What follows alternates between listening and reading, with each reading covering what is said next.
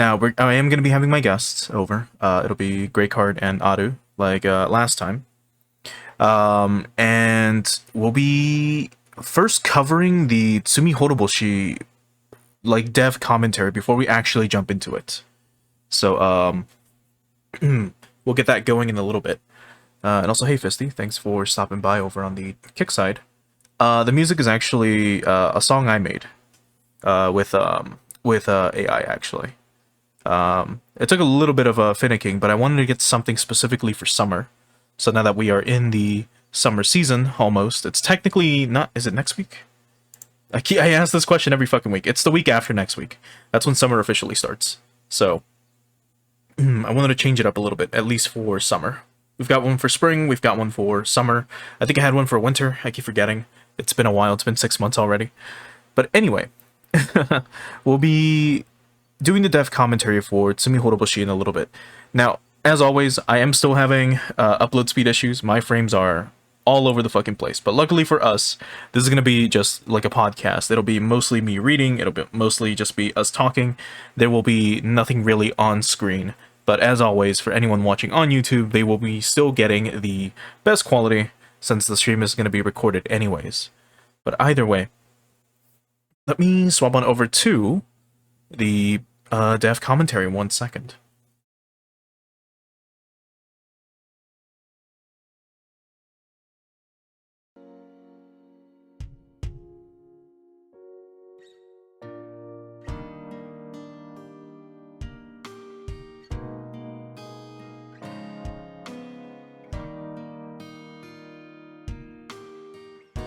Okay, so this shouldn't take too long to get through. As we've seen before, it's just info on, like, at least the chapter itself from the developers. So we'll check it out real quick. Let's start off with Tsumihoroboshi, because that's the last chapter that we covered anyways.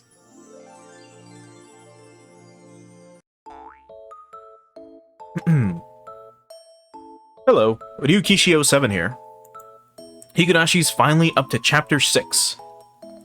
If we were on the plane right now, the announcer would be telling everyone to fasten their seatbelts as we prepare for landing. Though, once you're bound by your seatbelt, there's nowhere left to run until it crashes. Yatazakura here. Now, by the way, what's our circle going to create once Higurashi's finished? I'd like to brainstorm a few ideas ahead of time regardless of whether or not we can do them. But for now, let's just say anything and everything we want. Next work classroom. For games even monkeys can make, aka Monkey Works. Let's iron out some ideas for our next work. First we'll need to pick the genre. Ryukishi, what game did you find the most entertaining when you were a child? The most entertaining? Final Fantasy. Oh! That really was entertaining. Dreams, adventure, romance, and mechs. Also encounters and separation, friendship, and hard work. Yeah, we can make that work. Final Fantasy. This game was this was a game Ryukishi07 once played like crazy on the Super Nintendo, or I guess in this point, or in this dev commentary would be the Super Famicom. The story was simple, yet orthodox, and easily relatable, and the lack of weird pretension left a good impression. There were adventures and battles between the heroes and the villains and the crystal and their power. Also, like the other odd-numbered games in the series, it featured a familiar job change system, but this one was refined into the greatest one throughout the series, or so the author believes. Or so this author believes. There were countless strategies that could be formed by combining the abilities from various jobs, which suggested many different ways one could defeat the various bosses. So even after you beat the game, it still held a charm that made you want to play it again. Now, I'm not huge on FF. I've never been into the series. Maybe one was pretty okay. I think they're talking about, was it 3? I think the Japanese Final Fantasy 3. No, it was 5. 5 was the one that had all the job changes, and I believe that's the one that had all the protagonists that were like weird gnomish looking tiny creatures or whatever, and they would all change classes. They all look like babies or something. Anyway, it's widely known to those involved in this circle that our mascot character, Ryukishi Rena, was actually born out of love for that game. RPGs make it easier to empathize with the characters. The way steady effort lets you earn EXP and guarantees you can clear the hurdles before you, along with the party's friendship leading to the victory, is really well suited for to Japanese people. It was 3 though. Yeah, I was thinking of 3. So, okay, so then they were talking about 5. So completely different. Anyway, that's right. That's right. Our next work has to be FF something. We'll make our very own FF. Fundamentally, it'll have a taste of RPG, and the plot will develop in line with Jump's 3 golden rules: effort, friendship, and battles. The combination of various jobs will give a real sense of gameplay. Yeah, that sounds pretty great if we can make it happen. However, none of us can do such advanced programming work. We have to limit ourselves to something that can be created on the end scripter. Which means we'll have to go with a sound novel story with a taste of RPG. We'll need to iron out the story too. Battles over crystal sounds interesting, but the crystals are synonymous with FF. We'll have to be careful about that. So Ryukishi-san, what's the most entertaining movie out of all the ones you've seen? The most entertaining movie. Indiana, I was gonna say The Terminator. I thought he was gonna go for that. But Indiana Jones and the Last Crusade, starring Harrison Ford, aired in 1989. Oh, that movie was hailed as a roller coaster ride, and its exciting twists and turns are perfect for the modern audience that hates downtime. Let's see. Oh, yeah. Yeah, because Rena... yes, of course. Because of the name of the Japanese Dragoon class, right? I believe you told me about that off-stream. Of all the ones in the series, the third one, The Last Crusade, was a magnificent action film where Indy fought the Nazis of the Third Reich over the Holy Grail and the power of immortality within, their battles spanning across the globe. Ryukishi 07, Ryukishi Rena, right, because Nana 7, Dragoon Rena, yeah. With low-budget films being in style nowadays, the huge scale of it was a novel. That's right. Our next work has to be indie.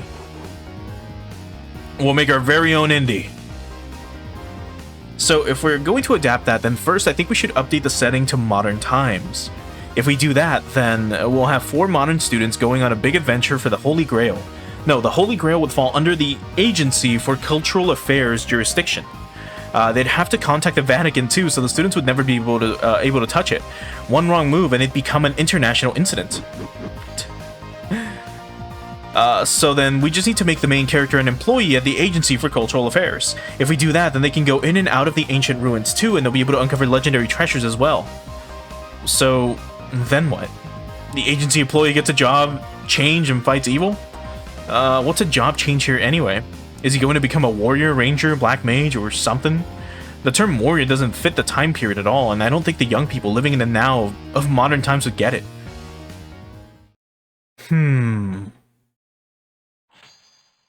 Ah, I've got it. Yatazakura, how about this? We'll use the English characters people in this modern generation love. For warriors, we'll use saber. For ranger, we'll use archer. And for black mage, we'll use caster. Oh no. There's plenty of others we could use too, like lancer, rider, berserker, etc. So then the heroes chosen to fight over the legendary Holy Grail, which can grant the wish of anyone who obtains it, will command characters that possess one of those jobs and throw themselves into never-ending battles. That sounds interesting. Ryukishi-san. How on earth did you come up with that? It's wonderful. It brings out that fantasy feel with a resemblance to FF's job system. It captures the hectic back and forth battles of Indiana Jones over some legendary treasure. Plus, doing it as a sound novel instead of an RPG is a novel take. Plus, that worldwide view of supernatural lurking everywhere in modern-day society rings out within the mystery novel and otherworldliness that's at the leading edge of popularity right now. This will have a huge impact in the world of doujin games. A title like that will reverberate throughout society. We did it. We surpassed Higurashi. Yes, that settles it. That's our next title for now.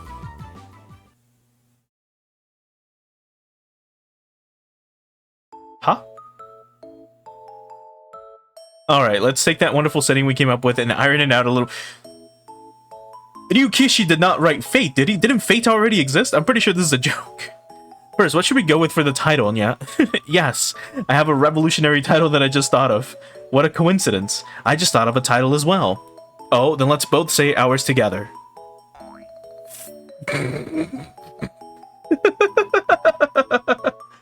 Fate Stay Night. Ah? Yeah. So they really were just taking the piss. That's so fucking funny. Anyway, if you don't know, Ryukishi and the author who did make Fate, I believe they were both...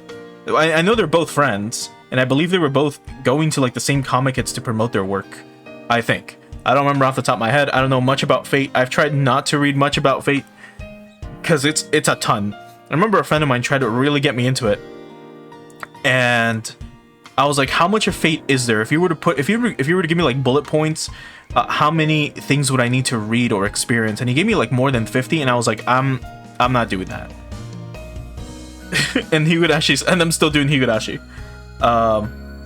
Okay, so Fate had come out around the time of chapter 6. Okay, gotcha. Yeah, it is cute that they both kind of inspired each other. It is really adorable. But anyway, that's it for the little dev commentary for Tsumihoroboshi. Just something cute. Let's swap back to the main screen here, because we're going to be doing the post-chapter discussion now. So let me close out the game and also mute the audio. There we go. Now let me just get the call up and running from my side here, and then we can try to get into the post-chapter discussion. Let me just quickly check a few things with my guests, and then we'll go from there. 1 second.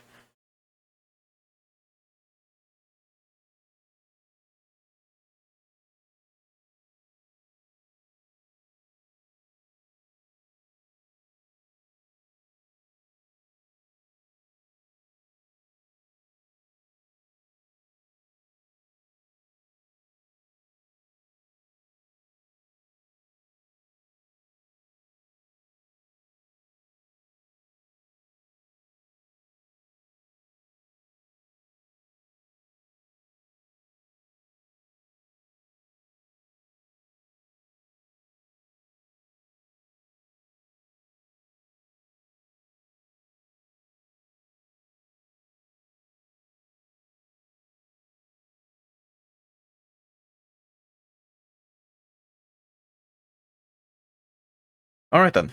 So yeah, we're gonna go ahead and start the post-chapter discussion now. Let me just put the screen up on, or the image up on screen. That kind of denotes that. It's the it's the thumbnail that I used for chapter 5, which actually resulted in being probably the most viewed chapter episode so far for Higurashi. There's been a few that have hit some okay numbers, at least for my channel size, and that one's almost close to 1K, which is still quite incredible. Mind you, it's not like the highest views I've ever gotten on a video. Back when I used to do YouTube fucking ages ago, I think I was getting stuff in like the 30, 50Ks and stuff. But ever since I started up again recently, I mean, the fact that I'm close to 1K just on one, like, me reading a visual novel is fucking insane. But anyway, as always, we're going to have some background music playing. It's just going to be PC98 stuff. It'll be pretty low. That should still be, you know, audible, but it shouldn't drown us out. But yeah, let's go ahead and, I guess, get started with the post-chapter discussion itself. Sure. I checked a couple of the different recaps that are online, and this one seems to be the most detailed. So hopefully this one will be sufficient for our needs, but we're gonna do like we normally do, where I'll go chapter by chapter. I want to hear your thoughts, and apologies to anyone watching this on YouTube in the future. This is probably going to be the longest one to date, just because and I talk about this with all of my friends that end up reading Higurashi. Chapter 6 is where you want to finalize your theories, and so we're going to be going over a lot of the old questions that are still unanswered and kind of trying to get your final thoughts on them, because you really need to have a solid opinion of what you think is going on before you start chapter 7. Yeah, and this will be a good reminder, because while I did read this, I was going like 2 chapters at a time at some point. I've been having like slightly hazy days recently, which is not good. So this will be a good reminder. And also, before I forget, joining me, of course, are Greycart, who is here on Twitch as well. He does stream, as well as Aru. He also streams as well. So both are going to be on the call. Aru might need to leave in like an hour and a half, maybe. But we'll see how long, how far we can get with him being here. Yeah, for sure. All right. So we'll start with the poem, which this time is the first time I tried harder to avoid the inevitable tragedy. The second time, I'm shocked again, the inevitable tragedy. The third time, shock turns to anguish. By the seventh time, it starts to become a comedy. By Frederica Berncastel.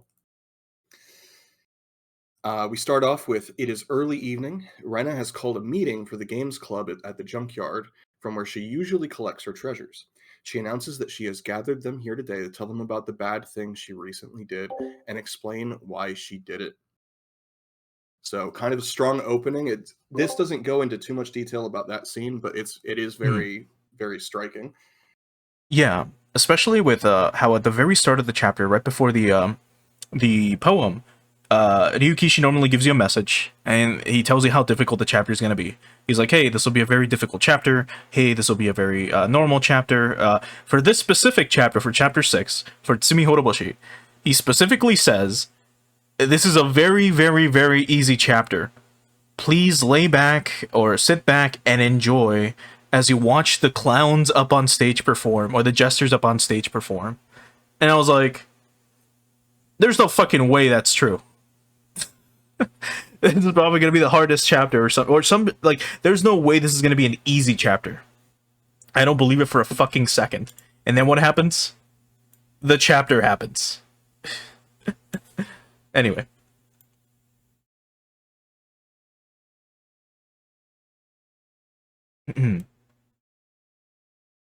You're muted, by the way. Billy. There we go. My bad. We go back to earlier in June, where the Games Club have arranged for a water gun battle at school. Rena and Keiichi are eager to play, figuring that they finally have a chance to recover from the losing streak that they both have experienced recently. Indeed, after a fierce battle, they end up the last men standing, and their final confrontation ends in a tie. Mion says that such a thing cannot stand, and they will have to face each other in a tiebreaker game later. It's kind of just like a fun opener where they're shooting water guns. Yeah, it was a good music too. Yeah, it was a very interesting start to the chapter. It was very laid back, because like it starts off again with Rena being like, "Hey, I'm going to confess my sins," and then we cut to them at having a water gun battle at school, which is well, quite something. Water guns. Yeah. That's her sin. Yeah, no, they've got whatever, like they've got super drugs inside the water, and the second you absorb them into your skin, you get high and you claw your throat. Yeah, of course. That Sunday, Keiichi prepares to go to Okinomiya with Rena as the losers of the water gun battle, Mion, Rika, and Satoko will have to act as waitresses at Angel Mort for the dessert tasting day as their punishment. Keiichi notices that Rena seems to be getting along very well with his parents, so on the way to Angel Mort, he notes to her that he has never met her parents and asks if it could be possible. Rena becomes weirdly flustered and eager to change the subject, so Keiichi decides to drop it. Oh boy. Yeah, the implications from that one little scene are really cute. Because Keiichi is like, "Oh, I want to meet your parents because you know my parents. You know what they're like. You talk to my mom a lot. How come I've never met your parents? I should meet them." And to anyone that's ever been in a relationship, that's when you step it up. Like from just normal dating to, "Hey, I'm gonna meet your parents." That's usually like a very big move. And here Keiichi is just saying it like casually, like, "Hey, I should meet your parents someday." And Rena's like, "We haven't even held hands yet." And she's flustered.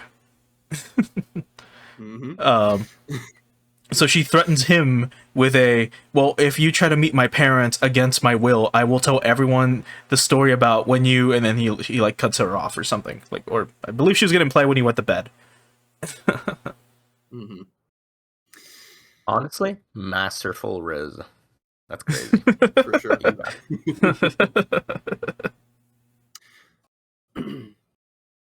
At Angel Mort, Mion decides that the tiebreaker contest between Keiichi and Rena should take place in the form of an eating contest.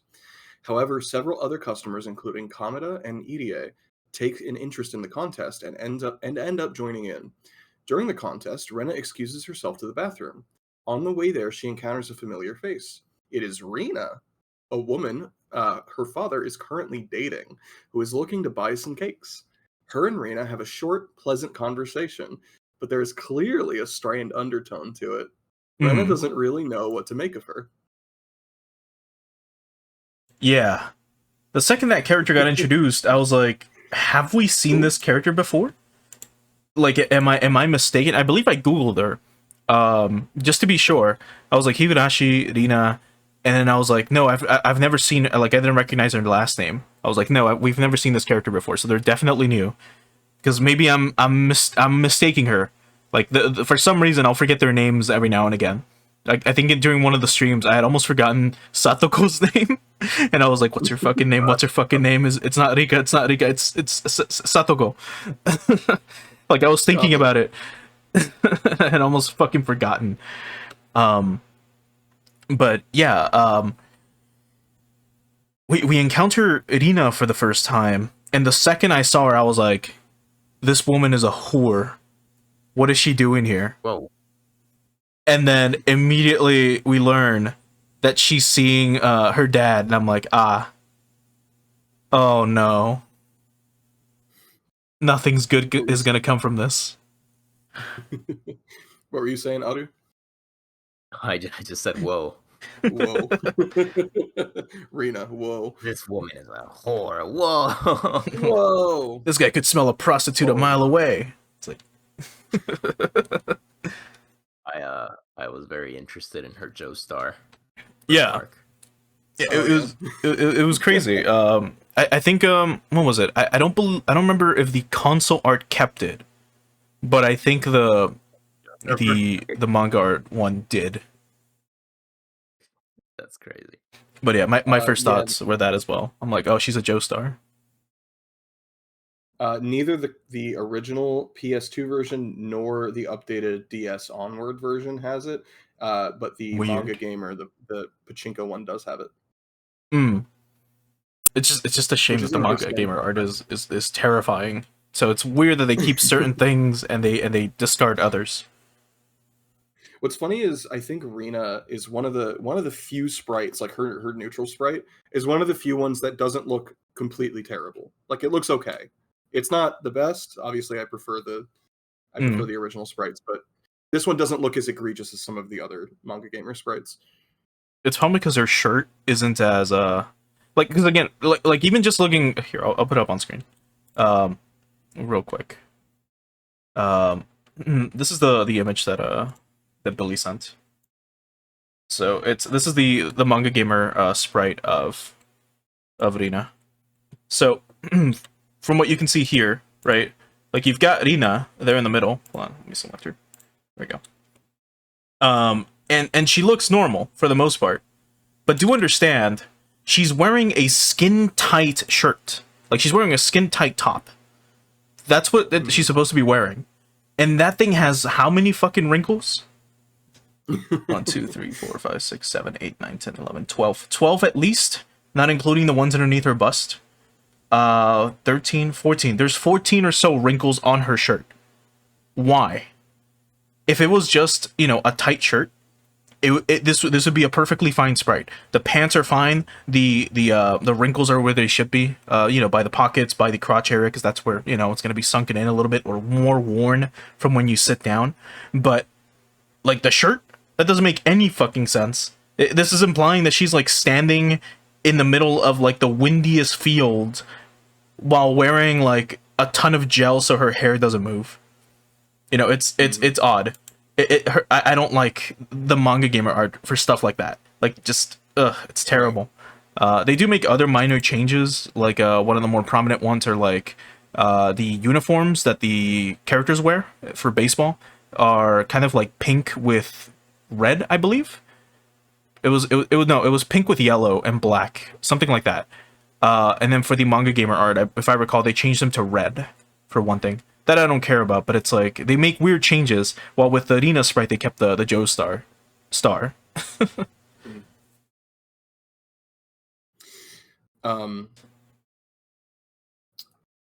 see. All right. Sorry, I was pulling this back up because I was in the wiki. In the trenches. Yeah, definitely. The eating contest eventually descends into complete anarchy, as things always do in this series, Yeah. leaving a huge mess and no clear winner. Mion ends up telling the rest of the club to go home while she helps her uncle clean up. On the way home, Keiji notices that Rena is being unusually quiet. As they reach Keiichi's house, Rena invites him to go treasure hunting at the junkyard. Keiichi replies that he'll have to pass. The sun is about to set, and according to the weather forecast, it's going to rain in a few hours. Rena bids him goodbye and goes treasure hunting alone. And this is, I believe, this is the first time when we switched to Rena's POV, or was that in the middle of the eating contest?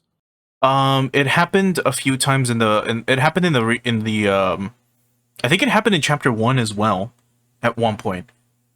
But it did happen for sure in the eating contest. No, I think it was specifically during the eating contest where it happened for the first time. It threw me off. It was like, the text changed from white to pink, and then Rena commented on like Keiichi looking cute or something eating. It was one of those. Pink truth. Every say I saying pink is woke. Well, yeah. Look at Rina. Her hair is pink. Her jeans are pink. True. Her eyes are pink. All right. Rena's parents were both fashion design. Oh, wait, sorry. On the way to the junkyard, Rena notices Keiichi seems to be right about the weather as dark clouds start gathering, but she still doesn't feel like going home. In fact, she would prefer to delay that for as long as possible. Though she tries her hardest to stay in good spirits as she approaches the yard, Rena's thoughts belies that she is feeling anxious about something. Instead of picking through the trash, she decides to relax a bit in an abandoned station car, which is her little hideaway from home. As the rain starts pouring down, Rena quietly listens to it and she starts to reminisce about her past.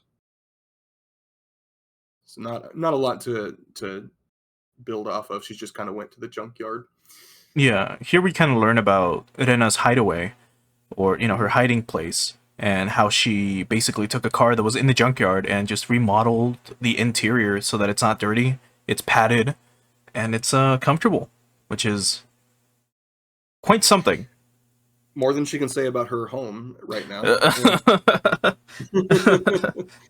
Well, I mean, she will take an axe to things and get to remodeling, but yeah, fair. That comes later. So Rena's parents, she's reminiscing about her past. Rena's parents were both fashion designers working for a small clothing company in Okinomiya and met each other through the job. Rena was born in Okinomiya and was raised in Hinamizawa. So that makes her almost an outsider because she wasn't born in Hinamizawa, even though her parents were from. Her mother and some workers eventually decided to go independent and started their own company in Ibaraki, necessitating the Ryugu family to move there. Rena remembers this as quite traumatic because she loved living in Hinamizawa and was sad about leaving her friends. While her mother's early career took off at a new company, leading her to spending more time at the office than at home, her father's stagnated and he was unable to get a new fashion designer job, and he ended up doing clerical work instead. But this also left him with a lot of free time, so he and Rena ended up doing most of the housework together, and the two grew closer through it. Right. To add a bit more to the Hinamizawa thing, I believe Rena's mother's side of the family is from Hinamizawa. They implied that her grandmother was like they're living in their grandmother's house, like the home that they lived in. Hinamizawa belonged to her grandmother or something. Correct. Yeah. Yeah. It was her grandma that lived there. One of her parents, I can't remember which parent it was, but one of them was born in Hinamizawa. I think it was her dad. And they ended up moving out of Hinamizawa when they had Rena. Which is kind of interesting because we've already seen, like, we know that this is, well, we don't necessarily know yet. We are under the assumption that this is going to be some kind of parallel to Onikakushi. And it's interesting seeing that both Rena and Keiichi are technically outsiders. Yes. You know, Keiji more so than Rena technically, because Okinomiya is close, but she still wasn't born in Hinamizawa, so it's just something interesting to consider as we go through. Mm. But over time, Rena's mother started to take her to fancy restaurants and amusement park along with her friends from works, seemingly as a way to compensate for not being home so often. But there was one man called Akihito, who in particular was often along for these outings. Rena remembers one outing in particular, however, at a cafe where her mother asked her what she thought of Akihito. Rena thought he was all right, maybe a bit of a funny man. She would then ask Rena who she liked better, her mother or her father. Rena, a bit too young to understand the gravity of the question, had replied her mother. Her mother had then asked her what she would think of living somewhere else. Rena found herself stumped at the question. Her mother then broke the news that she was considering divorcing her father and marrying Akihito. This was how Rena found out that her mother had cheated on her father and was pregnant with Akihito's child. Rena saw this as a betrayal of her father, who had volunteered to sacrifice his career and did the housework so that her mother could focus on her own career. As Mm. such, she ended up taking her father's side.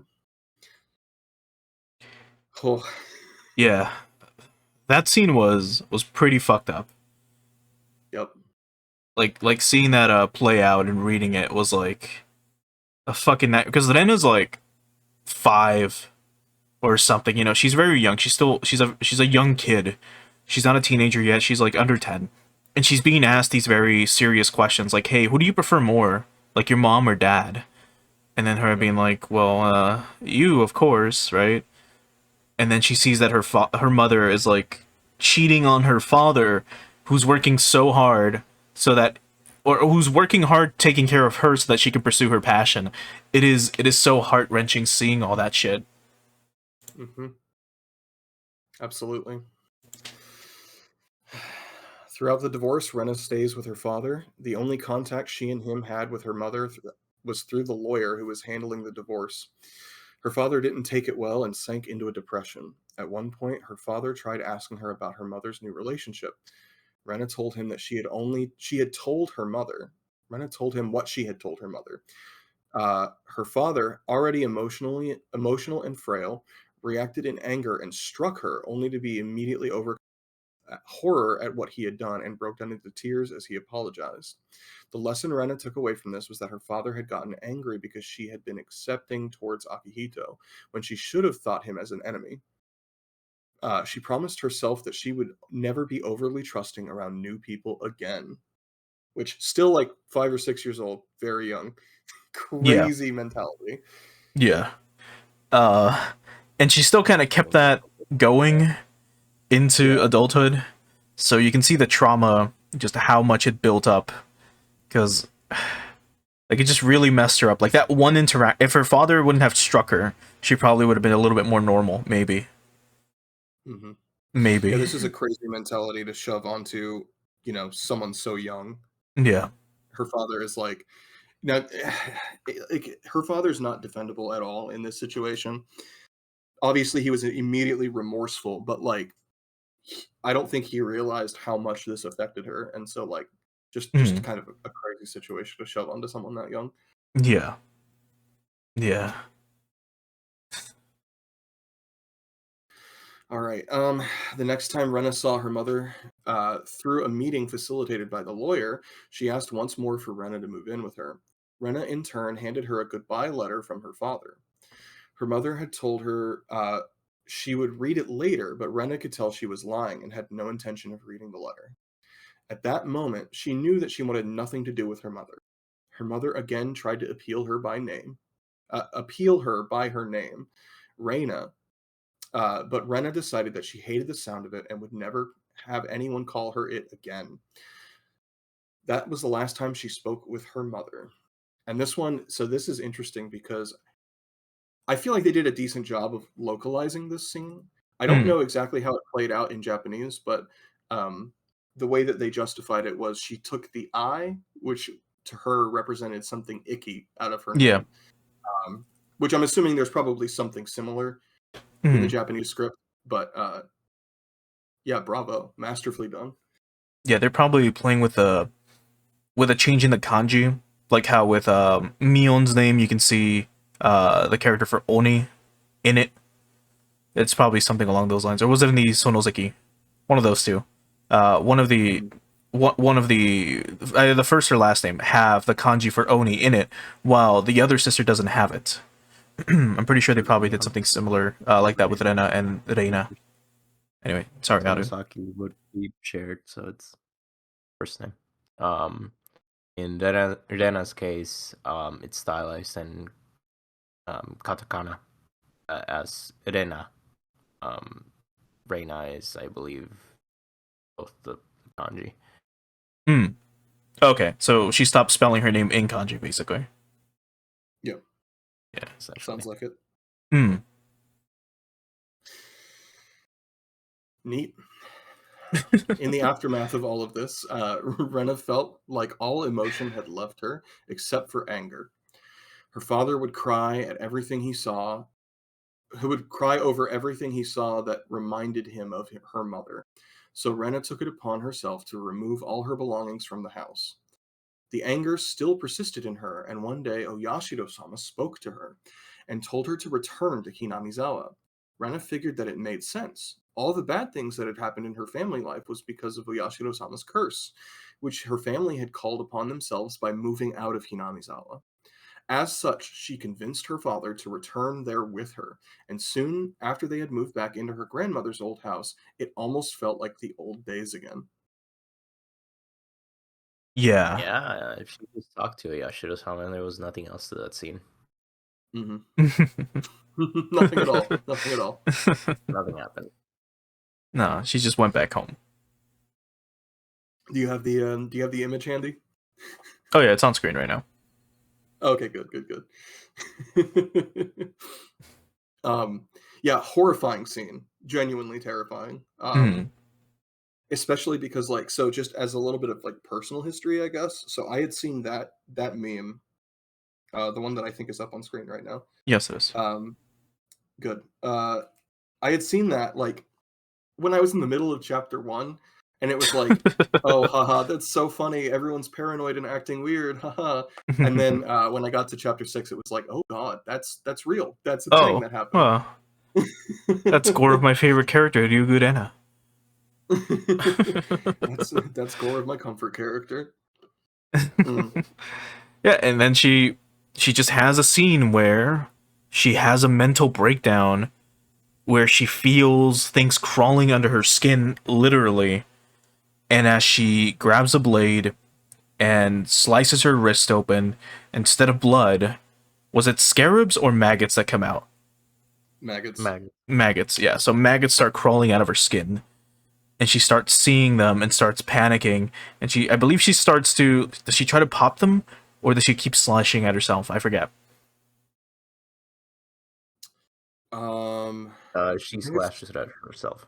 Okay, yeah. She tries to get them or something, and then she ends up cutting up more holes in her skin, and then more come out. Just a vicious cycle. Yeah, and that's the curse of Oyashiro-sama, according to her. As she's losing so much blood, the voice of God appears in her mind and tells her, "You need to go back home. You've strayed so far from the path. You need to go back to Hinamizawa." And she's like, "You're right." And then she passes out and wakes up in the hospital or something.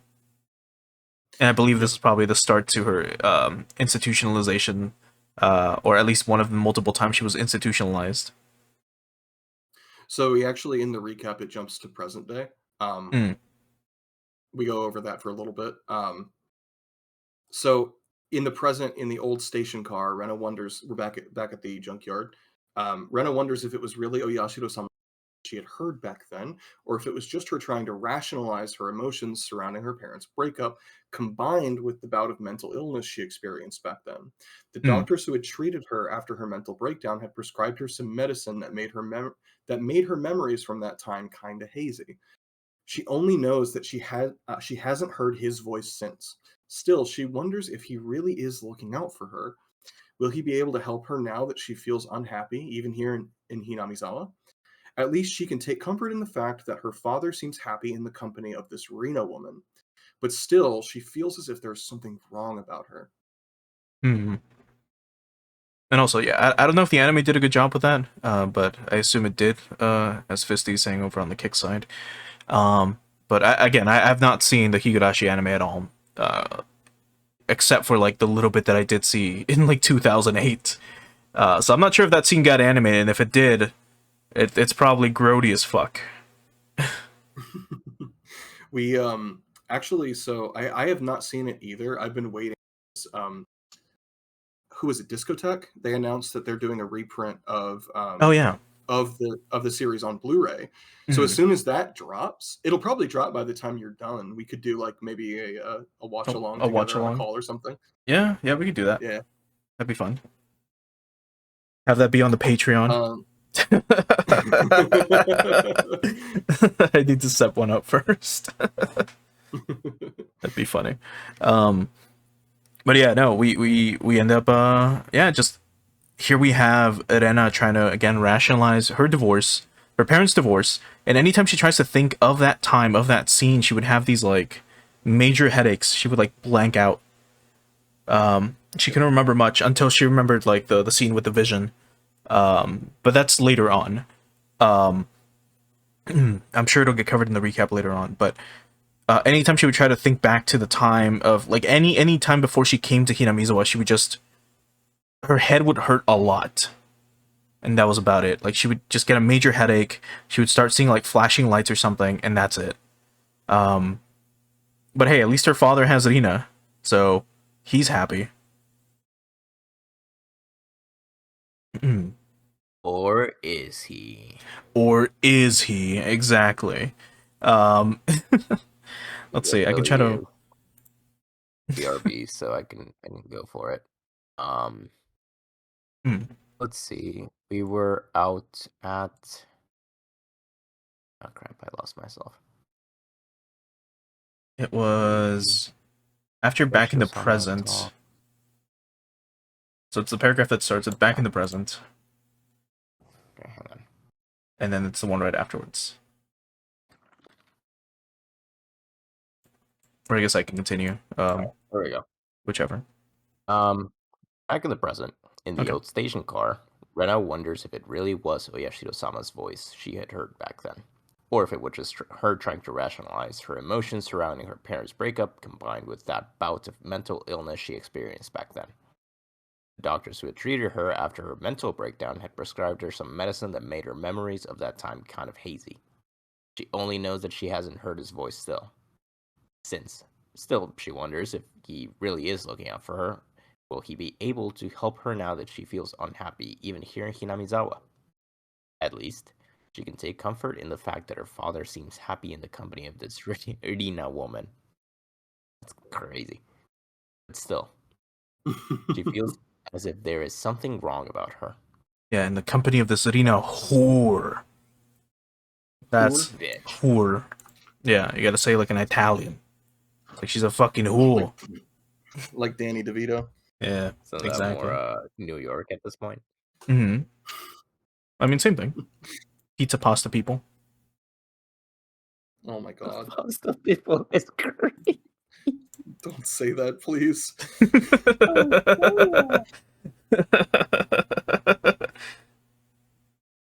You're just gonna say pasta gin from now on. Pasta gin, yeah. Yeah. Yeah, we'll go with pasta gin. All right. Anyway, the next morning, as Keiichi, Mion, and Rena walk to school, the latter two start discussing the upcoming Watanagashi festival. By the way, I don't know if you guys are reading along. This is full of spelling and grammar errors, so I'm doing my best to change things on the fly. No, you're doing the upcoming fine. Watanagashi. Thank you. Mion mentions that her relatives gathered yesterday to talk about the preparations. She tells Keiichi that his name came up during the meeting. Apparently, her uncle Yoshiro, who is the manager of Angel Mort, was quite impressed with his performance at the restaurant yesterday, and her family might have a special job for him at the festival. Oh boy. Oh boy. So we're setting up Watanagashi, and honestly, this is fairly early on. for a chapter, for like any other chapter anyway. Because like normally it's like what, sub chapter 6 or 7 that we're getting into the festival. Yeah, and usually. it's like. Yeah, this is I believe chapter 5, and we usually get it by 6 or by 7 or 8. Usually by then. 6 is usually the pre Watanagashi festival chapter, where they set up everything and reveal stuff about the village. Yep. Oops.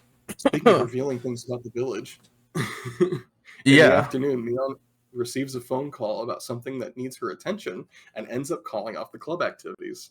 As such, Rena and Keiji walk home together. Rena thinks on the fact that she enjoys talking to Keiji, which oh my god. Hold on, I have a really good picture for this you can throw up on screen. Okay. There we go. They walk home together. Rena thinks on the fact that she enjoys talking to Keiji. Despite him teasing her sometimes, as his funny antics always make her feel less depressed.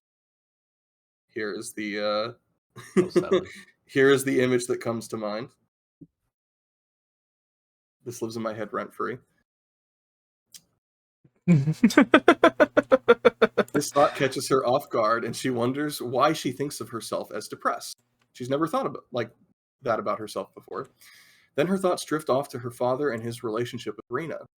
Rena knows that being in a relationship has given her father a new lease on life, and Rena is even unfailingly nice to her. So she wonders why she has this inexplicable feeling of antipathy towards her. Rena thinks that it might just be the bitter memories of her parents' divorce messing with her, causing her to view Rena as an enemy, since she is, in a sense, like Akihito, a stranger intruding upon her family. We get some really good Rena introspection in this part. Yeah. Yeah, we do. It's it's interesting at this point of the novel that you don't really know Rena either. You have Rena thinking of her as an enemy and someone that is intruding and all that junk. But you yourself, you think, is this woman? Is this Rena woman okay? Is she a threat? Is she an enemy? Yeah, like it makes you wonder. It makes you question her character, literally, and who she might be or what she might be. It paints Rena in a very interesting light. Rena or Rina? Is she Lulu and beautiful princess with disorder? No. I was actually thinking about that. About whether or not that was the mental condition that she might have. But I don't think so. A parent's like your parents like how to word it. What Aru said was like, does she have does Rena have BPD? But which is borderline personality disorder. But thinking about it, and at least from my interactions with other individuals, no. I think she had because normally you get BPD from like childhood neglect for the most part, but not from like she still had her dad there, so she would have mommy issues for one thing. But it's like if both parents ignore you and stuff like that. A divorce can also fuck you up, but I don't believe Rena would have BPD. She probably just has like mommy issues and then just depression and something else. It's that meme, divorce leads children to the worst places, and like there's this kid trying to pull at both parents and there's a pit right under them. Except that's Rena, and then it's killing someone.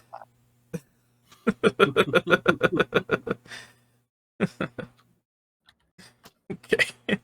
I can find it. If you can't find it, I've got Photoshop open. But you have it, all right. But also, yeah, like the line of her saying, Keiichi can sometimes say mean things, but he's very funny. When I chat with him, my depression goes away. And it's just her being like, wait, what do I mean by depression? Am I depressed? What do you mean by that? Yeah, and she starts like questioning it. And it's like, huh. is Rena depressed? Because you never really think about that throughout the playthrough for the most part until this chapter. Because, well, you know, Rena is usually played or portrayed as this girl that's very peppy. She's very happy.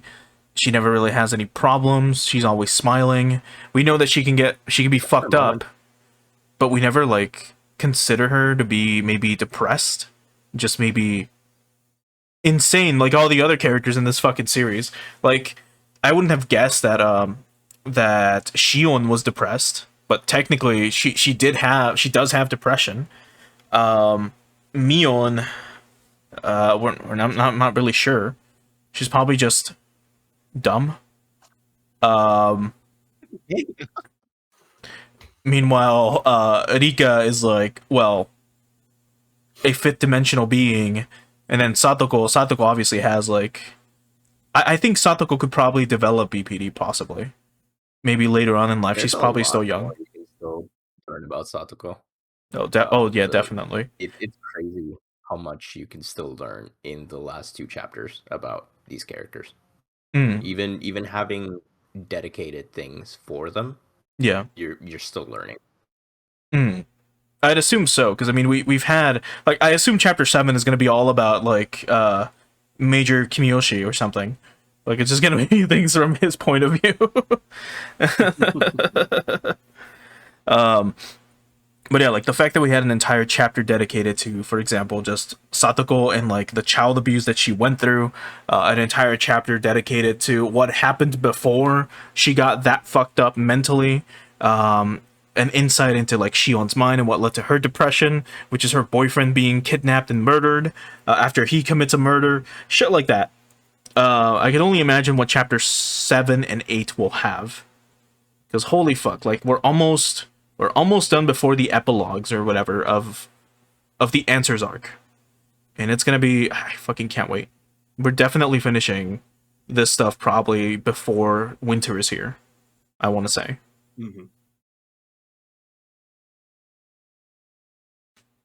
For sure.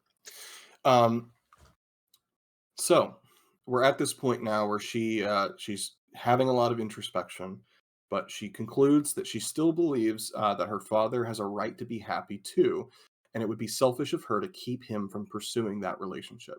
She also mulls over some fears that his possessiveness she feels towards her father is also a sign of her being too dependent on him at a time when she should be growing into her own as a person. So she keeps her opinions and misgivings on the matter to herself and tries staying out of the way whenever Rena is visiting, and pretends to get along with her whenever they happen to run into each other, believing that this is the mature thing to do.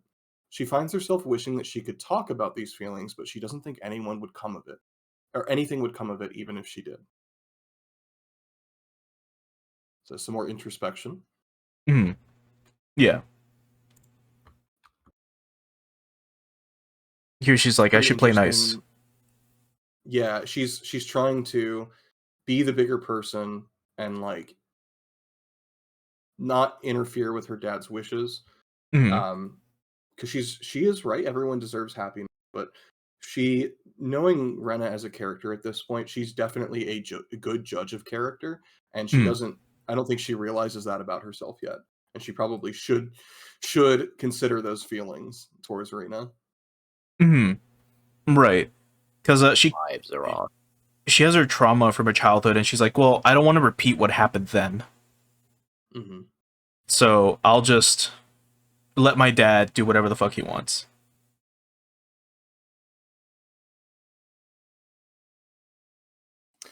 Rena parts ways with Keiichi and heads home. On the way, she spots some men making a delivery to her house. As she walks inside, her father excitedly greets her, telling her that he has something to show her. He takes Rena to the living room, which has been entirely redecorated. Rena is surprised at first, but she takes it as a good sign that her father is finally healing from the divorce, as he has gotten rid of all the furniture from the apartment he shared with her mother. But she cannot help but feel that the new furniture makes her feel a little bit unwelcome in her own house, as its style has Rena's influence written all over it. As she considers this, her father asks a favor of her. He has ordered 2 jackets from a clothing store in Okinomiya and asks if she could pick them up for him. Rena quickly agrees. If nothing else, it means that she can be out of the house for a while. As she heads out, she takes a last look at the old furniture. She used to hate how it reminded her of her mother, but now she feels strangely sentimental about seeing it all laid out like this. Oh. Yeah. Very interesting how people can get attached to inanimate objects. As, you know, they hold memories and all that stuff. Sometimes I get, you know, a random stand or a Lego set or something, and I think, hey, you know, that was a Christmas present, or that was a thing that I got, and wow, seeing it, you know, on the street, it's just pieces of plastic, but right, yeah, because even have a very interesting way of just linking memories to things. Absolutely, yeah. Yeah, and here we have Rena... Oh, go ahead. Go ahead. Okay. Literally at the same time. So Rena, at this point, the way that I've interpreted this is like she is telling herself she's ready to change and evolve as a person, and she keeps telling herself that everything she's doing is for that reason. But then as soon as something major does change in her life, she immediately goes, "Whoa, I'm not ready for this," and she starts considering the possibility that, you know, maybe she does like the life that her and her father have built up as is, which is kind of an interesting perspective to take on it. Right. And it's interesting that that this doesn't click for her. Like, she's been thinking, like, maybe I should let my dad enjoy his life. Maybe I should let him, you know, go in this direction. And then it only clicks for her once all her old, like, life, or, well, all her old belongings are kind of out on the streets. Like, outside her house. And then the inside of the home looks completely different from what she's known for, like, her entire life, basically. Like, it's no longer old furniture that belonged to, like, her grandmother, that belonged to their parents. It's now just new stuff that this new invasive species has come into her life and infiltrated and kind of just changed. Yeah, this new whore that just kind of, like, mesmerized her father. That it finally clicks. She's like, huh, this is kind of not good. This is kind of doo-doo ass. I don't want this. Yeah. I with this. I need to ask some questions around here. All right. Rena is a bit surprised to see that the clothing store. Rena is a bit surprised to see the clothing store, as it is a more fancy place than her father usually shops at. She thinks Rena had a hand in this too. Inside, the clerk explains that the delivery is a bit delayed, but he believes it will be here in an hour. Rena spots a nearby coffee shop and goes there, hoping to get herself a cup of tea while she waits. The place, however, turns out to be a little more rough-edged than she thought, having a somewhat shady clientele. She is about to consider finding another place when she overhears four people having a conversation in the back.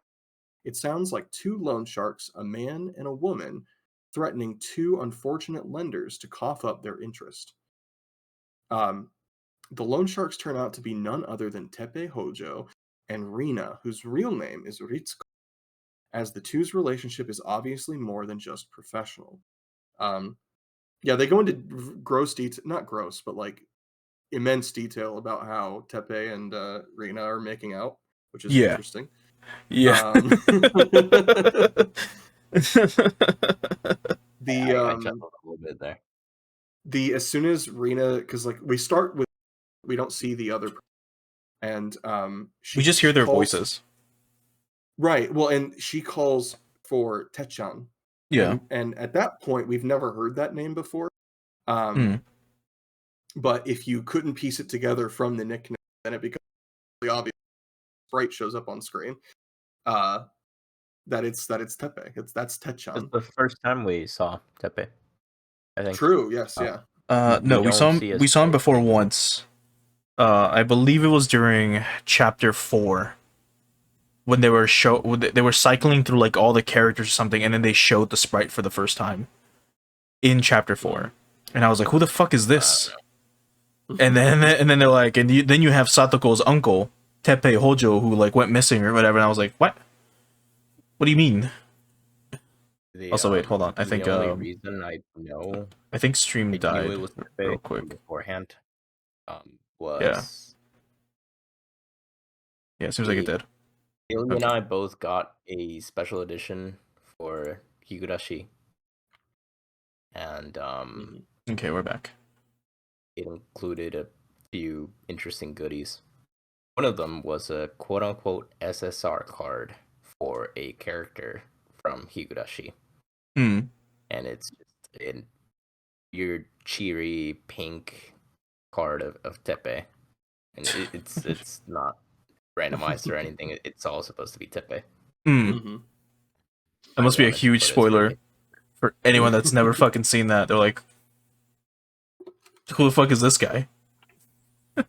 What could possibly make Teppei that happy that isn't happy? that isn't beating Satoko. Right? That's him during the process.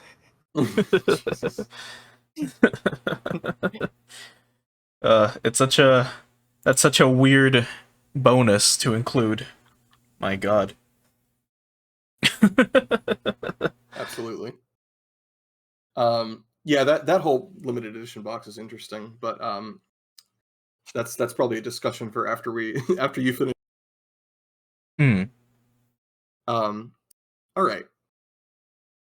Teppei and Rina eventually blackmail their leaders into an obviously lopsided agreement. Or they're lenders. Lenders, yeah. Like I said, it has leaders. Yeah, it's full of typos.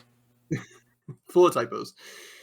They blackmail their lendees into an obviously lopsided agreement. As such, Teppei asks asks Rina how it goes with her husband in Hinamizawa. Rina tells him that she's got good news. Turns out the guy apparently got a pretty good settlement in the divorce, and he is so hopelessly in love with her that he is willing to buy her anything that she points at. Teppei asks how she plans to get her hands on the money, and she explains that she will spin him a story about needing some cash to get rid of a bothersome ex-boyfriend. Teppei replies that sounds promising, and he will gladly play the role of the ex-boyfriend if she needs help. So they kind of set you up to have a bad impression of Rina up to this point, but like this is like if you didn't already know she was a bad person, like Rikishi grabbing you by the collar, like, hey, Rina's bad. Don't trust Rina. Yeah, if you couldn't smell the herpes from like 5 blocks away, here it is. Christ. Because you learn more about what she really is in like 5 minutes. I know you are. Just to emphasize, or just to like elaborate a bit more, for most of the scene, Rena is like in this very shady cafe, and she's sitting in the corner, like next to a plant that's blocking her view of most people. She kind of wanted to get out, but the only reason she stayed was because the owner was like, "Hey, miss, you're already here. Might as well have a cup of coffee." So, because of that, that's the main reason why she chose to stay. And then she hears all of this shit happen just off in the distance. And then it isn't until like she actually hears like her name that she turns and looks at who the fuck was like saying all this shit. Well, until she hears the Hinamizawa husband part, that she actually turns and looks and sees Rina for what she really is. Yeah, she locks in.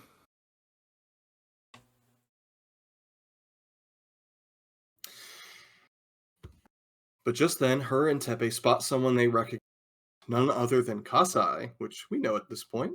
Both her and Teppei grow notably nervous at the sight of him, with the former quickly addressing him as the general manager, before they both quickly take their leave. But it turns out that Kasai is not here on business. He is here on the company of his charge, Shion, to buy some dessert for them both.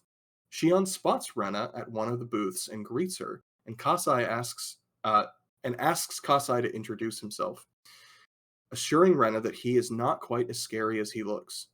Rena asks him if he knows the two people who just left. Kasai answers matter-of-factly that she is Ritsuko Mamiya, a hostess at Flower Road, and he is Teppei Hojo, her pimp. He warns her that they both are lowlives, and very bad people, and she should stay clear of them, as they earn their money from from gambling and blackmail, and their favorite trick is marriage fraud. By now, Rena has heard enough and quickly takes her leave. Yeah. So before if you had any doubts before, it's confirmed that she's a whore, like right there. Bad person, no good. MG. True.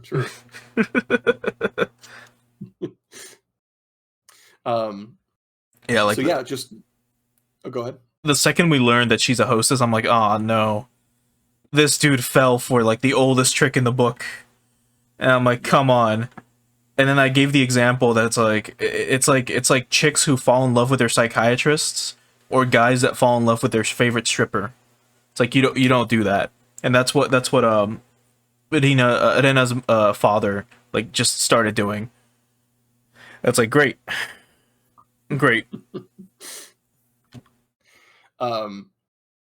So Rena does eventually return to her house early. She finds a note from her father which says that he is going out tonight. Rena knows that this means he is probably going to have dinner with Rena. She attempts to rationalize everything she overheard, but she can only come to one conclusion. Rena and Tepe are in cahoots, and they plan to make her father their next victim. First, she decides to check if there are already signs that Rena has been messing with family finances, so she digs out her father's bank book from its locked drawer. It only gives her more cause for concern. Her father has recently accrued several big expenses, most prominently fronting a down payment for an apartment for Rena in Okinomiya, and electric appliances for said apartment. Rena can clearly read the pattern. Rena has repeatedly baited her father to see how much money he had in reserve and how much of it he'd be willing to spend on her. Oh boy. Yeah. It isn't until later it isn't until later on that you learn more about like how much he actually put down. I think the down payment was like 80,000 yen, or was it 800,000? I think it was 800,000 yen for just the apartment. No, to be in the lottery for the apartment. And it's like, come on. Yeah, it was a lot of money. And here's the image. I don't remember the exact amount, but it was absurd. Here's the image that Billy just put up on, or sent, and that's Irena's parents, and then you have the statue of the Colonel in the trash can. Which one of the tips kind of goes into this.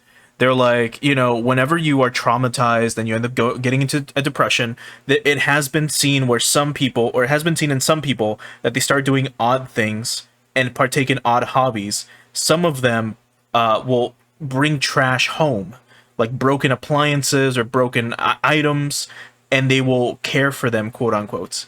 And if I recall, in one of the other chapters, it was described that the front of Rena's home was filled with shit from the junkyard. Mm-hmm. Like, just her yard had a bunch of these things, like the Colonel statue and a bunch of other stuff. So it's just... it's kind of funny that they specifically point that out. Yeah, it doesn't sound familiar at all. No. Of course not. Rena wonders how she should handle this situation, as her father would leave her if she just told him, as he is in love with Rena. She doesn't think that it would do any good to confront Rena by herself, as she would only try to hide behind her father. She decides that she should try to keep her father out of this mess as much as possible. She noticed that Kasai seemed to know a great deal about Rena and Tepe and had some degree of power over them. She believes that if she gets a chance to speak with him again, maybe she could convince him to pull rank and order the two fraudsters to leave her father alone. Of course, there is a hindrance in that Kasai is an employee of the Sonozaki family, so she needs to talk with him in a way so that word wouldn't get back to Mion. She couldn't bear burdening her best friend with her own problems. Oh, man, that last line. This section of the chapter, I was like, oh no. What's gonna, without me knowing anything about this chapter, when we got to this, the second that Rena's like, I need to think of a way to get Kazai's attention. And then what she ends up going with is, I believe it gets covered in the same chapter. Like, she talks to Mion and is like, hey, I need to talk to Kasai. can you put me in touch? And she's like, well, he's a very busy person. Like, I can just tell him if it's something, important. And she says, well, I actually, I met up with him in a cafe recently, along with Shion, and he dropped something, and I just want to give it back to him. And I was like, oh my fucking god. This is not going to get resolved immediately, and she's like, this is going to spiral out of control, I bet. And then the chapter continues. Go ahead, Aru. Because Kasai definitely would have been able to just say, hey, fuck off. Mm-hmm. I wonder if he had reached out a little earlier, or if, because,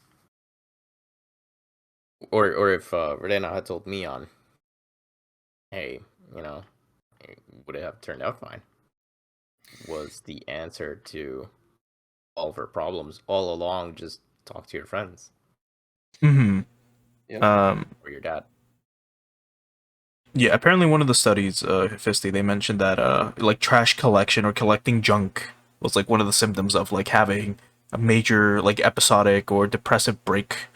But yeah, going back to this, yeah, just her. If she would have been like, "Hey, look, I think my dad is seeing a very bad person that Kasai knows.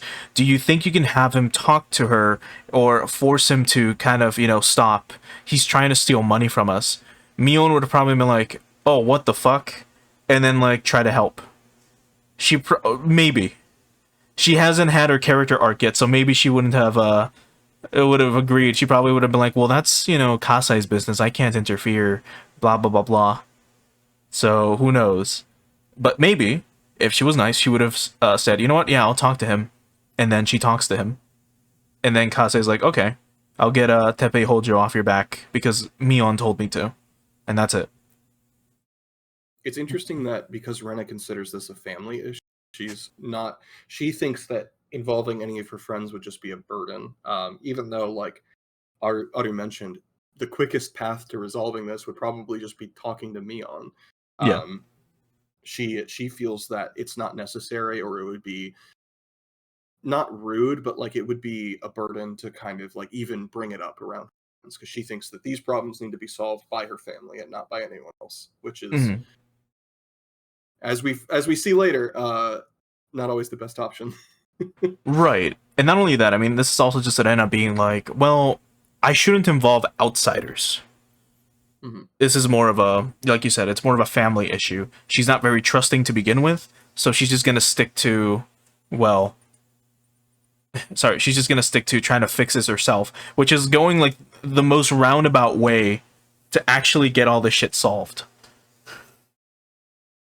The best solution to a problem is usually the easiest one. Yep.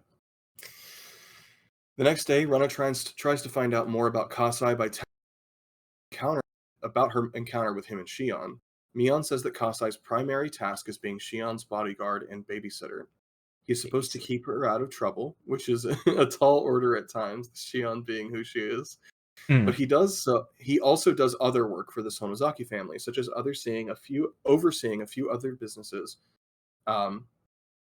Rena thinks it sounds like her best chance of getting an audience with Kasai would be through Shion, but she has to think on how, since she isn't a part of Shion's regular social circle. So again, just trying to find the most roundabout way to do this. Right. Literally, instead of just going straight for the source, she's gonna do everything else instead. The way that she goes about it, saying like, "Hey, Kasai, I have something of yours," and Kasai might just say, "Hey, I don't care right now. Yeah, I'm gonna deal with this," which happens later because it's days after that he reaches back in the most inopportune time. But saying, or Mion calling Kasai and saying, "Hey, get him here right now." Let's. Right. In the afternoon, on the way home from school, Rena decides to tell Mion a lie Kasai happening to drop something when she met him yesterday, which you guys have already mentioned. She uses this as a pretext to meet him. Mion promises to inform him. Rena, meanwhile, considers that Kasai might decide not to get involved, so she will have to think on her alternatives. She compares her situation to the one Satoshi faced a year ago. He was trying to protect his sister in the same way that she is now protecting her father. She then darkly muses that with being on the same path as him, could she maybe be the one that gets demoned away this year? Yashiro-sama's curse only punishes those who leave their home in Hinamizawa, but isn't she also kind of running away from home when she decides to hide out in the junkyard? She begins to feel extreme dizziness and disorientation at the thought, something that always happens whenever she thinks of Oyashido-sama and the incident. TM. TM, yeah, exactly. Down the path of Satoshi. Yeah, it's like she thinks to herself, okay, if Kasai says, "Nah, I don't want to meet," what do I do? And she comes to one conclusion. Not go to Mion and explain everything, not talk to her father and try to be like, hey, look, she's trying to do this, please be careful. She instead takes another path. I don't think Erdena was planning it. Just kind of happened.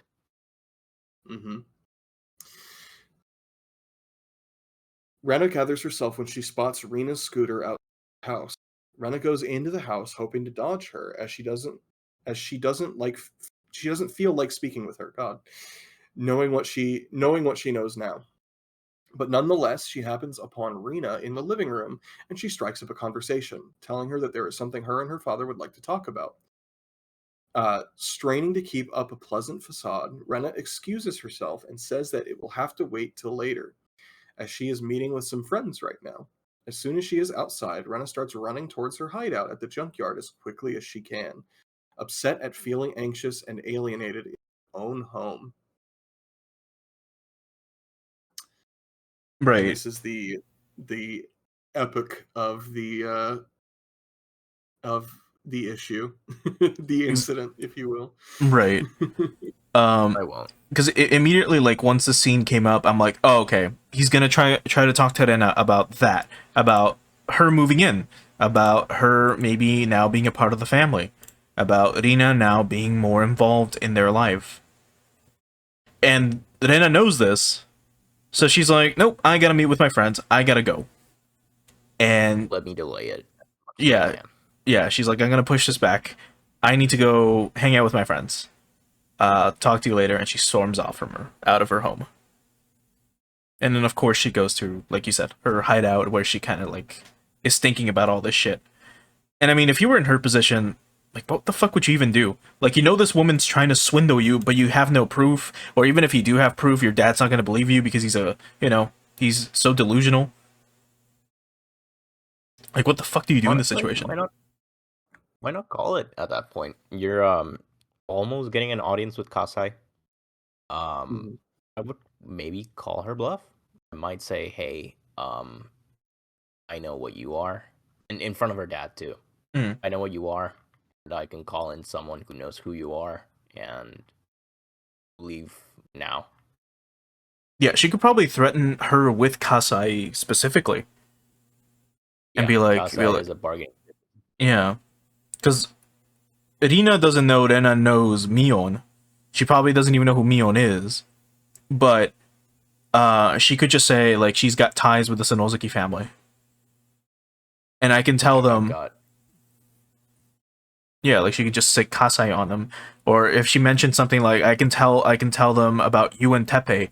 And the second that they mentioned that, she probably would have to back off. Because I believe at this point we do know from Chapter 3, or it wasn't until a little bit... Well, in Chapter 3 it was implied that Teppei had ran away from Hinamizawa specifically to get away from the Sonozaki Yakuza. And it wasn't until, like, he was hiding out from them for who knows how long for whatever reason.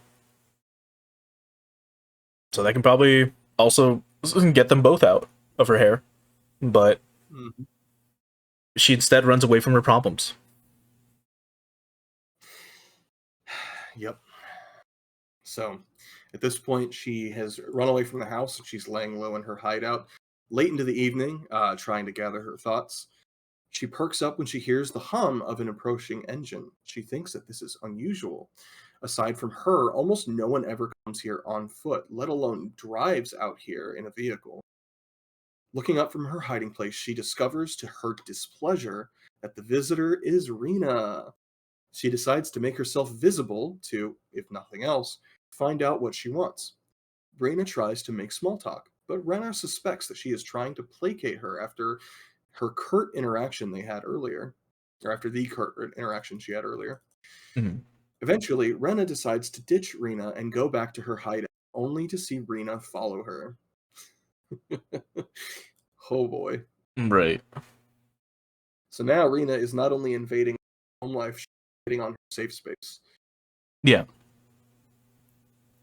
Which, not good.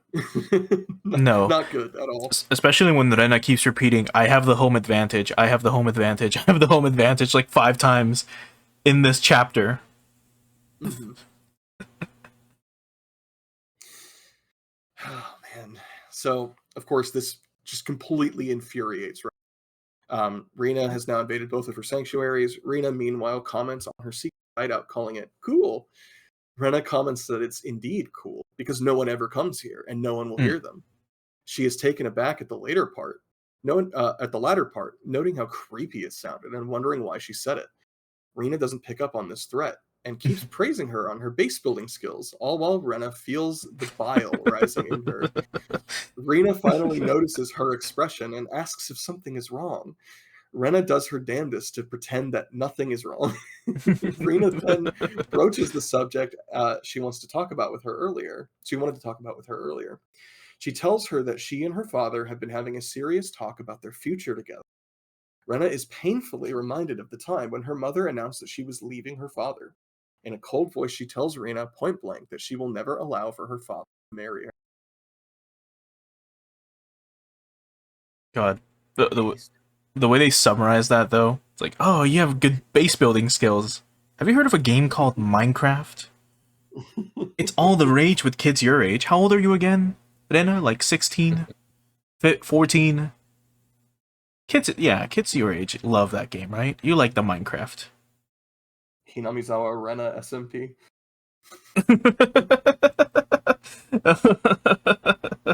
Christ. Imagine people actually fucking do that. That would have been, if that would have happened in like 2012 or some shit where the anime was still kind of relevant. That would have been insane.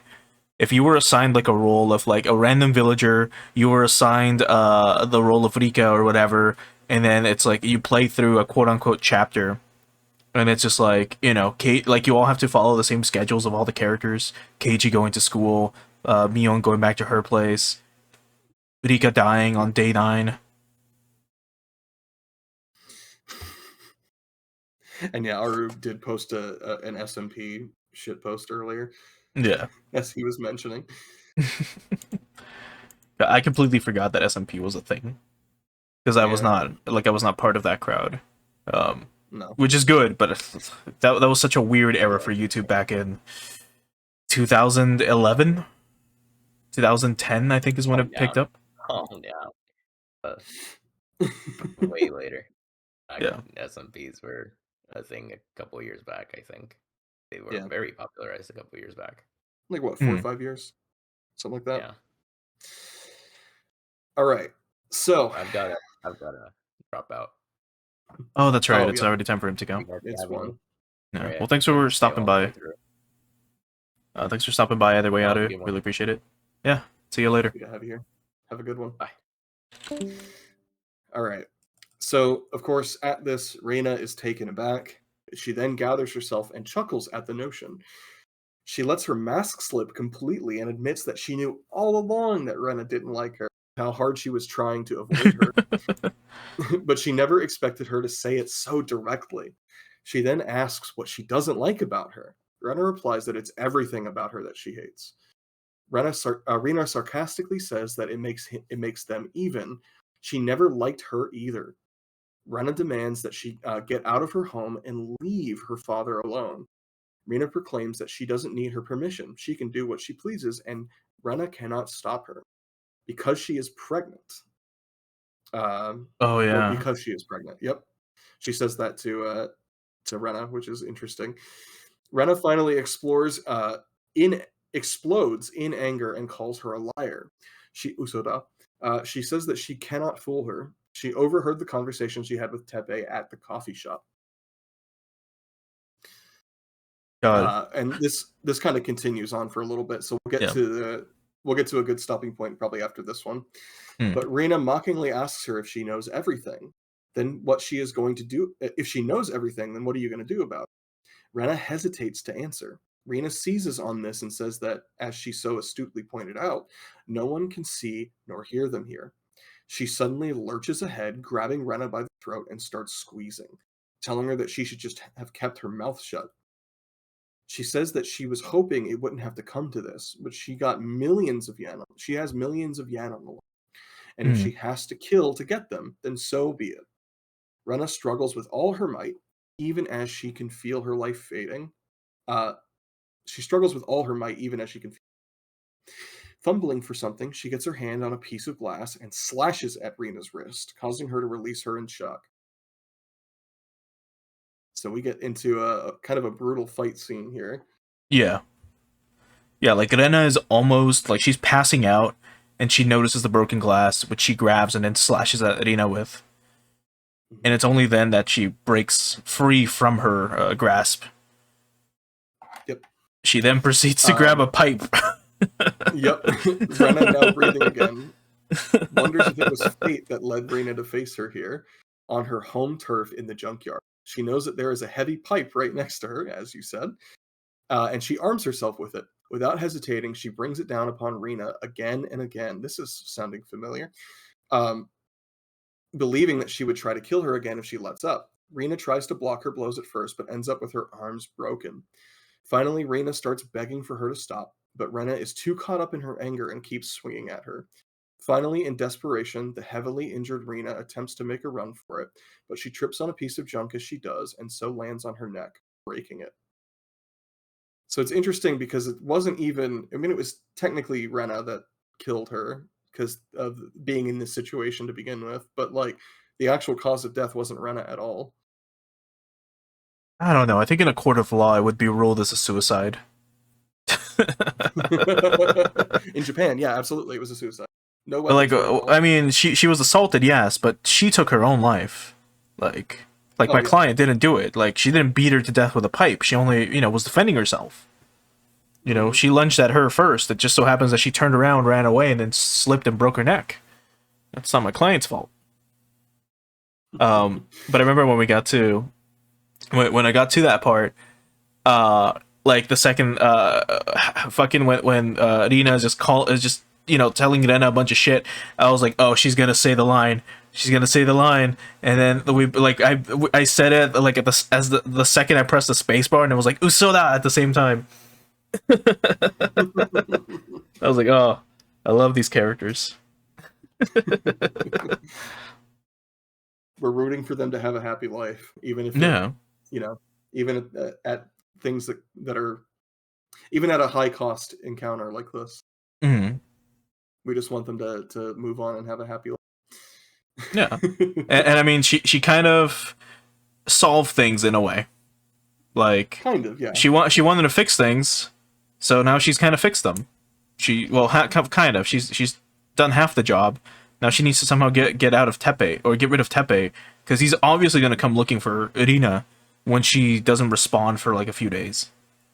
But yeah, and the recap does get into that, but yeah, no, I think obviously like there could have been much better ways to solve this issue than, but at this point, I mean, unfortunately, Rena was defending herself, genuinely, like not making fun of court system, but like genuinely, she should have solved it a better way. This was just the only option left to her. It was that or die, and she obviously did not want to die. Yeah, because at this point she had to come to this. She was literally just defending herself. Like, Rina attacks her first. She's like, well, I can't do shit about this.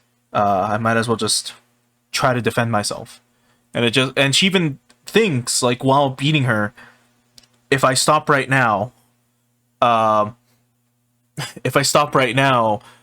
she will probably try to kill me. Which is, just she kind of has to finish what she started. And also, hey, Melina, thanks for stopping by over on the Twitch side. Yeah. So as Rena regards the body, she immediately feels a sense of relief, believing that her father has finally been saved. But she also realizes that she has to hide the evidence of what.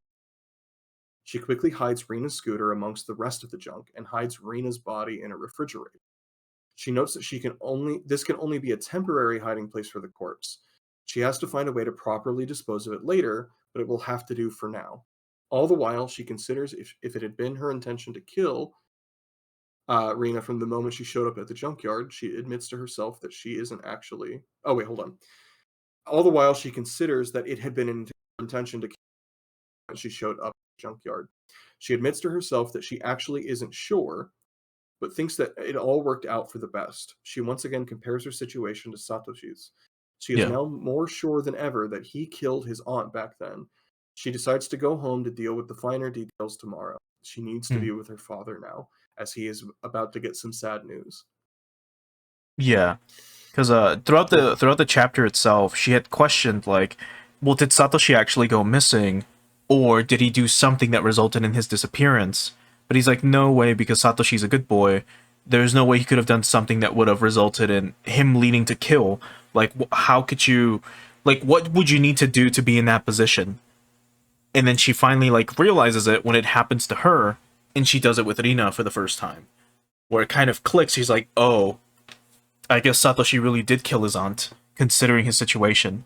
Because I just did the same thing. Yep. Exactly. So she does end up returning to her house. Rena's father is concerned to see her looking quite roughed up. Rena, in turn, just says that she will not approve of him getting married to Rina, and informs him of the conversation she overheard between her and Teppei. Her father is shocked and says that he is not sure what to believe, but Rena believes that he will realize the truth eventually and just goes to bed. The dramatic night is not quite over yet as Teppei shows up. Yay! Yeah. He shows up a couple hours later to act out his scheme. Rena's father has never been much of a father, so he tries to comply with Teppei's demands. But Rena can tell that Teppei is confused because he cannot find Rina anywhere in the house. She tells him that Rina is hiding from him and offers to show him where, and Teppei agrees to follow her there despite it being the dead of night, because Teppei's a genius. So she's luring him back out to the scene of the crime. Regarding that specific scene, from what I recall, maybe because I was using like the 0 level translation or whatever, like he beats the shit out of her dad. He's knocked out. He's like bleeding out, and then he's like, "Huh, where's Rina?" And then she's like, "Oh, you're looking for Rina." He's like, "Yeah." She's like, "Oh, come with me. I know where she's at." Or she said, I think she just says, "Oh, I know. Come with me." And he's just like, "Okay." Like, he just follows this like, the way the scene was described was very weird. Because, again, it's like, man breaks into a home, he beats the crap out of the homeowner, his daughter shows up, she's like, "Hey, come with me." He's like, "Okay." And then he goes with her. I'm just like, huh? Why would he do that? Like, why would he just fucking go with her? It makes no sense. And then later on, she says, "Oh, you're looking for Rina, right?" And he's like, "Yeah, how did you know?" He's like, "Oh, I know where she's at." And then he's like, "Okay." But it wasn't until like once they're outside, once they're already walking towards the junkyard, that she kind of explains that. Yep. Oh man. Okay. As Rena lures Teppei out to the junkyard, where she has stashed a hatchet she usually uses for her treasure hunts, there she distracts him as she gets the hatchet. It's weirdly worded. Teppei, basically, she lures him out to the junkyard and grabs the hatchet. Teppei realizes only too late what's going to happen as Rena raises her weapon and smashes him in the face. and he goes down in one hit. So this time she actually has killed somebody, like straight up. Yeah. with an axe. She's yes. killed. And remember, it's not like an axe that we have in the West. It's a Japanese axe, which are like just a long blade, a long curved blade with a handle. Yep. Like the ones that they use for chopping trees. I'll put one up on screen in a bit. But I mean, we've seen it before. We saw it in the final chapter, but I'll put it up again. Where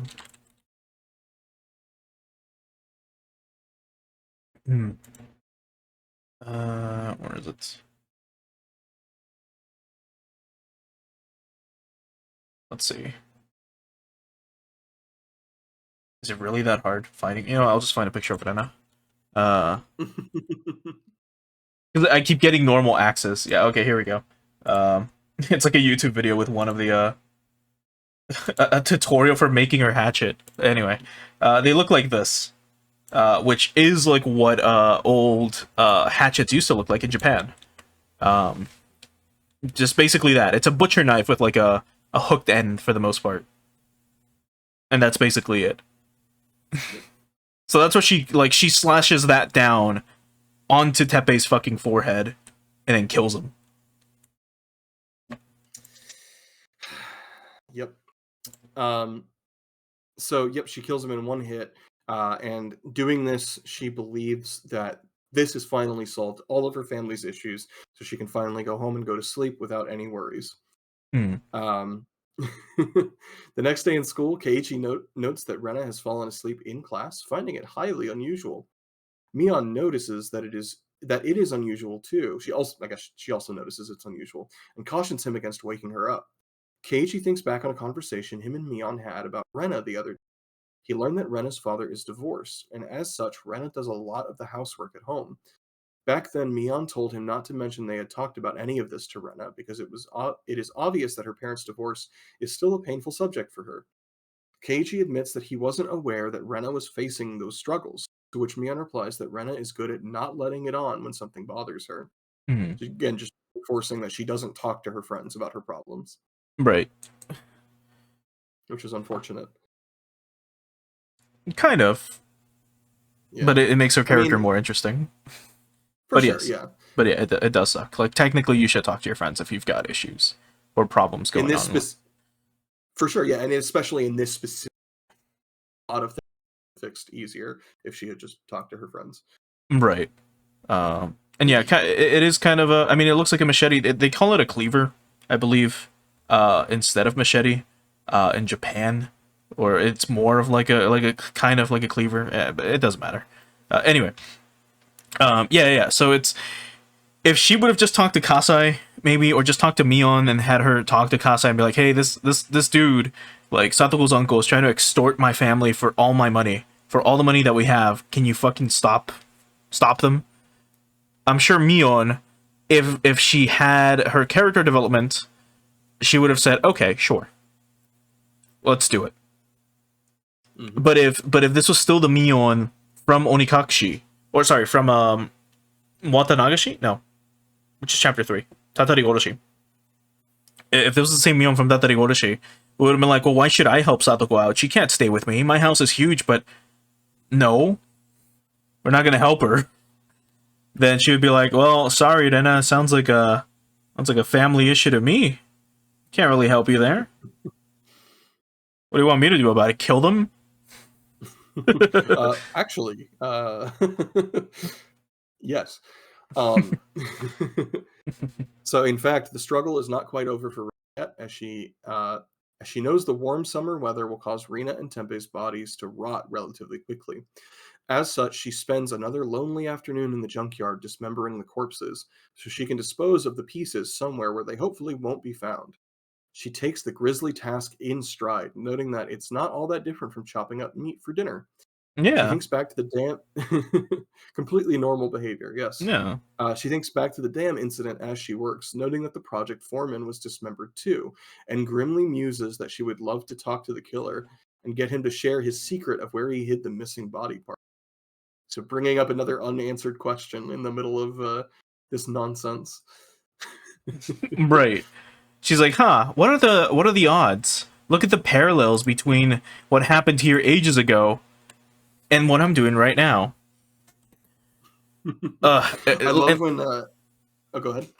No, it's just like the whole concept of, because I mean, I don't know, I've never smelled a rotting corpse before.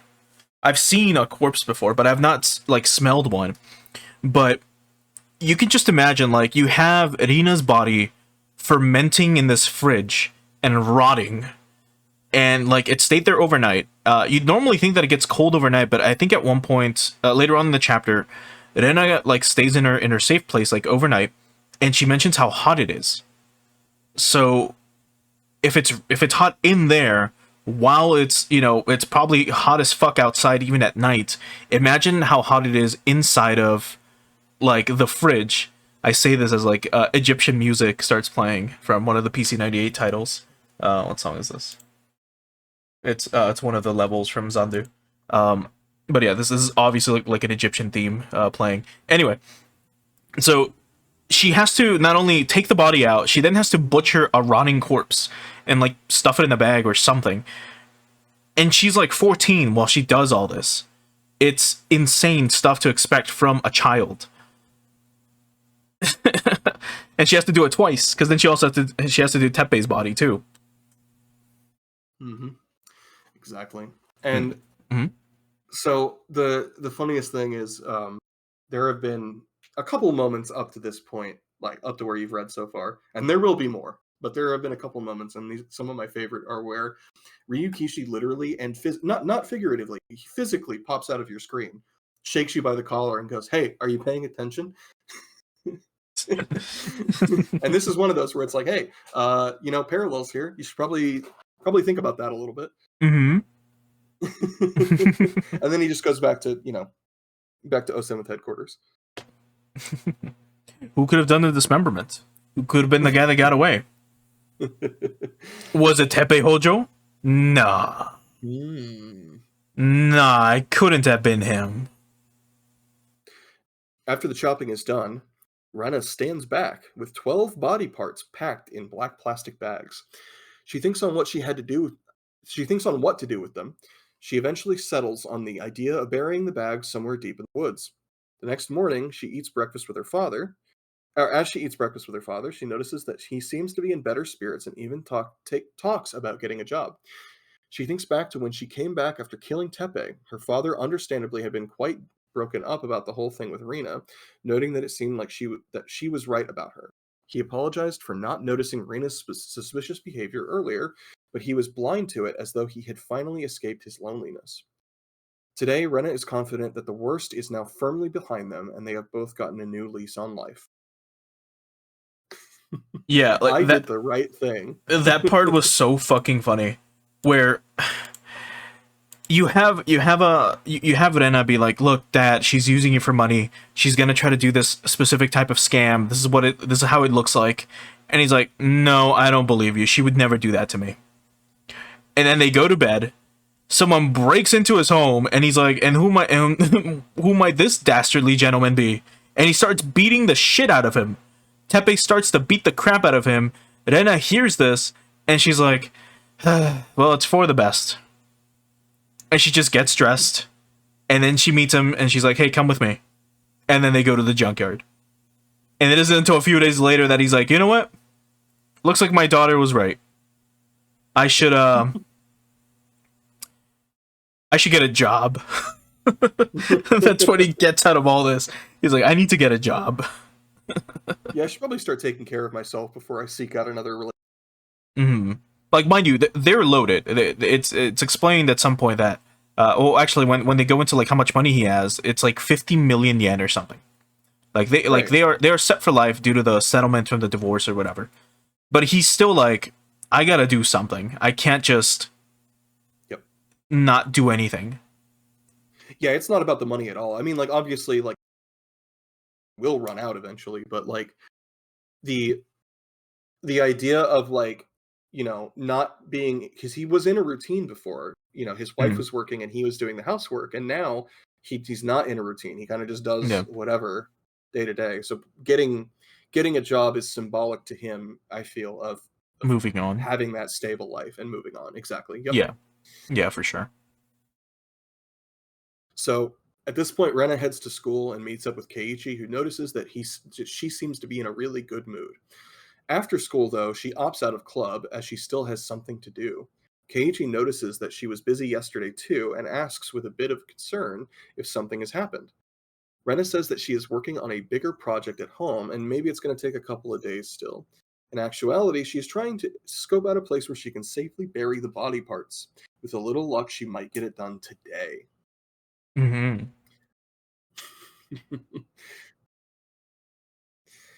Not much to really say here. Just kind of moving the story along. Yeah. Keiichi's like, well, that, Keiichi still wants to play games, so he's like, do we have any 4-player games? And people are like, I don't know if I want to play. It doesn't feel right without Rena. And he's like, man, you're right. Man, I miss Rena. We should go check up on her. We should check up on her. We should help Rena out. She's got to move. Back in class, the club discusses what the after-school game should be, and this is what we were just talking about. Mion ends up pointing out that since Rena can't be with them in person today, they should try to be with her in spirit, and so suggests they do a treasure hunt at the junkyard, and whoever finds something Rena would like wins. Keiichi and Satoko are on board with the idea, but Rika is reluctant, telling them that she has heard that the dam foreman's ghost still haunts the area. Keiichi asks her if she believes in ghosts, and Rika replies that she is, after all, a shrine maiden, so she can actually see them. She quickly follows up by claiming that she is just joking, of course, haha, teehee. That's after Satoko was like, wait, you've seen ghosts in our home or something? She's like, no, I'm just kidding. And mind you, the game that they were going to play was going to be Mahjong, and then they were missing tiles. And they're like, well, we could look for the tiles, or we could go on a scavenger hunt. Yeah, looking for tiles reminds me of Rena's scavenger. The treasure hunt, of course, leads back into the intro story, so we've looped back around the scene, as the club happened upon the evidence of Rena's crimes. Even if he knew their interference with their disposing of the evidence was unintentional, Keiichi cannot help but feel guilty about having made the discovery. He looks around at his friends and they notice they seem to feel the same. Rena, now finished with the story of her killings, closes with the statement that she knew what she did was bad, but she felt she was left with no other choice. Keiichi asks her why she didn't try talking with him or the others before she was driven to do this. They are her friends, so they would have found some way to help her that didn't have to involve murder. Rena says that this is the best possible scenario she could have hoped for, but Keiichi replies that clearly it isn't. He can tell that despite her claims to the contrary, she is in pain right now. And we get the well, not quite yet. That's the next paragraph, but the only CG in all of the original art is coming up. Right.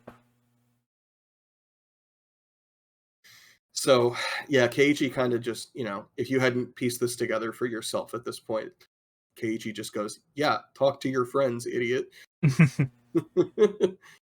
Yeah, I think, what was it? He says, like, hey, you should have talked to us. She's like, no, this is a family matter. You guys wouldn't have been able to help.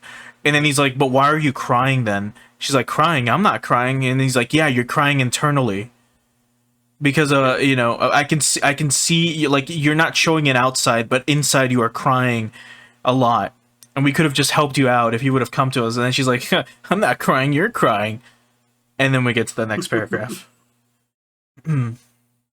Is that your persona? That's cringe. No, you're cringe. God. Rena mocks him for his naivete. She tells him about what happened last year. Stances to kill in order to save himself and someone he cared about. Back then, everyone in the village knew about the problems Satoshi and Satoko had in their home life, yet they quietly stood by and allowed it to persist. Even his friends, Mion and Rika, who had the power to do something about the situation, only ever offered him their sympathy, and nothing more than that, because it would have been inconvenient for them to get involved. She then turns to Satoko and says she had a hand in her brother's fate too.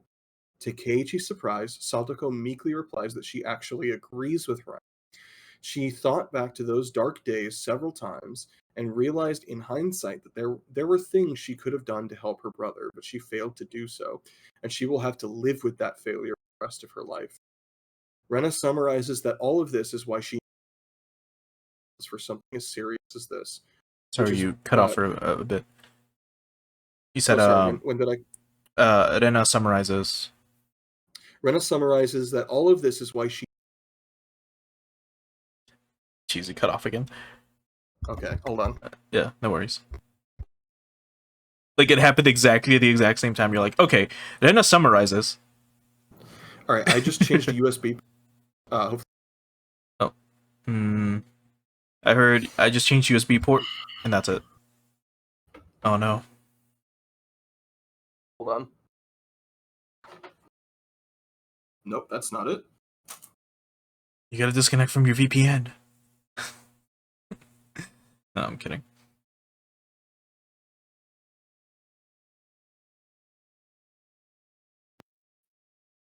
Let's try another USB port. Okay. So far, this has been going well. Yeah, so far. Okay, so all of Rena this is why summarized. she knew.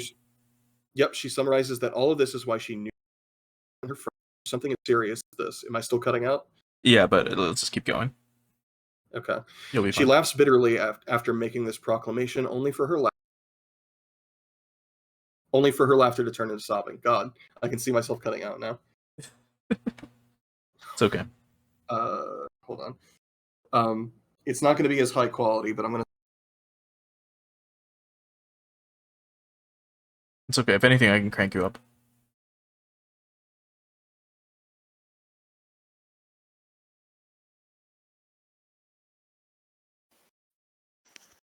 Okay. Quick. All right. Well, let me crank you up. You know what? Actually, hold on. I'm going to close some stuff because a lot of stuff is open right now. Sure.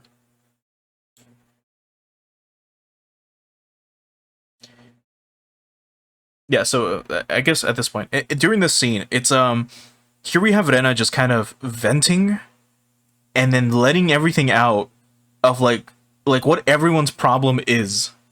So she does point at Satoko. She's like, you're one of the reasons why like Satoshi had to do all this. If he would have been stronger, he would have been a better person. He would have never had to like kill his aunt and then go missing. He points to Shion and Rika and is like, you two could have helped her out, but instead you chose not to. And then she's like, well, Keiichi wasn't even here, so what the fuck do you know? And that's when everyone is like when she starts tearing everyone down, and they all kind of like go from like their happy-go-lucky sprites to like their fucked up sprites, like the one where they get I don't know, like imagine if you just told them that you killed their cat. I hear you, or I see your icon moving, or like getting the little green ring around it, but I don't hear you if you're saying stuff. Okay. I am now, back. Now I can. Okay. I have closed everything that was open, and I changed around the ports for everything. Okay. So, hopefully I won't cut out as much anymore. Here's hoping. You did cut out a little bit when you said that at first, but you were fine for the rest of the sentence. But we should let's see how it goes. Yeah. Okay. Keiichi, in turn, says that he simply cannot accept this idea of, how talking to your friends is not going to help. Mm-hmm. What happened to Satoshi was tragic, but it happened last year. People always have the potential to learn and grow from their mistakes, and everyone has had time to reflect upon what they did and didn't do back then, and what they could have done different. Mm-hmm. But Rena didn't even give anyone a chance to do something different this time. Rena tells him that he wouldn't know because he wasn't here last year. Keiichi replies that that might be the case, but if he insists that if she insists that he had been here back then, he would have done everything in his power to help. Mm-hmm. Yeah, worded strangely, but yeah, basically, like he's like, yeah, no, if you're right about that, I wasn't there. If I was, I would have helped. Mm-hmm. Rena angrily calls him a liar, but Keiichi replies that he isn't lying.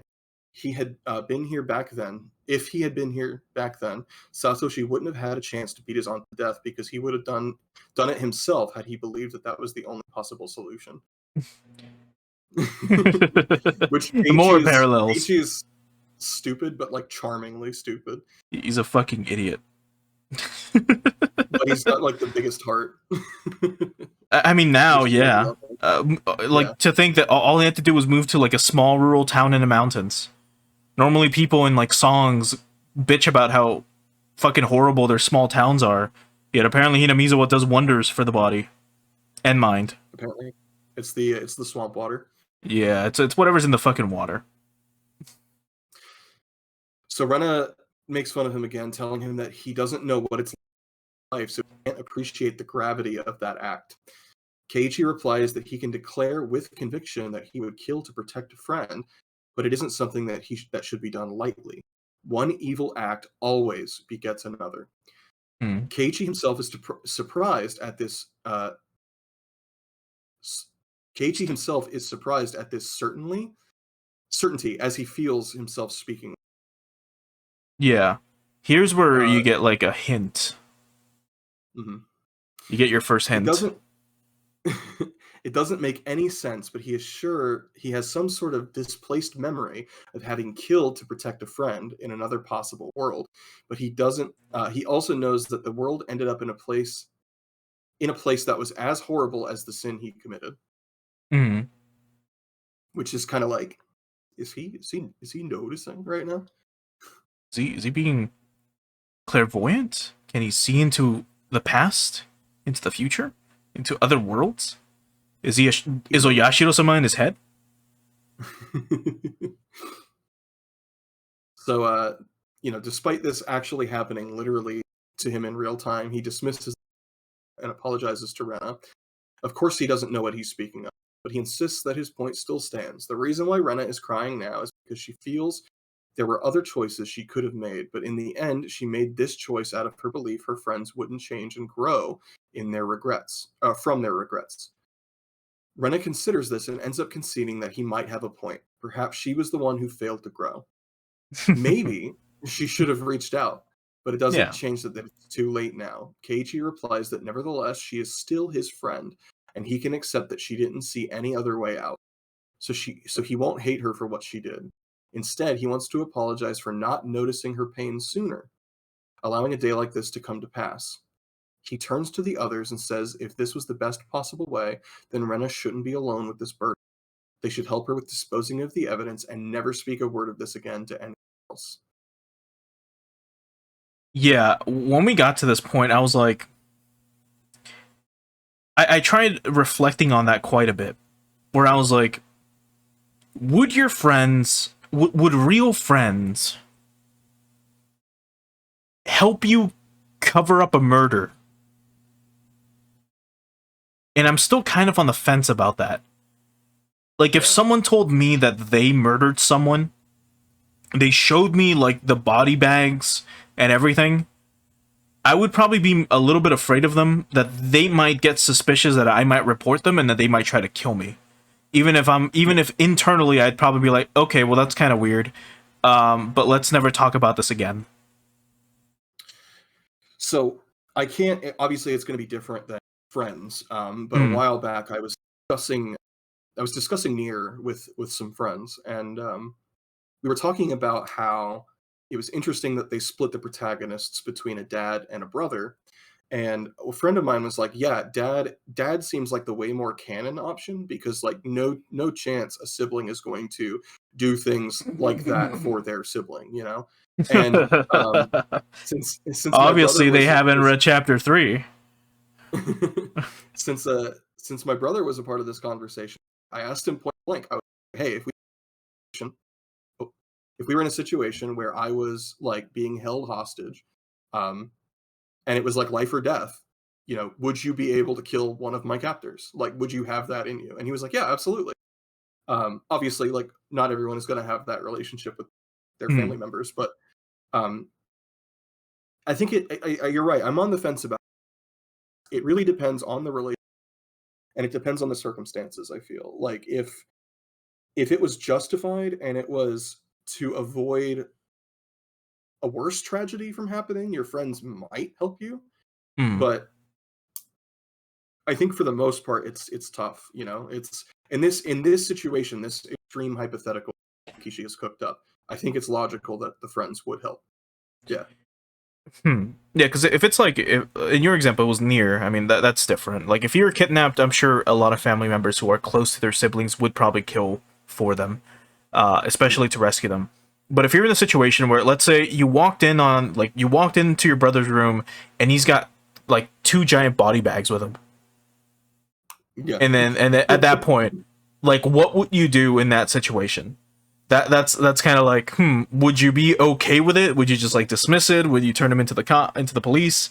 Would you help him dispose of the bags? That's weird. That's like the weird conundrum. I think in my case, if it was like a partner, then sure, maybe for a partner I would do it if they gave me a good enough reason as to why they killed someone. Um, and then that would kind of just justify that they would probably kill for me if need be. But it would also be kind of terrifying, assuming we also live in a rural mountain town in the '80s where the like forensics technology isn't that great and Twin Peaks doesn't exist yet. Yeah. Yeah. Um, but yeah, so actually, so weirdly enough, during the course of this whole conversation, Rika ends up being the first one to come to Keiichi's side on this issue. She speaks with an uncharacteristic maturity, as she says she is quite familiar with disappointment and misfortune, and the feeling of being bound by fate, so she cannot blame Rena for seizing hers, even if she got her hands dirty in the process. She says that she can forgive Rena for her sin and can only ask that she is forgiven for her own. Satoko is the next to speak, saying that both her and Rika had lost their parents, but in their circle of friends, she has found a new family, and she wants them to continue being a family of friends. She also declares that she forgives Rena and asks for forgiveness too. Next is Mion, but cannot help but joke that Keiichi, with his speech about friendship, just took over her job as club leader. She gets serious, though, and admits that she wasn't doing a good job because she failed to know Rena's problems. She asks Rena for forgiveness at this point. So, Yeah, mind you, while they're doing this, they're all like they're doing like the Captain Planet thing, and they're like putting their hands together, yes. like one on top of another, which is really funny. Like Keiichi's the first one to do it, and then like Irika's like, okay, I see, and then she kind of get like then I think is on top of a car, and then Keiichi goes up with her, and then puts grabs her hand, and then Rika does the same thing, and then Satoko and then Mion. It's pretty funny. Yep. With that, sorry. With that, Keiichi declares to Rena that it seems like all of her friends have her back. All she has to do is accept their help. Mm. Rena is speechless at first, but greatly moved by the gesture of trust. She reaches out for them in acceptance, and so the club members all embrace one another. Keiichi thinks once again about that memory of his that shouldn't exist. He recalls in that other world he acted recklessly and alone and only ended up making things worse. But this time, him and his friends are together, so he is confident that he can overcome whatever is in their way this time. So another hint of like, hey, Keiichi might be remembering. Right. He's noticing. Yep. And that paragraph is when the one CG happens. The only CG in the if you're reading original art. Yeah, and it's an image of Rena crying. Let's see if I can try to get a picture of it up. I got it. Oh yeah, we sent it. I don't have the raw one, just the one for my thumbnail. Yep. This is the. There you go. Yeah, here it is. And it's a very very interesting scene. And like the art itself is just very.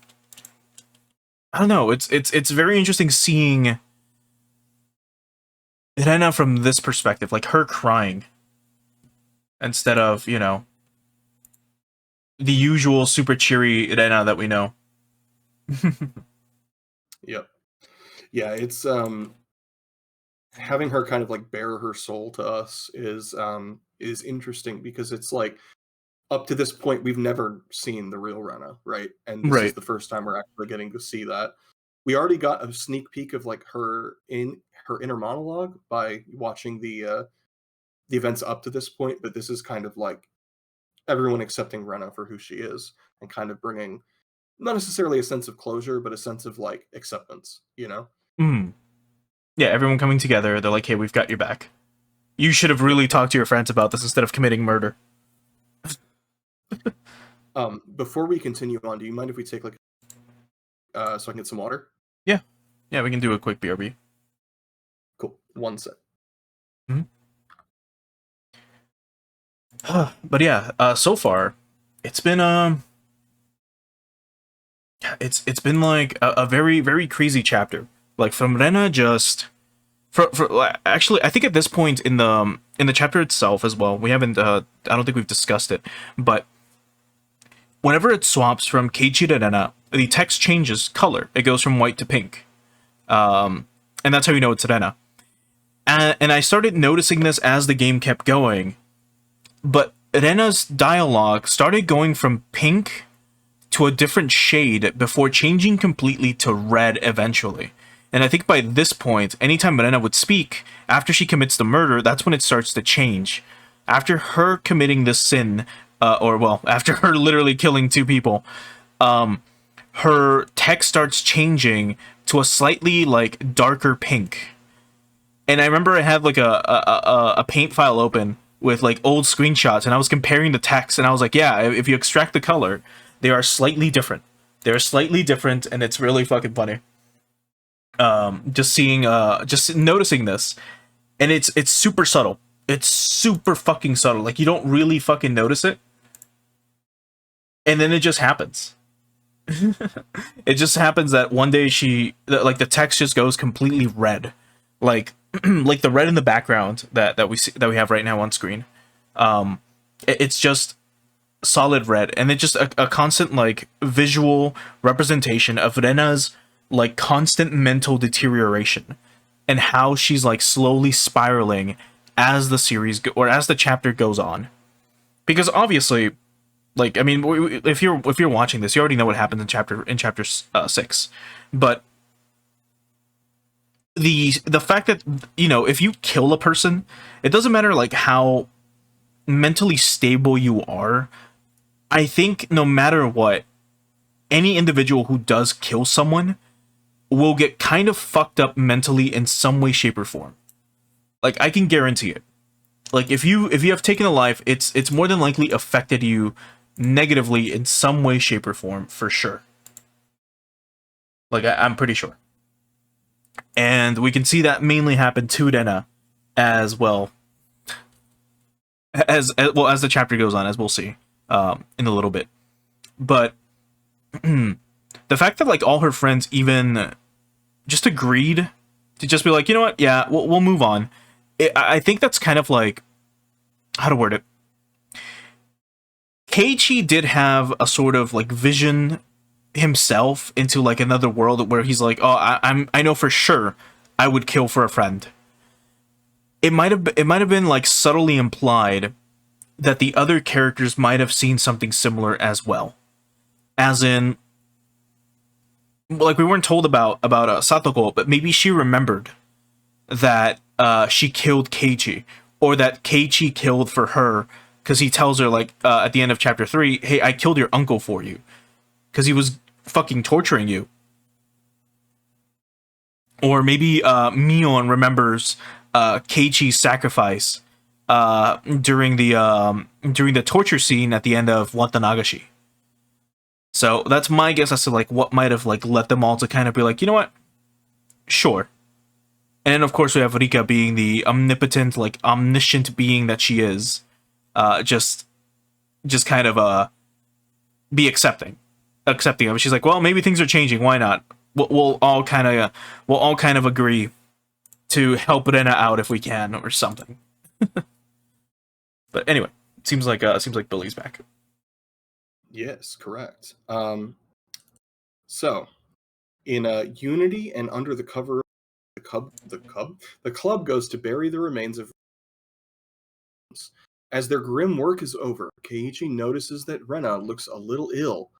Rena admits that she does feel like she has a bit of a fever. Keiichi only thinks it's natural with everything that happened today. Rena admits that he was right about her. In spite of how hard she tried to pretend that she had this whole thing under control, she was actually scared and still is. If she had done this alone and didn't talk with him about it, she may have buckled under the pressure eventually. After Rena has gotten home safely, Mion says that they shouldn't speak of this evening's events ever again, and the others agree. So they found a good spot to bury the body, and now they're trying to. Everyone in unison is just. Yeah, in unison, they all just agree to just move the fucking bodies. They're like, where should we bury them? And I think Mion is like, I know the perfect place. It's out in the mountains where nobody besides mountain dogs will find the parts.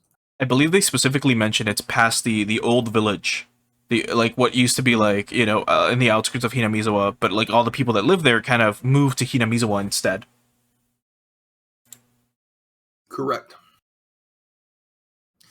All right. So now we fast forward. Oh, sorry. Meanwhile, outside of her house, Rena notices that she's still feeling sick, and she feels like it's getting worse. She notices that she has never tried feeling. She notices hold on. She notices that she has never felt more happy and sad combined than she leading up to today. Mm-hmm. I think is what they're trying to convey. It's just worded word for word. She notices that has never tried feeling more happy and more sad than ever than she has today. Yeah, doesn't make sense. She walks inside to find her father. It turns out that some of his old friends from the company in Okinomiya still remembered him and offered him a job just like that. Being in a good mood herself, she has a long conversation with her father, before she goes to bed exhausted from the combination of extreme stress and extreme relief that she has felt today. The next day in school, Rena notices that she indeed feels like she has a cold, but she decides it doesn't matter as she speaks with her friends, who are all looking forward to the Watanagishi festival, which is just around the corner. Oh yeah, Watanagashi's happening. Yeah, in case you forgot about it. Normally the murders happen afterwards, but not here. Did they skip her meeting? What's her face? I'm already forgetting her name. She dies in a bit. Takano? Yeah, Takano. Did they skip that? I thought that was at the Watanagashi that she meets her. Hold on. I don't remember. I can tell you. Because I think it happened beforehand, if I recall. Oh, yeah. Okay, so they did skip it, but they go over it in a later on. Okay, gotcha. Yeah. Yep. Okay. It is the evening of the Watanabe. Oh, sorry. No, it's just weird, but yeah. It is the evening of the Watanagashi, and Oishi is patrolling the festival stands. He happens to spot the Games Club as they gather at a shooting tent and observes them for a bit, noting that Rena Ryugu appears to be sick and that she is keeping a bit of a distance to the rest of her friends. However, Kumagai calls in over his radio, telling him that Oryo Sonozaki has requested to speak with him, so he has to take his leave. Wonder what that could be about. I mean, she's not sick, because then that implies that there's a cure. Then it's more than that. The evening passes, and just like that, Tomitake is found dead once again. Oishi and Kumagai are investigating the crime scene when Dr. Irie shows up. Oishi thanks him for answering his summoning and asks him what he can tell him about the body. Irie attempts to be vague in his answers to affirm what Oishi is thinking, but after Oishi lets him out of his sight for a bit, he overhears the doctor repeatedly muttering to himself that it is impossible as he looks at the corpse. What's impossible, Dr. Irie? Yeah. What could have happened to Tomitake? The next day, Rena still isn't feeling too well, so Mion suggests for club they take it easy by playing a game of Clue. However, as the game is underway, Chie shows up and tells Rena that there's a visitor to see her. By the way, it was Rena in the junkyard with the axe. Did they get that far? Did they get to the point where they almost... I don't remember if they actually played the game. They did for a little bit, but they never got that specific. Yeah, okay. That's what it was. But I was trying to remember... it was just in general. No, I was just trying to remember in general, like how far they got before they got interrupted. It was like, it felt like Ryukishi was right to build that tension, like, oh man, they're going to make her remember. Mm-hmm. It gets cut off. Yeah. Like, Rena, you have a visitor, and she's like, huh? Yep. Who? The visitor is none other than Oishi. Upon realizing that he is a policeman, Rena gets nervous, but Oishi instead starts questioning her about Tomitake and Takano. Very much the same way he questioned Keiichi in Onikakushi. Yeah. Just as Keiichi wins the round of Clue, Rena returns with an exhausted face. Oh, I cut out. She returns. She quickly tells the others that she has to go home for the day and leaves. So interesting. She's being questioned about those two because she was one of the last people to see them. Yeah. And Oishi, like it says, talk to her almost like Keiichi in chapter 1. Mm-hmm. So even more parallels. Yep. Yeah, he even has cold AC, just like chapter 1. Yeah. He's like, do you want to get in my car? We can get out of this sweltering heat with my cold AC. So as Rena is walking home... Yes, okay. As Rena is walking home, she thinks about the strange coincidence that Oishi has asked questions about Takano. Rena had indeed met Takano before the Watanagashi Festival at the Okinomiya Public Library. The two had started talking, and Takano had brought up her research on the mysterious deaths in Hinamizawa and the town's ancient past. Takano had then started talking about the possibility of a 5th incident. Like she was certain it was going to happen, which Rena found creepy. Still, Rena couldn't help but be fascinated by her theories, especially the one about the cult carrying out the murders in the belief that it is Oyashiro-sama's will. She also noticed that, by implication, Takano was suggesting that the 3 families, especially the Sonozaki family, had a hand in these deaths. So yeah, this happened earlier in the chapter. Recap, it's putting it here. Very interesting that we're seeing not a parallel with Onikakushi, but a parallel with Meakashi, where same thing is happening to Shion in that chapter. Kind of like Shion's really going through it, and then talk. By the way, cult stuff. Don't think about it too hard, though. See you later. Yeah. Just something to get the old noggin jogging. Here, borrow my books. Give them back to me later. Don't worry. But you're obviously interested, so here you go. You've been out of the loop for a while. Here's more about your family history.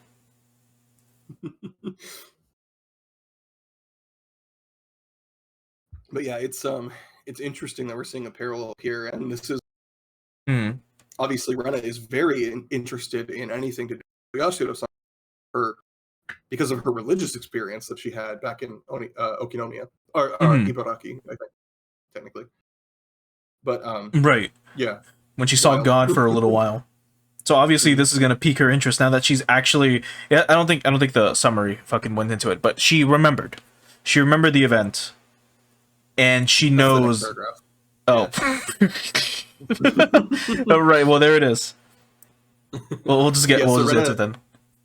Yeah. Rena decides to tell Takano about her encounter, which is her remembering. As she does so, she begins remembering the event in even more vivid detail and starts getting caught up in the memory. At the time, she had felt herself getting strange itches and became increasingly convinced that there was something living inside her body. Eventually, this feeling got so strong that she felt compelled to cut her skin open, and to her horror, she found that dark red maggots in her blood. She found the dark red maggots in her blood. When the doctors discovered that what she was doing, they had restrained and heavily medicated to prevent her from cutting and clawing at her own skin. But she still felt the maggots constantly wriggling inside of her and driving her insane. There are maggots In under your Rena's skin, cut hour them of out. despair... Huh? There are maggots under your skin, cut them out. True. In Rena's hour of despair, Oyashido-sama spoke to her and told her the maggots were a part of the curse cast upon everyone born in Hinamizawa. He explained that if she wanted her blood to return to normal, she would have to return to the town. Luckily, her doctors had advised her father that calmer and familiar surroundings could be a benefit for her mental health, and her father had already wanted to put some distance between him and Ibaraki and the bitter memories of her mother. And so they eventually moved back. And much to Rena's relief, the weird sensation went away. Rena snapped back to reality as a concerned Takano told her that she was clearly agitated as she told her story. But Takano nevertheless finds Rena's story very intriguing. She offers Rena to borrow her secret scrapbook with her research in it, as she would love to hear what she thinks about its content as someone who has encountered Oyashiro-sama. Yeah. So This is here, the it's the incident. right. Here's where we just start having Takano be like, "Hey, you should really read about this maggot theory I've got." She's like, "Oh, okay." This poor town, man. They a lot of the people are very clearly paranoid, and then here true crime podcaster to be like, you should definitely think about that more. You should worry yourself more. Right. During her talk with Oishi, Rena had realized what happened to Take. He too had felt the maggots inside him, and that's why he had clawed his throat open. But she didn't tell Oishi because she was sure he wouldn't have believed her. She also isn't sure how Tomitake got first, since he wasn't born in Hinamizawa. She realizes that she has several unanswered questions about the curse, so she decides that she needs to get to the bottom of it before someone else gets killed. If there really is a curse, she will try to find a way to counter it. If it's just a conspiracy, then she'll try to expose it. She figures that the answer might be in Takano's notes. Right. Yeah, I remember there being like a little internal debate on whether or not she should tell Oishi about this. But then she's like, no, he'll think I'm crazy. Yep. So she's like, fuck it. Why mention the cult? Why mention the possibility of there being like not head, just being like maggots in your blood if you were born in Hinamizawa, that the water in Hinamizawa is turning the citizens into cult leaders. No need to bring any of that up. Yeah, that wouldn't be beneficial to just investigate things on my own. Right. I mean, what's a cop gonna do with that information? Sure. Yeah, and like we did just go through the whole, people thing in the junkyard, but obviously Oishi is not a friend, so it's a little different. But yeah, just another instance where maybe talking to people before you take desperate action yourself would have made things work out a little bit better. Right. I mean, even in her situation, like with Oishi, I don't know how much would be okay to tell him. Like just in general. Yeah, I mean, she was like hospitalized, but like institutionalized before. So maybe talking crazy like that would put her back in the mental hospital. But yeah, and Oishi has definitely looked into that now, who she is, and probably definitely knows about this. Mm-hmm. Well, and there's also the idea of like they don't explicitly talk about it in this chapter, but when we learned about what was going on with Satoko, like actually I don't think they've covered that yet. I think that gets covered in chapter 7, so I'm going to stop talking. Okay. Yeah, you better. Whoops, almost made a mistake there. Anyway, yeah, no, she has reason to not want to talk to the police for sure. Of course. And as we know, like as readers, we do have the, through dramatic irony, we know a lot of stuff she doesn't know. So we know that Oishi will use any means necessary to try to get information, even if he'll start off nice and then maybe get really rough if need be. Yeah. Yep. And I mean, just generally speaking, Rena has almost always taken like an A to police interactions, where like she's not ever like outright violent or anything, but she just doesn't talk to police at all. Right. She does her best to avoid them. Right. No, I don't know anything. Never heard anything. No, sorry. No, sorry. I think she says something like, "No, I didn't see them that night." They're like, "Well, Kuma saw you." She's like, "Yeah, but I didn't really like see them." Yeah. You sure that was me? I do have a sibling. I have a half brother. Yeah, that's what Shion says as well. Yeah. She's like, "Are you sure it was me and not my sister? How do you know it was me at the festival?" Speaking of, so going back a little bit, because I didn't bring it up earlier. So obviously, Rena was lying about being pregnant, right? Because it's marriage fraud. Yeah. But her mom had no reason. She was cheating, and she was pregnant with Akihito's child, which is why she was looking for a divorce and to like live with Akihito. And it's never something that gets explored in the main story, but there was a spin-off called Higurashi May, and it was on mobile phones, but it was a gacha game, but the like main scenario was Rikishi, or at least supervised by Ryu. How the fuck would you do a gacha game for this? How the fuck do you do a gacha game for Higurashi? Like, what the fuck's the gacha? You unlocking new new arcs? there were some main story, not in the sense of like Higurashi, but Higurashi May's main story that was written and or supervised by Rikishi. And one of the sections was it involved Rena's mom, and we actually, so if you look back at that meme I sent earlier, the divorce one, so the sprite of Rena's mom is from Higurashi May, and we do actually get a look at Rena's half sibling. We do. I was about to ask, like, if they ever showed up at any point, because yes.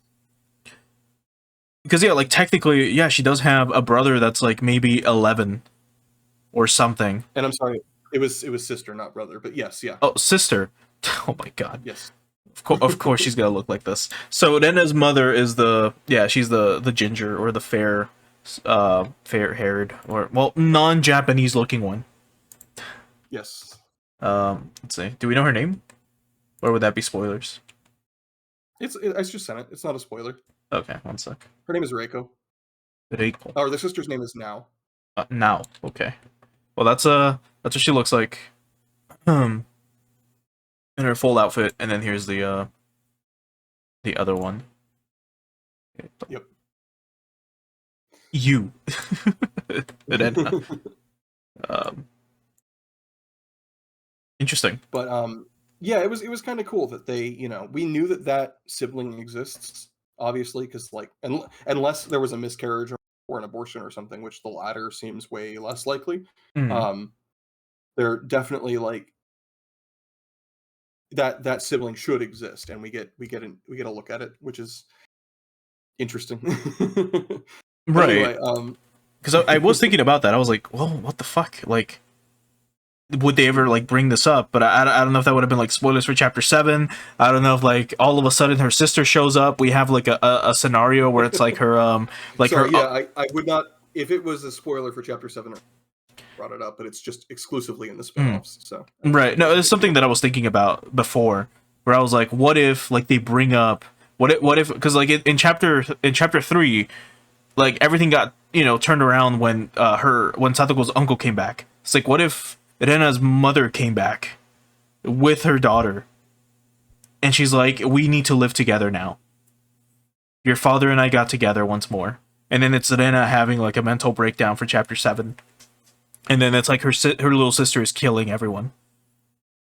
Or something, I don't know. Anyway, Ryukishi needs to let you write chapter 7. Right? He's got to finish Umineko first, doesn't he? Or is that already done? He's got to finish Kikonia phase 2. There's more. Yeah, so Umineko is done. Umineko's done.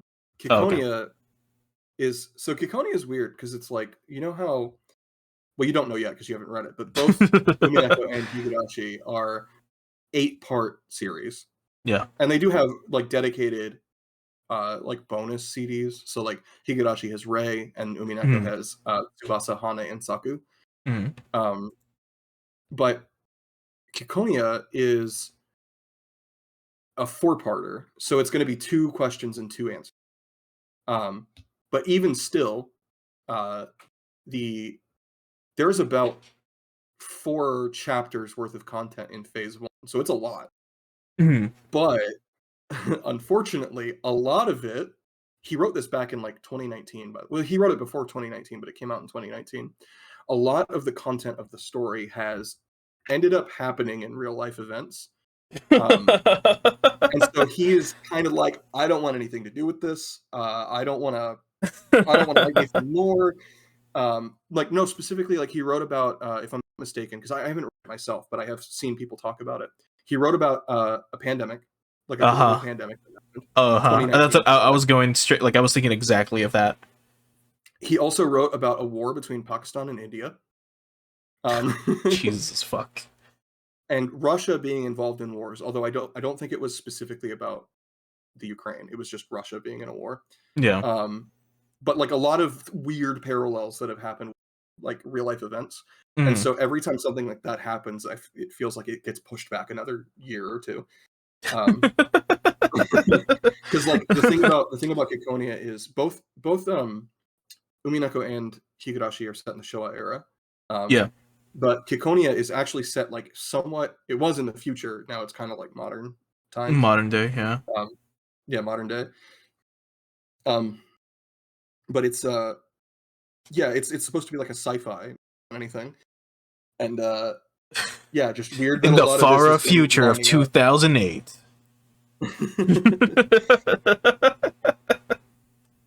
So yes, he is technically Kikonia Phase 2 is the next When They Cry project, but he has been busy with other things. Clearly, Silent Hill F and Gerokasu 2 and this new manga that he's writing. Which, by the way, if you haven't seen, we can save that for later, I guess. But the manga, I forget what it's called, but it stars a protagonist named Kei Maibara. Oh yeah. We've talked about it before. I remember this one. Yeah. Not Keiichi Maibara. No, just Kei. I mean, he's not. Looks exactly like him too. He's not the most subtle when it comes to naming his characters. Like that chick from Silent Hill F, Igarashi Sakakuko. Like, here, I'll put it up on screen. Because remember, Ryukishi, the guy that wrote Higurashi, wrote Silent Hill F, and then here we have one of the characters. And then her description is one of Hinako and Shu's friend, a dreamy, laid-back, head-in-the-clouds type. Her family manages the local Shinto shrine, so she helps with some of the ritual duties. Does she? Igarashi Sakuko, huh? And so fucking funny. Aru mentioned he's like, I wouldn't be surprised if Rika just showed up to be like, I'm here, Nipa, and then leave. Probably. That might be one of like the quote-unquote bad endings. Like instead of a dog, we have a Rika. Rika was the mastermind the whole time. That'd be pretty fucking funny. If she actually shows up in one of those joke endings, and it's her with like her deep voice, she's like, so you found my room. It took you how many attempts to try to do this? And like the only way to do it is like you have to do it 8 times. You have to clear the game 8 times first. And it's only on the 8th attempt that you're able to see the real thing. And that's actually the canon ending to Silent Hill F. I bet you that's what it's gonna be. I hope it is. Oh, I hope it is. I hope there's a joke ending where you end up in Hinamizawa. So we've gone way off track, but Rena at this point, so she has the scrapbook from Takano. She's looking over the notes. She notices that Takano spends a lot of time wondering about the insular nature of Hinamizawa's community, but one thing catches her eye. Takano posits that maybe a possible human explanation For the local legends about demons rising up from the swamps could actually be references to some kind of local parasite found in said swamps that, when upon infection, pushes the people the people of the village to violently any outsiders attempt to interfere with the local environment, referring to cases such as toxoplasmosis or Mhm. Ophiocordyceps unilateralis, yes, that have been shown to drastically affect behavior in mice and ants respectively, in order to serve the parasite's needs. While while Rena finds this theory to be far-fetched, she can't help but think that it seems to fit with the maggots she saw in her blood. Takano theorizes that maybe the three families are somehow closer to this parasite, hence why they might feel an urge to kill to protect Hinamizawa. Rena figures that she will. Rena figures that this is a lead she will have to investigate, even if it means that Mion could be on the whole thing. Rena's Mhm. thoughts are interrupted by her father, who tells her that Oishi from the bookstore is on the phone. From the bookstore. Right, and she's like, I don't know an Oishi from the bookstore. Hmm. When he said that, I'm like, oh yeah, that's the same excuse that Oishi used when calling Keiichi and Onikakshi. The parallels. Right. All right. I also So, did bring this up, but if I recall, in Onikakshi, Rena was kind of absent after a certain point, where she kind of like stopped showing up for a little while. Because it has been almost a year since I started the series, which is crazy to think. But so I don't remember Onikakshi the most. It's the one that I have the least memory of. But I recall that Rena started, just disappearing after some point. It's more about Keiichi with the other characters, and then it kind of hit me like, oh, this is the shit that was going on at that time, but kind of different. Like she at least probably murdered someone, and then just didn't have anyone help her out. Like well, and it to also grieve. helps to, and this is probably going to come up in theorizing a little bit more, but it helps to think about, like, okay, in chapter 3, Tepe is a big deal. Like, he's a Yeah. huge problem. Why isn't he a problem in the other arcs? And it's probably because Rena killed him. Because he's dead, yeah. Yeah, exactly.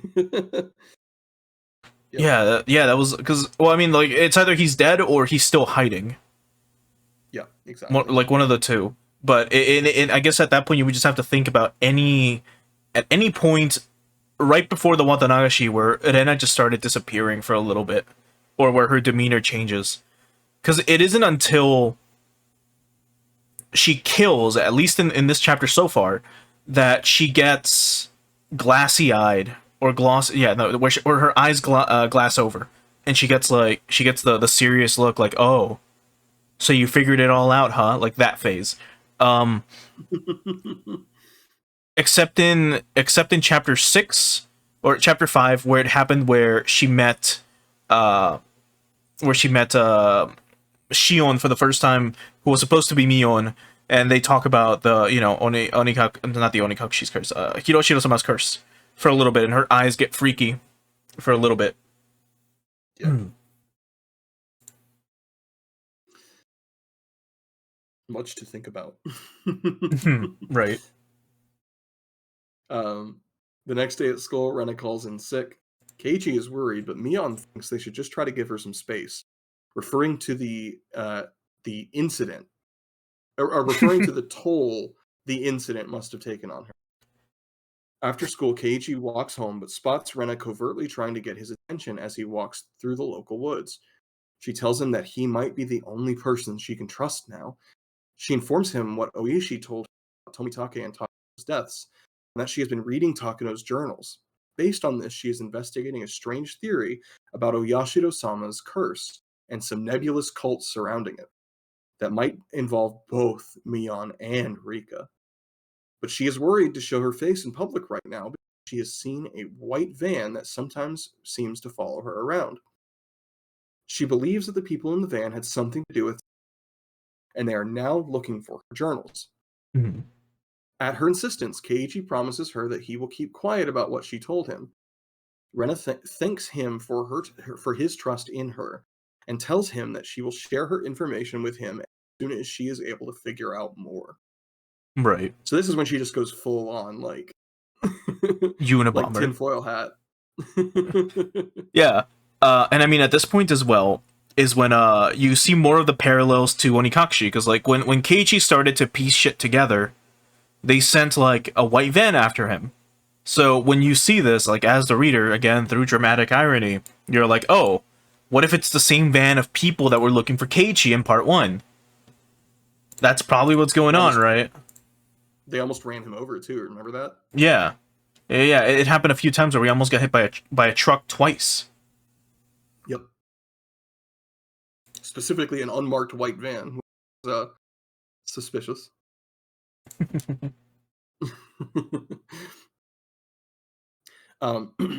As he continues on his walk home, Keiichi is not sure what to make of.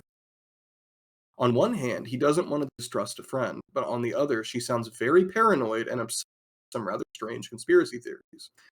However, he then encounters a strange white van on the way, 4 men in it. As he tries to walk past it, the driver calls out to him and asks if he has seen a girl who matches Rena's description. Keiichi says that he hasn't, and then hastily. When he gets home, he is not sure what to make of this strange afternoon, but it seems that Rena is at least partly right. It's so such a... we're kind of like... Oh, go ahead. No, it's just such a weird, like, scene overall. Like, just all this shit going on. Like, because this happens every single time in a Ryukishi game, at least so far that I know of, where you'll have some weird data, like, revealed, or some crucial data revealed, and then they will emphasize that. Where, you know, like, Rena's like, hey, these guys are looking at, they're after me. And Keiichi's like, nah, they're like, and then he squints his eyes and reads the side of the van, gardeners or something. And she's like, no, they're not gardeners. They're looking for me specifically. This is why, I'll tell you more later. And then as soon as he, like, goes past the van, they're like, hey, have you seen this girl that matches the description of your closest friend? We're looking for her. Which... It's a Terminator reference. They're looking for Sawakana.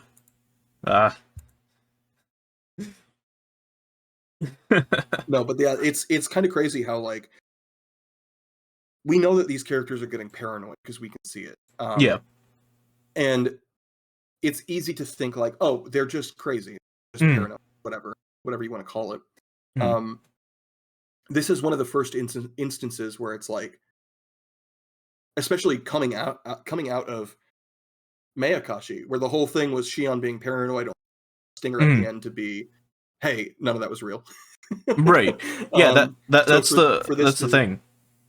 Yeah, for this to be like, hey, I'm paranoid, don't talk to any white vans, and then for it to immediately go into a scene where it's like, hey, there's a white van suspicious, and it's like, whoa.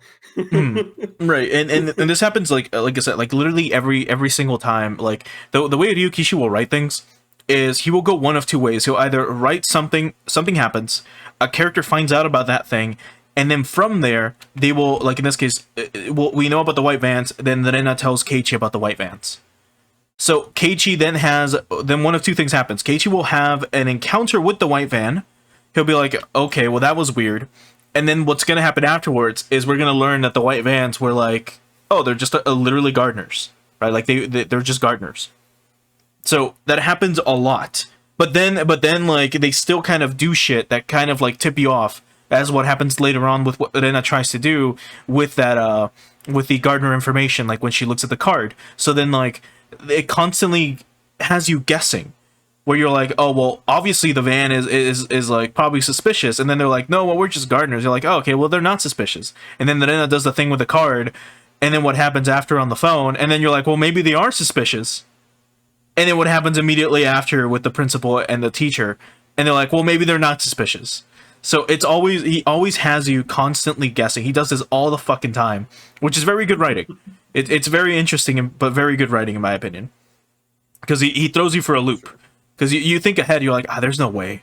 There's no way that the van is important. And then the van's important. Or is it? It is. Or is it? Every time. Well, by the end of this recap, I mean, he's going to expect you to firm feelings about that one We'll have to return to that in the theorizing section. In the evening, Keiichi and Rena speak over the phone. Keiichi tells Rena that it indeed looks like people are looking for her. Rena says she has an idea as to who they might be. According to Takuno's research, back in the dam conflict, there was a rumor going around that the Sonozaki family had sent some of their best people to the USA to receive secret military training from private instructors in case more radical measures were needed in the fight against the government. Mion apparently even received some of this training too, which is why she knows how to operate a radio and fly a helicopter. By the way, when the dam conflict was going on, Mion would have been like 7. Yeah, yeah. That's what that's exactly what I said. Like when I read through this part live, I was like, this did not happen. I do not believe this happened. Like communicating with someone in Japan from the US in the 80s was already a very difficult thing to do, and having ties with someone in the military was more than likely even harder. Like, mind you, like, sure, there's Japanese bases and stuff like that with like US people in the military there, but like you keeping in contact with those people must have been incredibly difficult. And that's just for like pen pals or sending yourselves maybe packages, but to meet up, to be trained to kill, or to just be like, I don't know, how to use guns, how to, fucking military tactics or whatever. No fucking way that happened. I don't believe that shit happened. Right? Like, let's say they get over the communication. Yeah. Let's say they do in fact get a trainer to train them on like CQC and other combat techniques. Mm-hmm. Can you see a 7-year-old child doing this? No. No way. There's no way Mion was in the desert. I think they mentioned specifically it was like Texas or something. Yeah, it was a desert in Texas. The Texas desert, like learning how to fire like a desert eagle or something, God, imagine. I mean, I could see her with a knife, but not with like a gun or learning CQC, like. And I believe she calls it the Sonozaki like special forces or some shit. And it's just like, okay. All right, we're gonna skip this chapter. Yeah, like the second they got to that, I'm like, I don't believe any of this. Yeah. Like, and I even said some of the similar stuff, like excluding the communication shit. It makes no sense. Yep. I believe they went to Disney World. I don't believe they went for CQC training. Rena is convinced that the 4 people her and Keiichi have seen in the white van are a part of the special squad, which totally exists, who are still on the Sonozaki family payroll for when they needed to deal with their more technical problems. And we've already discussed that in full, so I'm just going to move on to the next paragraph. Rena then shares her theory. What Takuno's research seems to imply is that Oyashiro-sama wasn't some metaphorical god or abstract belief, but a flesh-and-blood doctor from a foreign country who had visited Hinamizawa in the far past and studied the parasite. Realizing the danger of the violent behavior the parasite induced in its infected represented towards society at large, the doctor had instructed the villagers to keep the town under strict quarantine. Eventually, over time, the local population became naturally resistant to the parasite's influence, and thus their violent behavior receded, and gradually became the basis for local folktales. Rena believes that this is the truth that the modern cult around Oyashiro-sama are trying to press. They don't want it to be known that the story behind their god is merely the result of a local, very infectious disease. Right, and I've talked about this before on stream, specifically throughout the chapters, just like how, like, what the purpose of religion is for the most part in most throughout history. I won't bring it up again, but just like what its role serves in society. And I was like, yeah, no, this makes a lot of sense. I believe this for sure was happening. That it's like, well, they're losing, like, people are losing faith. What can they do? They can scare them into submission again. And if they have a cult with literal parasites, well, they need that. They need people to be there. Fear takes over from there. Yeah. Yeah. Like if it was to be revealed that, like, hey, You know, you all have a worm in your head, people would freak the fuck out. It's true. So, Rena finds what she finds most about this whole thing is that the implication of the last couple of incidents over the years. She thinks that these recent violent crimes on the Watanagashi might actually be this attempt at research into rediscovering the older and more violent version of parasite infection. She says to Keiichi that she has always thought that Dr. Irie's clinic might be a bit too fancy for Hinamizawa and suspects that it could be where said research is taking place. Takano was a nurse there, after all. Perhaps she was killed because she had seen something that she shouldn't have. Keiichi questions what the goal of all this is. Rena believes that eventually the cult plans to cause mass infection at some point to signal Oyashiro-sama's revival in the town. Keiichi is disturbed by this and says that it sounds like bioterrorism. So they should go to the police with this, with all of this, pointing out that she's already in contact with Oishi. Rena admits to him that she doesn't fully trust Oishi, and she trusts the local police even less.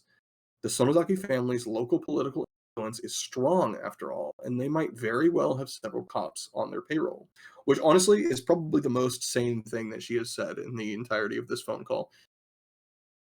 Wait, can you repeat the last part? You cut off for me specifically, but I think that they still heard you. I said that's. I think that was probably the most sane thing that she said before that. The thing she said. Oh, she says that the Sonozaki family's local political influence is so strong.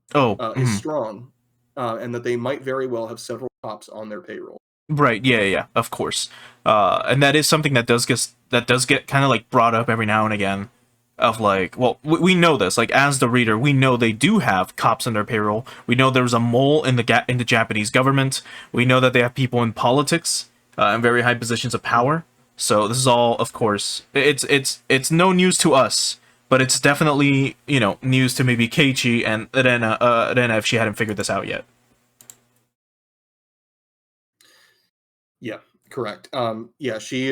This is like the closest to any kind of truth that she has gotten is that, like, yeah, we probably shouldn't trust the cops because the Sonozakis have influence over them. Now, we learned in Mayakashi that their influence is not necessarily a bad thing. Like, obviously, like, the implication at the end of that was that the Sonozakis they're not really getting up to anything nefarious. Like, not really. Not as bad as, like, murder. As far as we know. As far as we know, yeah. As far as we know, they all they do is just like take credit for shit that gets done. Yep. Because that was the whole implication, is that Shion was convinced that the Sonozakis were behind everything in the town. She was just so far away from the family, see any of that happen in real time. Only for it to be at the very end, like, revealed that no, they actually aren't doing anything. Not anything like highly illegal like that, anyway. So it's kind of interesting that, like, yeah, this is true. This is true that, you know, maybe we don't trust the police, but everything else surrounding that one statement is incredibly misguided, as we know that knowledge, right? But yeah, so Rena, she's still going off about this whole thing. She's only confiding in Keiichi. Keiichi asks her to at least tell him that Rika and Mion aren't involved with this whole like conspiracy. Rena says that she can't make any guarantees, but she still believes that they are both their friends. She still thinks that they should err on the side of caution and not speak a word of this to them, just in case. Especially not Mion. Especially not Mion, yeah. Yeah, don't tell Mion about her death squad. True, yeah. Keiichi asks why what they're supposed to do about the conspiracy if going to the police is out of the question and talking to their friends is out of the question. Rena says that they need to figure out some sort of plan for how to act first, but she believes that time is on their side. The mass infection event has to take place on some day of religious significance, and at a public place with many attendants. It could be possible that the cult is waiting for the next Watanagashi to strike. She finally tells him that she is glad they are both on the same side. Together, they will figure out something for sure. For now, they just should go to school tomorrow and try to act. Just try to act normal with all this obscure esoteric knowledge. Yeah, totally normal. Everything's fine. Nothing is wrong. Yeah, this was an interesting phone call because we go back and forth on their perspective a little bit. Like, we get a little bit from Keiichi's side and a little bit from Rena's side. And this is, I don't know if you picked up on it on stream because I wasn't watching that specific stream, but this is when Rena's text I've been mentioning that towards red. I started noticing that. I was like, I mentioned it while you went to get water, but I did notice how it. Well, I noticed it. I think before this, it started shifting from pink to a slightly lighter shade of pink, and then a slightly darker shade of pink, and then it got even darker and darker and darker. But I mentioned it during the break that, like, as the story goes on, as she becomes a little bit more mentally unstable, that gets reflected through the text itself, through the text color. So I have not looked at the script files specifically, but just from observations and knowing how it works. So you can set a, I believe you can set a hex code for the text color, and because hex codes are literally just numbers, what I believe is happening is that scene by scene, after a certain point, it's shifting from one hex color to the next, and only incrementing by the the amount necessary to get to the next step. So it ends up being like, it's seamless. Hard to notice when you're going scene by scene. Yeah. But if you were to look at, like, one scene and then 50 scenes later, it's like, oh, that's a very clear difference. I was taking a nice subtle touch. I was taking screenshots and I had a paint file open and I was extracting the color. There was even one point where I was like, "Is it who the fuck is talking? Is this text pink?" But it was I think Keiichi talking, but it looked pink on my screen. But then I took a screenshot of it and it was white. I did that like 4 times with like non-pink text because I thought they were gonna do that for other characters. Yeah, it's wild. You start to get after reading Rena's text for so long. But yeah, it's really, really interesting, nice subtle touch that we're kind of like, that's symbolic of Rena's mental decline as she, gets more and more paranoid about these experiences. Right. So next morning, Keiichi's walking to school with Mion and Rena. He thinks on what the latter told him last night. He admits that he was taken in by Rena's story because she herself sounded so certain of it. But now that he has had time to think, doubts. While stuff like Takano's death and his encounter with the men in the van seemed that some of the stuff she was saying might be, the whole bioterrorism thing sounds like a crazy conspiracy theory behind it. And now that he looks at Mion, he finds the idea that his friend could be possibly involved with something like that to be ludicrous.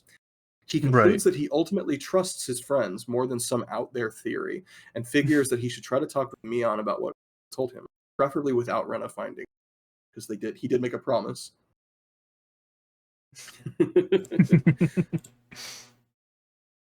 And we don't want to betray our friend. Right. We can't betray Rena. Or anyone else, for that matter. We all kind of made a blood pact. Kind of? Well, a pact on someone's blood. Oh, sure, yeah. Or from someone's blood. So yeah, this is Keiichi giving these theories more than 30 seconds worth of thought and being like, yeah, actually, hold on, that sounds crazy. Yeah, now that I say it out loud. That death squad that death squad thing sounds was healing the... Oh, go ahead. No, go on. I was just gonna say, oh yeah, the doctor parasite violent, make people not violent is that doesn't sound real. How could that be real? Yeah, it's kind of odd. Doesn't make any sense. You having a death squad? I don't believe that. Mion, do you know how to do you know how to clean and operate a Luger?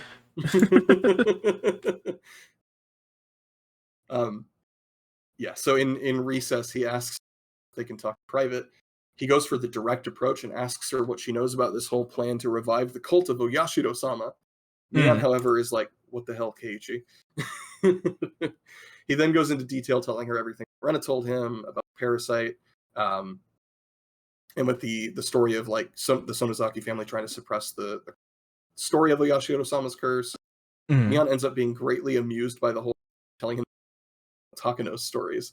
She tells him that she is quite infamous around town for being an occult maniac and making up wild theories to explain the local folk tales about demons living in the village. Once she even claimed that the demons from the stories were actually extraterrestrials who had crash landed in a UFO. The Parasite story is a new one. As for the stories of the Sonozaki family's sinister, Mion says that she will let him in on a family secret. The Sonozakis have built much of its power and reputation on bluffing, by taking credit for various coincidences around the village throughout history. The Sonozaki family has made itself in control of things than it actually is. As for the whole idea of reviving Oyashiro-sama's cult, Mion tells him that no one in the families have any interest in the old, closed mindset. In fact, all of the three families have a very vested economic interest in keeping the village open towards the outside, and they are even working on initiatives to attract new businesses and residents to the town. Keiichi should know because his family is one of them. Keiichi realizes that everything she says makes sense, and it very much deflates Rena's whole story. Yeah, and this is basically what I was getting to a bit ago, where it's like they'll introduce some information, they'll give you a very shocking or plausible scenario of it being believable, and then they're like, I think you're a little crazy, Keiichi, because like, like I said, you have Rena being like, hey, I'm being chased by people. Mion has people after me because I'm getting too close to the truth. So then you have Keiichi being like, oh shit, you're right, Rena. I just encountered those people. Then Rena tells him all about her theories. And Keiichi's obviously believing her. He's like, oh, well, fuck, that makes a lot of sense. Yeah, why wouldn't they be using any of this? At some point in the chapter, they had mentioned that I don't remember the specifics because it's a bunch of biological jargon, but essentially, if you've been infected by a parasite, your body secretes a certain amount of a specific chemical to try to kill it, usually. And when it fails, like those chemicals are still there. So individuals who have been infected by parasites leave that trace of a heightened amount of that chemical. And because they leave a heightened amount of that chemical, if you scan someone or if you test them for it, you will be able to see that they have or have had a parasite before. So it's implied that like during it's implied that like not implied, they mentioned or Takano mentions how at some point people were being screened in Hinamizawa and that they were found to have high levels of that chemical. So you're shown all this information up front, and Keiichi's like, well, fuck, yeah, that makes a lot of sense. And then Keiichi talks to Mion about this for the first time and says all this shit out loud and is like, yeah, it all sounds like bullshit now that I think about it for more than 2 minutes.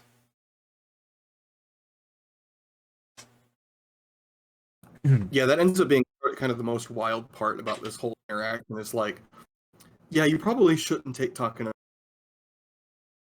because you shouldn't take Takano's theories to heart because she kind of doesn't know what she's talking about. Yeah, and they said it in the voice acting. You hear the term that they used to refer to her, which is mania, which is literally like a maniac, like someone that's obsessed with a specific topic, and it's a term that they use in Japan. So I mean, like if you're obsessed with anime and manga, it's otaku. But if it's specifically for any other topic, like astrology or whatever, they will use the word for that term, or sorry, for that hobby, and then add mania to it at the end. Like what's the word for car? Densha? Or was that train? Car is kuruma. Kuruma. Yeah, like kuruma mania would be someone obsessed with cars. Literally. Yeah. Also, I think stream crashed again for a second. This is the third time. Yeah. You've been cutting in and out a little bit. Have I? Yeah, a little bit. I don't know if it's just my end or if it's like your mic, but yeah, it's been No, not for a lot. It's like I've noticed a lot. I've noticed the voice thing on the bottom on Discord is like, hey, it goes to like yellow every now and again. But again, it's just my upload speed's fucking sucking cock, which I can't do much about. But like I said, it's all being recorded, so it's gonna be fine. Yeah. But it seems like we're All back. Right. Cool. All right. Let's see. There we go. Okay. Yeah, we're good. Just as Keiichi thanks Mion for explaining this to him, he happens to spot the white van from yesterday again. He moves in closer to investigate, where he finds one of the men in the van speaking with Chie and the principal. While the rest are starting to pull up various gardening tools from the van, he asks the principal about the men, and he explains to him that they are from Okanogi Gardener's firm, and they're here to work on renovating the schoolyard. He also mentions that apparently they had a little trouble navigating the town yesterday and got lost on the road to school. Now Keiichi finds himself increasingly worried about Rena. There was nothing to this whole conspiracy that she told him about. In fact, everything about it is perfectly rational, and there's a non-sinister explanation behind it. He begins to fear that Rena has trapped herself in a delusional belief, and if so, he has to find some way to make her come back to reality. Right. So this is more of what I was talking about, where you'll be shown something and you'll think something's going on, and then they'll throw you a curveball and it's like, oh, actually nothing's happening. And then another one, and you're like, but what if? And then not again. So like it happens all the time with Ryukishi's writing, and it's pretty interesting. It's done very well. When you pull shit like this. It's like, well, oh, it turns out that they really were just gardeners. And this is obviously a question more for like the theorizing part, but because they were looking for Rena specifically, like, why do you think they were looking? Just a question, not to answer right now. Why do you think they were looking for Rena specifically and not for the school? Yeah. Just something to think about. Of course, you could explain it with like, oh, maybe someone knows the Ryugu family, and they were like, maybe Rena can tell us how to get to school. Actually, wait, hold on. I think, yeah, because I just got a notification, at least from the Twitch side, that the stream is down. I see it's up on Kick, but okay, it seems like we're up. Okay, yeah, so it's like my speeds will just drop, and it'll just like cut the stream out for a little bit. Which again, it's a good thing I'm recording the whole thing just in case. But yeah, it is a very interesting question, because remember, like, if the people in the van, when they saw Keiichi, why the fuck would they ask him, like, hey, have you seen a girl that looks like this and this and this and this? If they just want directions, they can just ask Keiichi. They're like, hey, are you a student here? We're trying to get to the school. You know? Like, there is no reason to look specifically for Irena unless they know something about her. Or unless they're trying something. Or, you know, they need something from her. Yep. So yeah, just something to think about for now. We later. But in the meantime, Rena is freaking out over seeing the men in the white van having arrived at school before her. Even more so when she sees them talking to Chie. She tries to spy on their conversation, but is only able to hear parts of it. And those parts convince her that Chie is in on the conspiracy too, and that she is letting the Sonozaki death squad into the school to kill her. Yeah. But Rena also spots the man talking to Chie holding some paperwork with Okanogi gardeners written on it, along with a phone number. Rena reasons that the gardener firm must be a front for some organization, and she can prove that by calling their phone number. She sneaks into the teacher's lounge, and she uses the phone there. Dialing the number, Rena is met with an automated message saying that the number doesn't exist, seemingly confirming her suspicions. Yeah. She decides she needs to escape from the school before the assassins have a chance to come for her, and find some way to contact Keiichi later, as he is the only one she can trust. Meanwhile, Chie asks one of the gardeners why there are two different phone numbers listed on the paperwork. The gardener sheepishly apologizes to her, explaining that it seems like the secretary wrote down the firm's old phone number by mistake. Yeah. So just another like 1-2 punch from Aru Yeah, Kishi. that's exact. This is literally what I was talking about just a bit ago. That's like, oh my it's God, like it is a front. It is a front. it is a front, and then you find out like because you're like, ah, oh, no way, the Sonosuke Death Squad is here to fucking kill her. Like, what do you mean? What do you mean we're gonna have a school shooting in Hinamizawa in 1983? I don't believe it.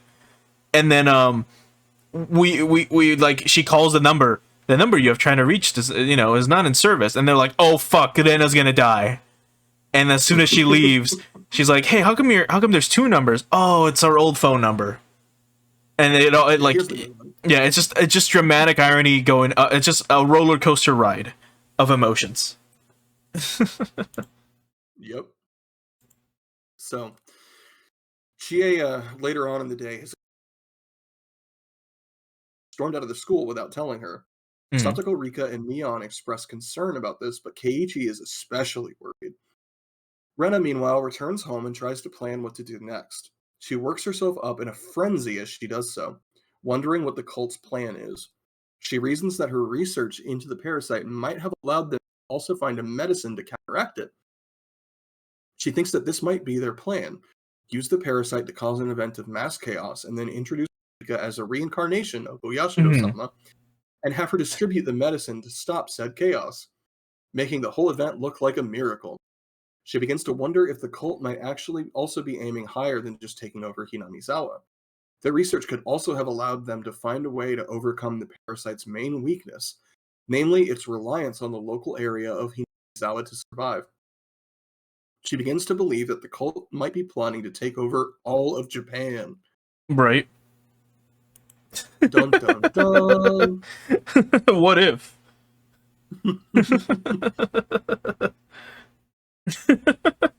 They're planning bioterrorism across all the whole country. The whole country, but they're gonna start here for now. Yeah, they're gonna start in this no-name village that nobody talks about and nobody visits. Yeah, that they have to do like active like tourism advertisement, where they have to like sell plots of land for cheap to even get people to fucking live here, like Keiichi's parents.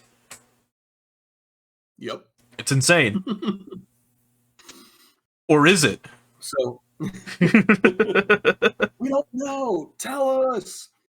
Okay. Rena decides that she needs to go into hiding.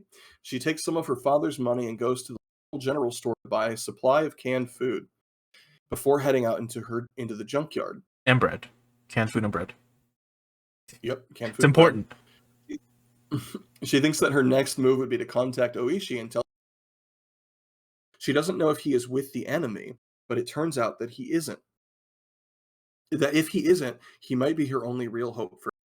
And if he is in on it, then she might just have to fight the conspiracy herself.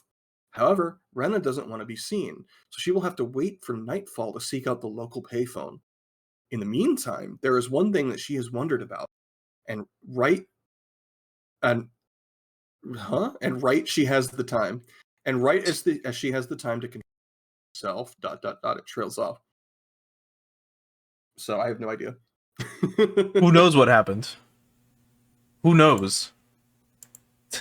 There's a lot of dots in there. There's a lot of ellipses in this series, or in this summary, I mean. But it's this specific scene, I was like, okay, so here's Rena being paranoid. She's gonna try to talk to Oishi about it. Cool. What happens afterwards? It's just more like being jerked around in this roller coaster. It's like you're going up, it's kind of slow, then you're going way back down. Because you're like, what the fuck's going on with Rena? And I believe at this point you start getting the tips that are like, that talk about like her mental state, like what she was, and all this shit was written on the back, or all this. It's like all these important documents from like the psych ward that she was at, or like the the facility where she was interned at. Is that the phrase? No. Where she was at, and. Yep. And then like the name of the tip is like lunch menu, or like lunch run like items or whatever. It's like someone wrote like what they were gonna get for lunch on the back of these papers. It's just like, man, these people really did not care about Rena as well. Yeah. So fucked. It's unfortunate. But here comes the phone call. Correct. Back at Rena's house, her father is talking with a local police officer. He came home and found his cash open with Institutionalized, yes, that's the word. Thanks. Institutionalized, yep. Slipped He my found mind. the cash box open with all of the money taken, so he reported it as a burglary. He begins to tell the officer that he suspects that Rina and Teppei might be behind it, before Keiichi calls him on the phone and asks if Rena is home. Her father can only reply that she hasn't come. Keiichi is dismayed to learn this, but her father says that he is in the middle of something and that they can talk later before hanging up. Right. He's like, look, can we talk later? This is more important. Yeah, I gotta deal with Teppei and Reina. Yeah, sure you do, bud. Meanwhile, while this is going on, Rena's out in the woods and scopes out the place where she believes the corpses of Rina and Teppei's remains are buried. Much to her panic, the bags don't appear to be there anymore. She is quite confident that the police don't know about the corpses, since Oishi hasn't mentioned anything about it. The only possibility is that one of them, since they were the only ones who knew about this place. She suspects Mion, believing that the Sonozaki family would be interested in insurance against her going to the police. Right. But Rena believes that this still gives her an edge. They don't know that she knows. They don't know that she knows that they know. That she knows that they know that they know that she knows. That she knows that they know that they know that she knows. Yeah. That she knows that they know. Correct. And mind you, early on, I think like right after they buried the bodies, there was a tip specifically. It was called something like forestry notification, and they're like, hey, there's gonna be a restoration project happening in insert name of where they buried the bodies this summer, where we're gonna be digging up all the trees in the area and replacing them with new trees. So it's just like a bunch more. It's like a lot more dramatic irony that like, fuck, they just buried these corpses and it's definitely gonna be found out. Yep. And then here we get to this point where like, fuck, well, where are the bodies then? Where do they go? Oh. Nobody knows. Where did we leave off? Oh, okay. Oh, I see that line. They don't know that she knows. Oh, that's one of the things because we're reading the TV tropes recap, which is why it's worded a little weirdly. I see. I see. Hideout, Rena decides to scope out her house. She spots her father talking to a police officer, which is doing great things for her mental health. Right. Yay! She moves closer to hear the officer asking her father to contact them when he sees her again. She sees this as Mion has already made her move, but she's determined on winning this game. Yeah. God, what a shit show she's going through. Yeah, everything like one giant misunderstanding, and she's just like also paranoid about like 5 other things at the same time. Right, and they're all linked together. Yep. In some way, shape, or form, and it's causing her to have a fucking mental breakdown. She's going through it right now, to say the least. All right. After nightfall, Rana makes her call to Oishi. She begins explaining that the previous day's events to Oishi. Oishi replies that he also has his informants in the Sonozaki Corps in Okinomiya told him that they have been asked to be on the lookout for Rena. Oishi notes that this is highly do. So she asks. Stream crept out again. Give me 1 sec. Okay. Just making sure. Let's see. Feedback. Yeah, there it is. Okay, we're back. God, I fucking hate this, dude. I hate having shit upload speeds in my area. Like, no matter what time of day. It's so fucking annoying. I'm so sorry. So where we left off was that basically Rena finds out that people are looking. It's not for the reason she thinks as well, but it's obviously another thing just not helping the situation right now. Right. Rena but now she knows that Oishi is not an ally, obviously. Yeah. She uses this as an opportunity to test to see which side Oishi is on. Mm. She suggests that it might be because she knows where Takano's. She explains how she met Takano and borrowed her journals, and that she believes Takano was killed over its contents, as they expose the truth behind Oyashiro-sama's curse. Jeez. So then they start now we start getting then talking about like her theories to Oishi. She's like, I'm gonna test the waters, I'm gonna throw some insane shit out there. Also, I think stream fucking died again. Good. Yeah, actually, yeah, stream died officially. Like, OBS is like, well, fuck. Let's see if it's goddamn. Like, it's almost as if I there it is. It's reconnected, but my god, like having my speeds dip to literal 0 is so fucking stupid. I'm not gonna edit any of this out of the mod. It's gonna be too much of a pain in the ass to do. But anyway, for YouTube watchers, you all get to see it in uninterrupted, in real time, kind of, technically. All right.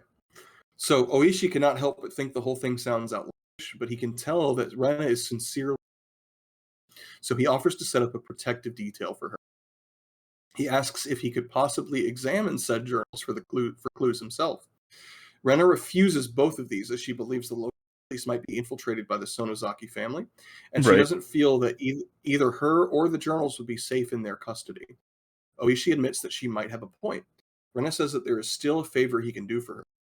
As such, she lays out the entire conspiracy about the cult for him and asks him to look into it. Oishi is indeed interested in the story, but also says that it would be hard to act on any of what she has just told him without evidence. Right. But he assures her that he will do his best to uncover something or anything that he can find. With something as big as this, someone in the Sonozaki family are bound to want to talk. Rena feels greatly relieved at being taken seriously.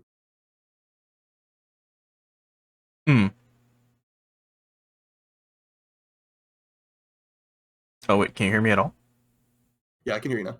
Okay.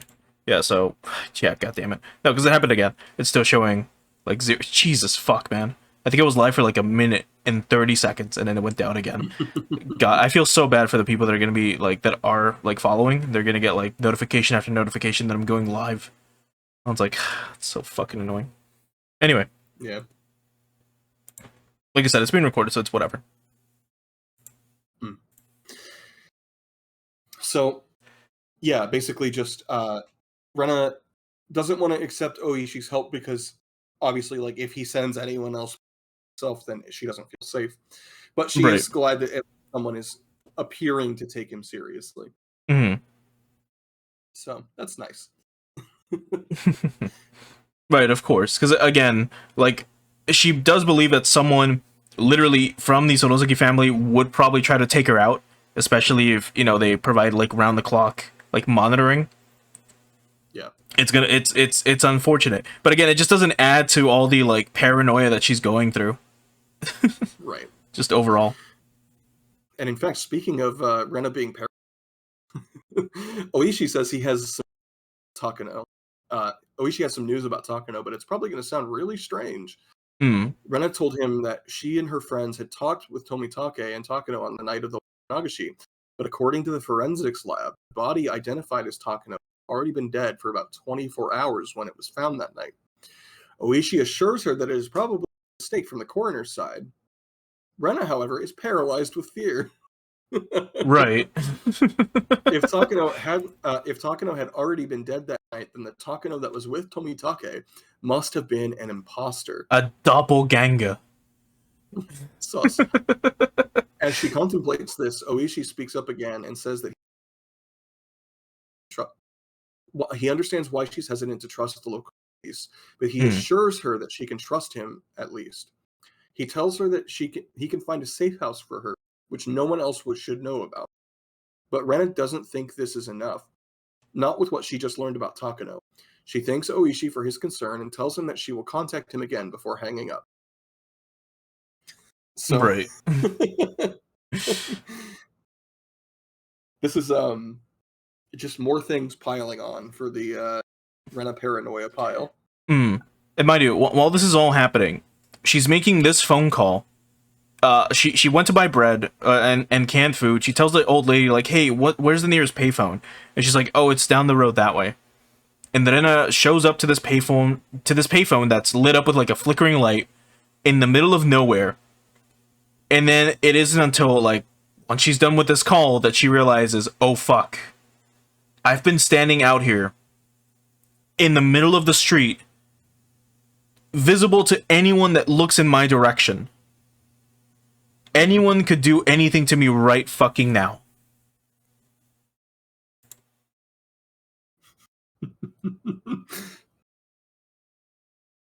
Totally normal mentality to have. Right.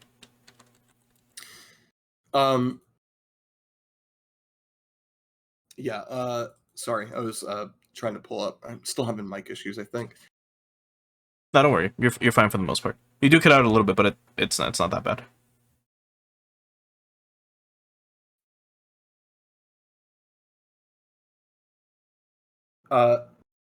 Back at the police station, Oishi, who has just gotten out before right when a panicked Kumagai barges in, he tells him that he has gotten more details about Sonozaki Corps' apparent beef with Rena. It seems that in the order to seek her out came down from none other than Kasai himself. Right. Oishi that Rena is very much in real danger. He orders Kumagai to send an unmarked patrol car to watch her house.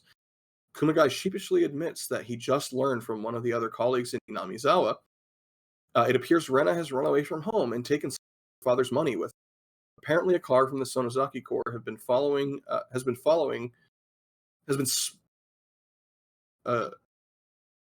been spotted watching her house too. Excuse me. Oishi says that that she couldn't have called from home then. He tells Kumagai to put in an order for people outside Rena's house arrested and go get a car for them both, as they are going to look for her. Yeah, so shit's getting even more serious now. I think they're going to cover what I'm about to bring up in a little bit, but they haven't mentioned what Rena like did after the phone call. But I'm assuming that's coming up. Is that the encounter she has? Yeah. Yeah, that's coming up later. Yeah. I don't know why they do it, structured it like this, but anyway. Yeah. In Shion's apartment, Kasa... Oh, go ahead. No, shit's just getting serious. So, like, and again, like, you as the reader, with all the dramatic irony, and all the knowledge that you have, you're kind of thrown all over the place. You're like, well, fuck. Like, what's actually happening to Rena? Is she really did Kasai really send people after her? Is he like gonna try to have her killed? Like, what's going on with like the encounter that Rena had? Now we know that there's like a cult of parasites and stuff like what the fuck is going on in Hinamizawa? And then the story just continues. Yep. In fact, it continues in Shion's where Kasai is over for a visit. He tells Shion that he had no luck finding Rena at her house, and he checked with Mion too. But she hasn't seen Rena either, and was very... Shion wonders what Rena could possibly be doing outside at this late hour. Kasai says that he isn't sure. After all, he only tried to visit because she had requested to talk to him in person. A phone call then comes in for Kasai. Apparently, Oryo herself has now put out an order to find Rena. Right. So again, all of these compounding misunderstandings. So just even more. Even more dramatic irony piling on. It's like, oh shit. Rena is dying in this chapter. And Rena just completely forgot about how she asked to like, oh yeah, yeah. asked to see yeah, exactly. Exactly. Oh, because that's focused on this conspiracy. That's what I kept thinking throughout the scene. Sorry, throughout the chapter. Like, Rena, you asked to speak to the guy. Like, yes, he's looking for you. You have something of his, as far as he knows. Yeah. Which she doesn't, but you know, that's fine. He doesn't need to know that. So Keiichi at this point receives a phone call from me. She says that Rena hasn't come home yet, and the police are now looking for her too. Concerned, Keiichi asks if it could be because the corpses that they hid were found. Mion assures him that that cannot be the case. She learned that there was going to be a major logging project taking place in the area, and so she asked her family to relocate the corpses into a secret location. A likely story. Keiichi is relieved, but still wonders what the police would want with Rena. Mion He doesn't question this, by the way. Keiichi's just like, oh, okay. Like he doesn't question it. He's like, oh, okay, your family moved the bodies, that's fine.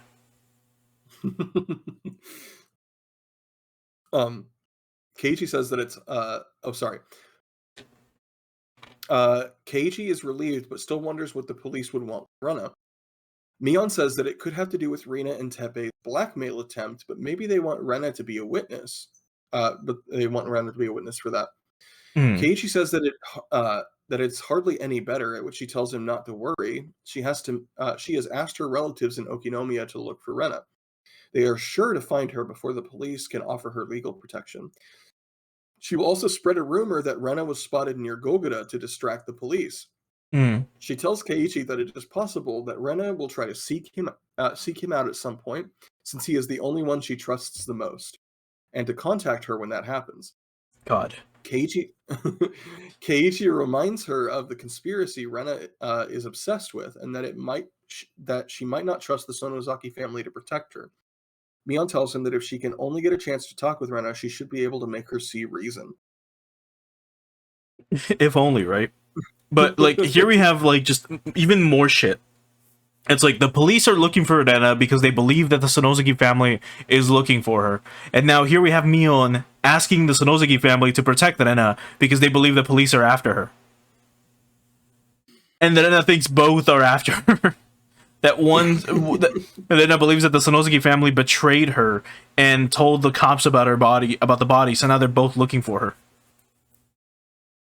Insane shit. Just like the insane mental gymnastics she's going through, but she's also just incredibly paranoid, so what the fuck can you do about it? My favorite part of this scene is them spreading the rumor about seeing her in Gogura, because that's going to bite them in the ass in a little bit. Oh, big time. Big time. The second they said that, I'm like, oh no. Especially because of after the encounter.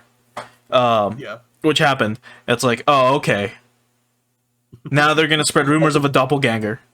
Just like what happened with Satoshi. Just like what happened with Takano in Rena's perspective. Or her too, yeah, as well. Yeah. Alright, so after getting off the phone with Mion, Rena had a hideout at the junkyard. He decides to check it out and quickly heads into the night on his bike despite his mother's protests. Meanwhile, Rena is cowering in the station car. She thinks on her conversation with Oishi and how he told her that it would be difficult for him to act without evidence. She begins to think of the Irie clinic storehouse at the Furude Shrine, where no one is allowed to go inside as possible locations for the research facility. So, the one that she made up in her head. No, the totally legit one. What do you mean? Yeah, totally real Karst research facility. Or is it? That's for Ryukishi to know and you to... Yeah, for me to keep reading. For me to buy the next game, next comic hit. That's what he's doing. But yeah, what ends up happening now is, like, as far as we know, Rena is in her car, in her hideout, and Keiichi's on his way to see her. Like, that's what we know. That's what's playing out right now. And then as the story goes on, as we're going to cover, just more shit keeps going on. Yep. Yeah, in fact, the next paragraph starts with, before she can think further on this, Rena hears a car approaching. She observes the car as it pulls up to the dam's office building. She sees two figures with flashlights, exiting the car and searching the area. Staying hiding, she overhears them talk, and it is clear that they are looking for her. One of the men gets a call over his radio and tells the other that Rena has apparently been spotted in Gogura. The other question why they have to look. The other one questions why they have to look for her, and the first reminds him that apparently Rena has Takano's scrapbooks, and he, quote unquote, wants them. Right. So they must be quite valuable. All the while, Rena feels a weird itching sensation at her and keeps scratching at it. They put Rika there, which is great. Love the quality of this recap. 10 out of 10. They didn't mention the fucking encounter. It's coming up. It happens after this. No, well, I mean, they included it later, but yeah, it happens after the phone call. Anyway. Yeah. I'll let my griping. I'll quit my griping. But yeah, so this just keeps adding fuel to the fire where she's like, they already have a doppelganger for me. They just need to take me out. What do you mean I was walking around going, I'm right here? Yeah. So this just, again, like, if you were in Rena's shoes, you would probably be in the same fucking situation. You'd be thinking the exact same shit.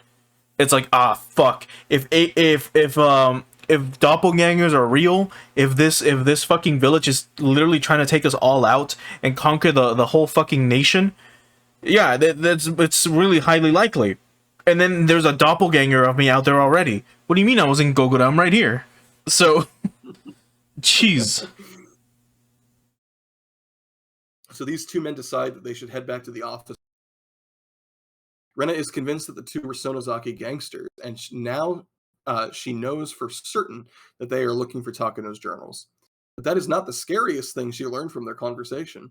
Apparently, she has some sort of mysterious doppelganger in Gogura, just like Takano had one. Is she herself going to be killed and replaced by a doppelganger too? And have the other people already been replaced with doppelgangers, like her friends?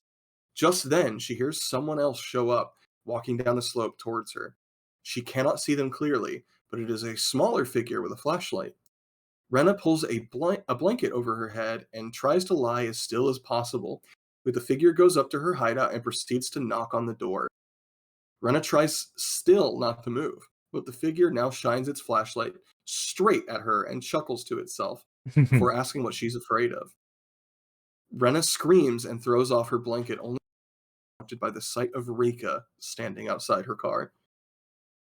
Which at this point, what were you feeling? Because you've been jerked around all over the place. So at this point, I thought it was Keiichi, because it's like, okay, so we've got the what's it called? We've got the two gangsters that just showed up. We know of only one person that's showing up by bike. It's got to be Keiichi. No. It's fucking. Realistically, like, I was super engrossed. I was like, what if it's an alien? What if it's one of the, like, doppelganger creature things or whatever? What if it really is one of those? Right? I really doubt it, but what if? I let my imagination run wild for a little bit. Realistically, I'm like, it's probably Keiichi, but what if it's one of the doppelgangers? And the way they show it in the novel, they have Rena look like sitting in the CG, like she's just sitting, she's looking scared, she's looking out of her car window, and then the next one, it just reveals Rena, or sorry, it reveals Rika. And there she's just standing menacingly with a flashlight.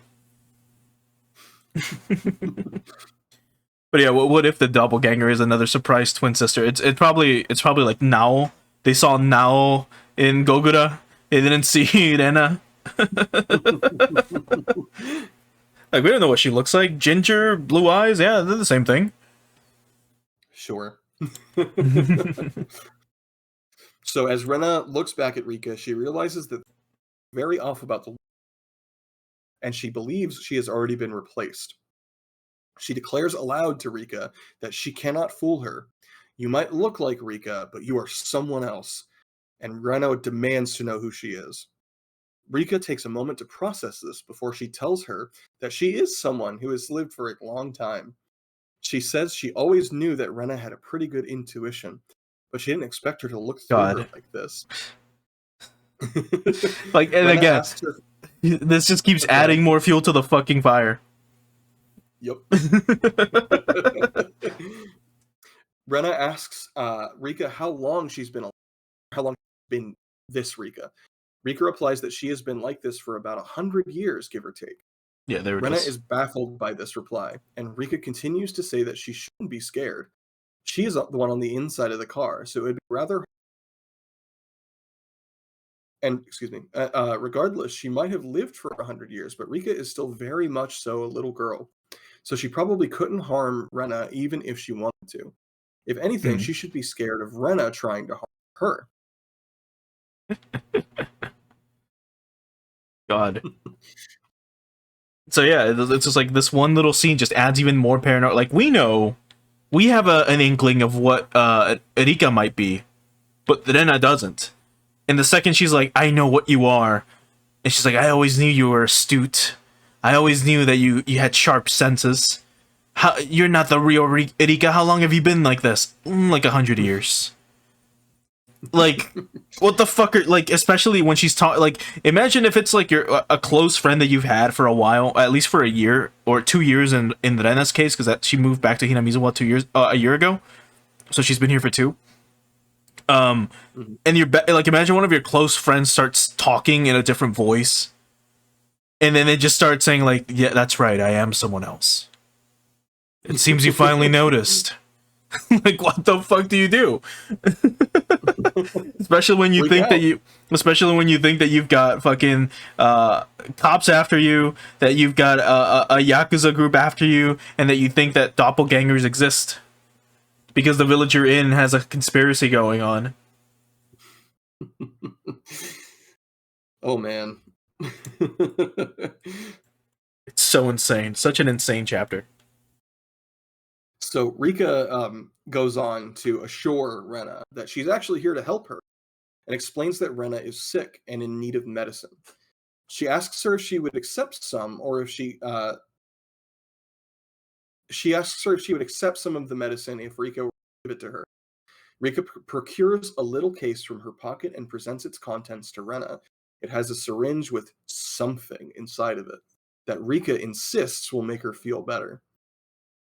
Rena spits back that the syringe obviously contains the thing that killed Tomitake.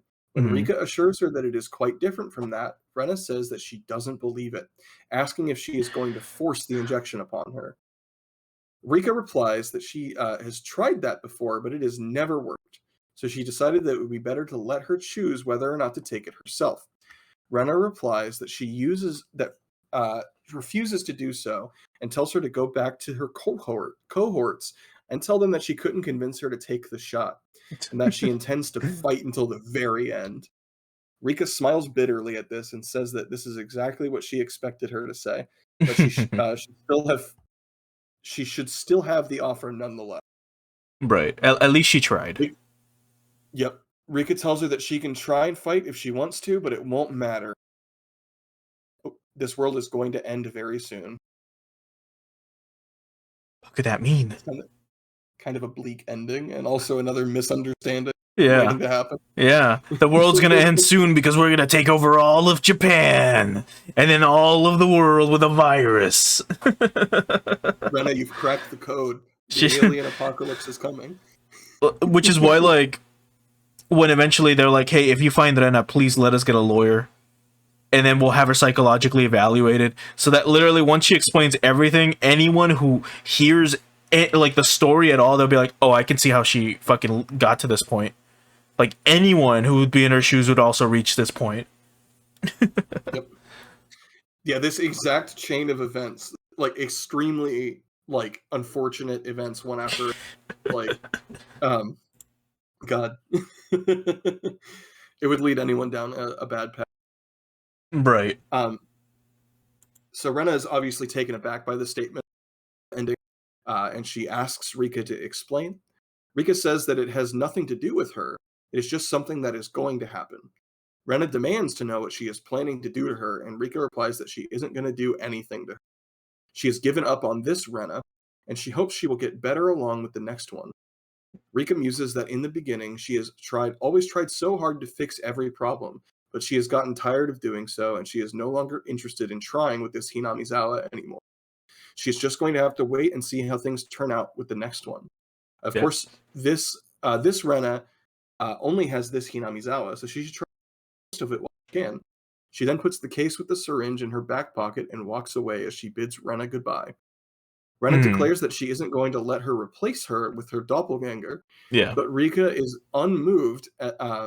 Rika is unmoved by this and just says that sometimes this kind of conversation can be quite amusing. She walks away chuckling to herself all the while. Right. God. Like, that scene was so fucked up with all the shit going on. Because, like, the second she said, oh, maybe I'll have better luck with the other Rena, like, Rena thinks, oh, my doppelganger. But Rika means literally the other one.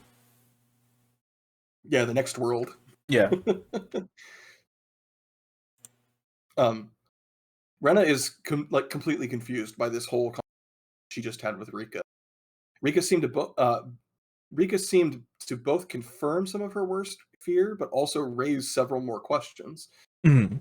She realizes that regardless, she cannot stay in her hideout if they know where she is. Just then, she looks at her hand and realizes that it has her own blood on them. She then remembers that she was scratching intensely at her throat before Rika showed up.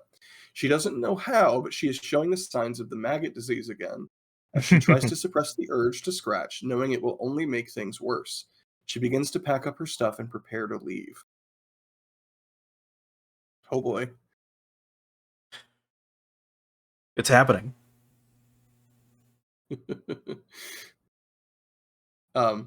Also, Hmm. I just got a preview of the end of this recap, and it actually stops at a certain point. So I'll have to pull another one up when we get there. Okay. In fact, let me go ahead and do that now while we have a second.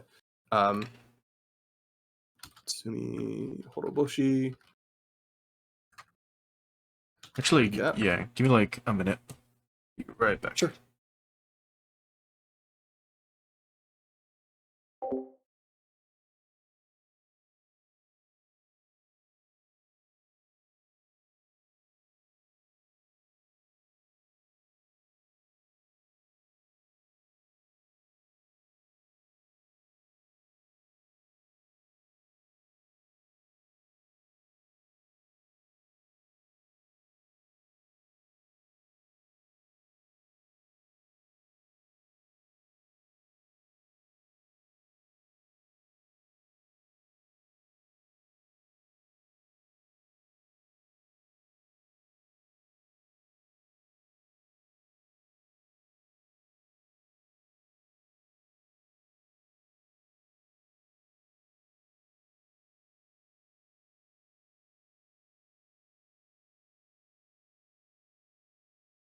Okay.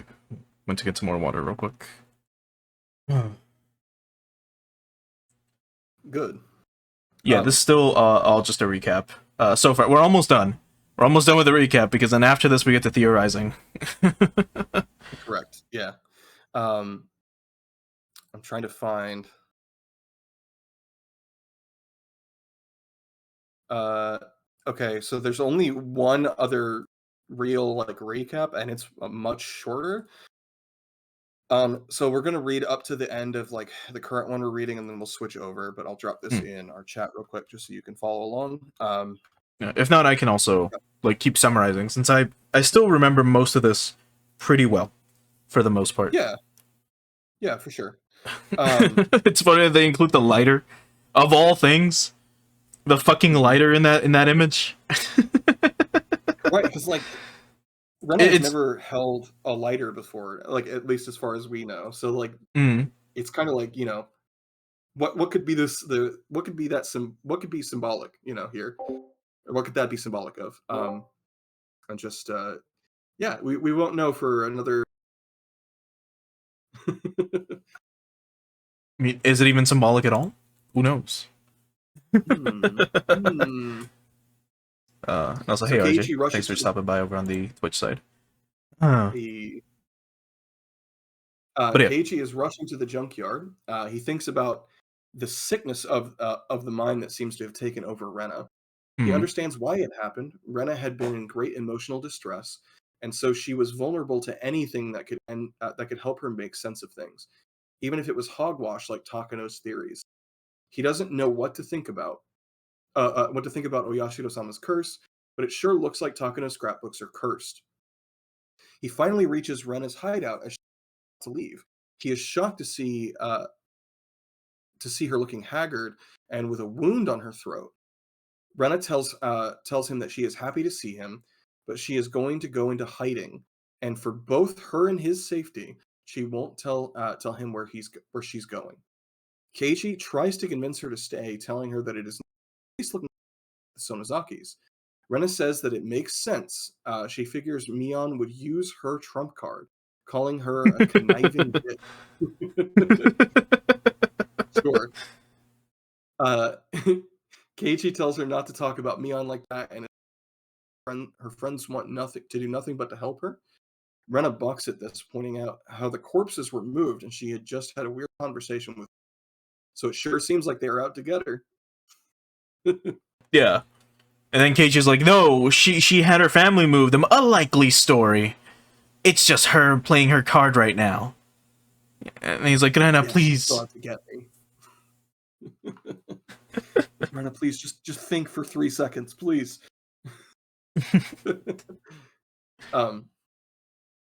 Keiichi tells her that Mion had the corpses moved logging project, but he can understand why she might not trust her right now. He begs her to at least trust him and come to his house so she can get a decent meal and some sleep. He assures her that things will seem more sensible once. Rena dismissively tells him that he is only trusting Mion, controlled by the alien parasite. But she assures him that she will fight to free him too. You've been seduced by her words, Keiichi. You were my only ally. But now the alien parasites have gone. Right. What am I gonna do? He even tells her, please think about it for 2 minutes. It doesn't make any sense. And she's like, oh, I thought you were on my side, Keiichi. I thought we were friends till the end. That sounds like something that's the alien parasites would say. Were you talking to that Sonozaki sister again? Don't you know that she's brainwashed you? God. Yeah, she's full tinfoil hat, right? Yeah. I guess now I can post that image. Oh, true. I can have it on screen. At this, Keiichi is overcome with frustration and slaps her, yelling that what she's saying is utter nonsense. He begs her just to trust him as she is his best friend, and it frightens him to see what she has turned into insane theories. Rena visibly struggles with this for a bit before asking him why she should trust him with what she knows about his past. After all, friends aren't meant to keep secrets from each other, but Keiichi never told anyone about what he did back when he lived in the city. Keiichi is taken aback and asks what she means. Rena tells him that Oishi told her a bit about all of her so-called friends' pasts. She knows that back then Keiichi used to be a menace, stalking alleyways and shooting younger kids with a BB gun. He even seriously hurt a girl once, but that whole thing very conveniently went away after he was caught, probably because his rich father covered for him. Right. Actually, and when shit like this got brought up, I keep forgetting that Keiichi is rich. I keep forgetting that, he is loaded. He lives in the Mayabara mansion, literally. And I mean, we only believed what he told us before in other chapters of hey, I mean, I only moved to this village because I couldn't take it in the city or whatever. My parents wanted to get away from it. And now here we get the real reason, at least in this world, why it happened. And that's because Keiichi used a BB gun to assault children. Which is pretty fucked up. It's pretty bad, yeah, especially because he goes into more. But at this point, he's starting to cry, and he stammers out is not what she thinks. But Rena just coldly replies that if he kept something like that from her, he isn't her friend. With tears in his eyes, Keiichi falls to his knees, saying he can explain everything, begging her to let him try. But Rena leaves him behind, declaring that she still intends to fight the conspiracy even without him, as he sobs that he only ever wants. Right. What a mess. What a mess of a situation. Absolutely. But again, if you had a friend in this exact same situation, what the fuck would you do? What can you do? Can do, unfortunately. And Keiichi's trying his hardest, but sometimes even that's not enough. Right. Poor Keiichi. Later that evening, yeah. Oh man, and boy, poor Keiichi. Are we about to get into that? Later that evening, the Okinomiya Police Department, represented by Oishi and Kuma, represented by Akane and Mion, agree to a meeting at a local restaurant in Okinomiyato. Okay, sure. Okinomiya 2. Got it. No, it's a new place. Okinomiyato. Yeah, Okinomiyato. Exactly. So no, they're meeting at a local restaurant. What's going on, as they have now realized that they both want to talk to Rena and offer her their protection against the other party. Both Oishi and Akane start by establishing that neither side want any harm to come to Rena. They both merely are looking for her, as she has expressed a wish to speak with them. As such, Oishi accuses the Sonozakis of lying, presenting the Sonozakis with Rena's allegation of participating in biological experiments based on Takano's notebooks. Akane and Mion reply by showing him older copies of Takano's notebooks, which contain numerous outlandish conspiracies about supernatural phenomena in an attempt to explain the stories about Hinamizawa's past. God, I bet Chapter 7 is going to do the exact same shit again. We're going to get Takano's notebooks, but this time they're all going to be 100% real. There's actual doppelgangers this time. Pion is going to show up. This is her debut in Chapter 7. True. So, Oishi has a chance to read over these older notebooks. She wins the squirt gun wars.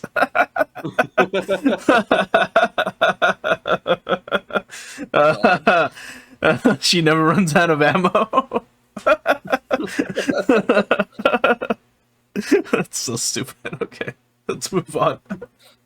Oishi gets a chance to read the older scrapbooks, and it quickly dawns on him that they all indeed do sound quite crazy. In an attempt to hide his obvious embarrassment about having been taken for a ride by a conspiracy maniac, Mania, he quickly excuses himself from the meeting and asks Kumagai to see it through to the end. Kumagai sums up that apparently there is no actual conflict between the police and the Sonozaki family in all of this. Both of them need to find Rena as quickly as possible and have a serious talk with her, as she is acting under some misguided beliefs that could result in her becoming a danger to herself and others. And others, yeah. As such, and others. As such, he suggests that they should exchange information and leave communication lines open in case either of them spots her. Akane agrees that it sounds very reasonable. And of course, the whole thing, if you find her, give us a call immediately and we will provide her a lawyer. Don't speak to her before we give you a lawyer. Yeah. So this is about where the recap ends, like the longer one, and I have the shorter one up, but basically at this point, it's the next day. Keiichi goes to school, and he is just feeling like completely awful about the whole interaction he had. Yeah. So he feels compelled to talk with everyone about his past, because he's like, maybe Rena's right. If we were truly friends and we want to help each other, then I wouldn't have hid this from them. And so he goes to talk with everyone at school.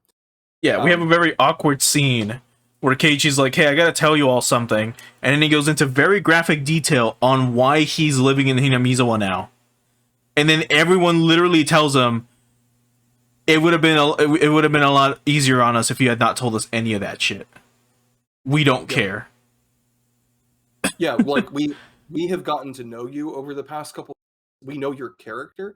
We know that you would not do this now. So knowing that you did this in the past doesn't change anything in the relationship. I kind of got a different impression though, mainly because of the sprites that they had and the tones of their voices. It kind of sounded like them just being like, "Okay, why the fuck are you telling us this? We get it. You used to be like scum, but like, why the fuck are you telling us now?" Yeah, well, and that is the attitude they took, but that's the overall opinion. Is that like the reason they took that attitude is because they don't care. Like, they know that they know better. You know, they know Keiichi well enough. It's like, it doesn't matter. It's such a funny fucking scene. Well, not what he does. Like, their reaction is really funny, not what he does.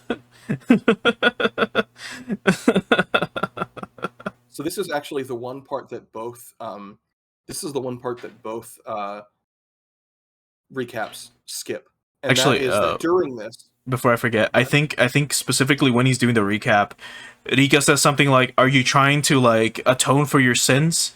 If so, this is not the right place to do it." Like implying for him to go to church and confess or something. Because she's just looking at him with like dead eyes, like, okay, why are you confessing to us? Anyway, go on. So the one part that both recaps skip that we're going to have to try to recall from memory, which shouldn't be too hard because it was such an impactful scene, is during the confession, during Keiichi's confession, he realizes, he gets a second flashback to the time that he had killed Mion and Rena. Yes. And he comes to his own conclusions. So his conclusions were that, yeah, they may have been trying to, you know, sedate him or inject him with something. But neither of them were doing it to harm.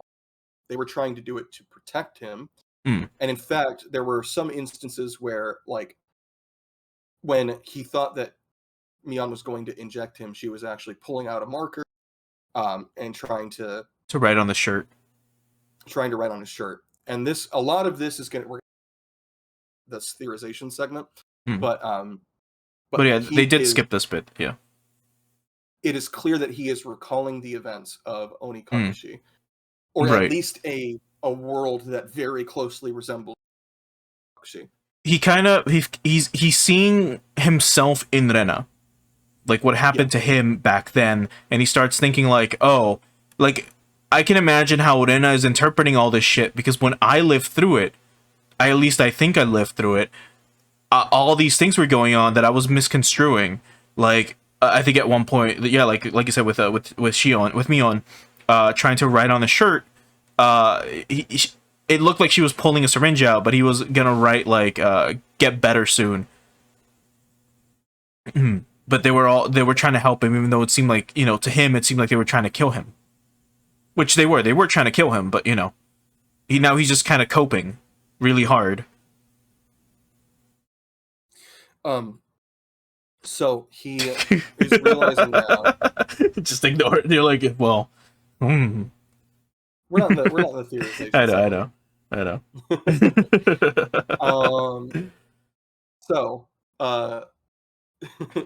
know. He has this memory. Rika notices that he has a memory, and she considers it a miracle. And she says that I should, something along the lines of like, I shouldn't have given up on this world so easily. Keiichi, you've shown me that miracles can exist here. And after all of this, I forget exactly what happens, but I think Keiichi ends up going. He ends up going home. Sorry, I saw I cut out there. And I believe it's in front of his house where he meets up with Rena. And he tries to, one last time, to convince her, hey, these theories are crazy. Please stop what you're doing. Come home. We all miss you. We all love you. And she just reaffirms, no, I'm actually gonna try to save everyone. Because this is, you all are under the influence of the parasites and the Sonozaki family, and I need to save you. I'm gonna do it tomorrow.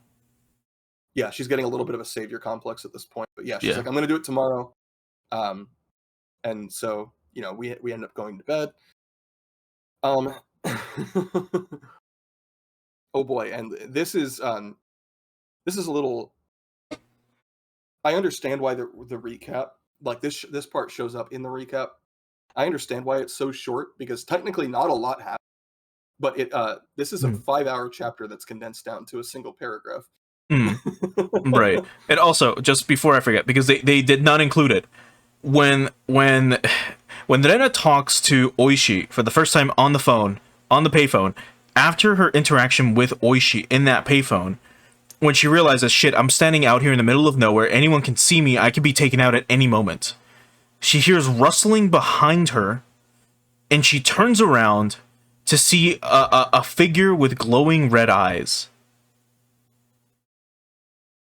And then they fucking cut to Oishi talking to Kumagai about what's going on.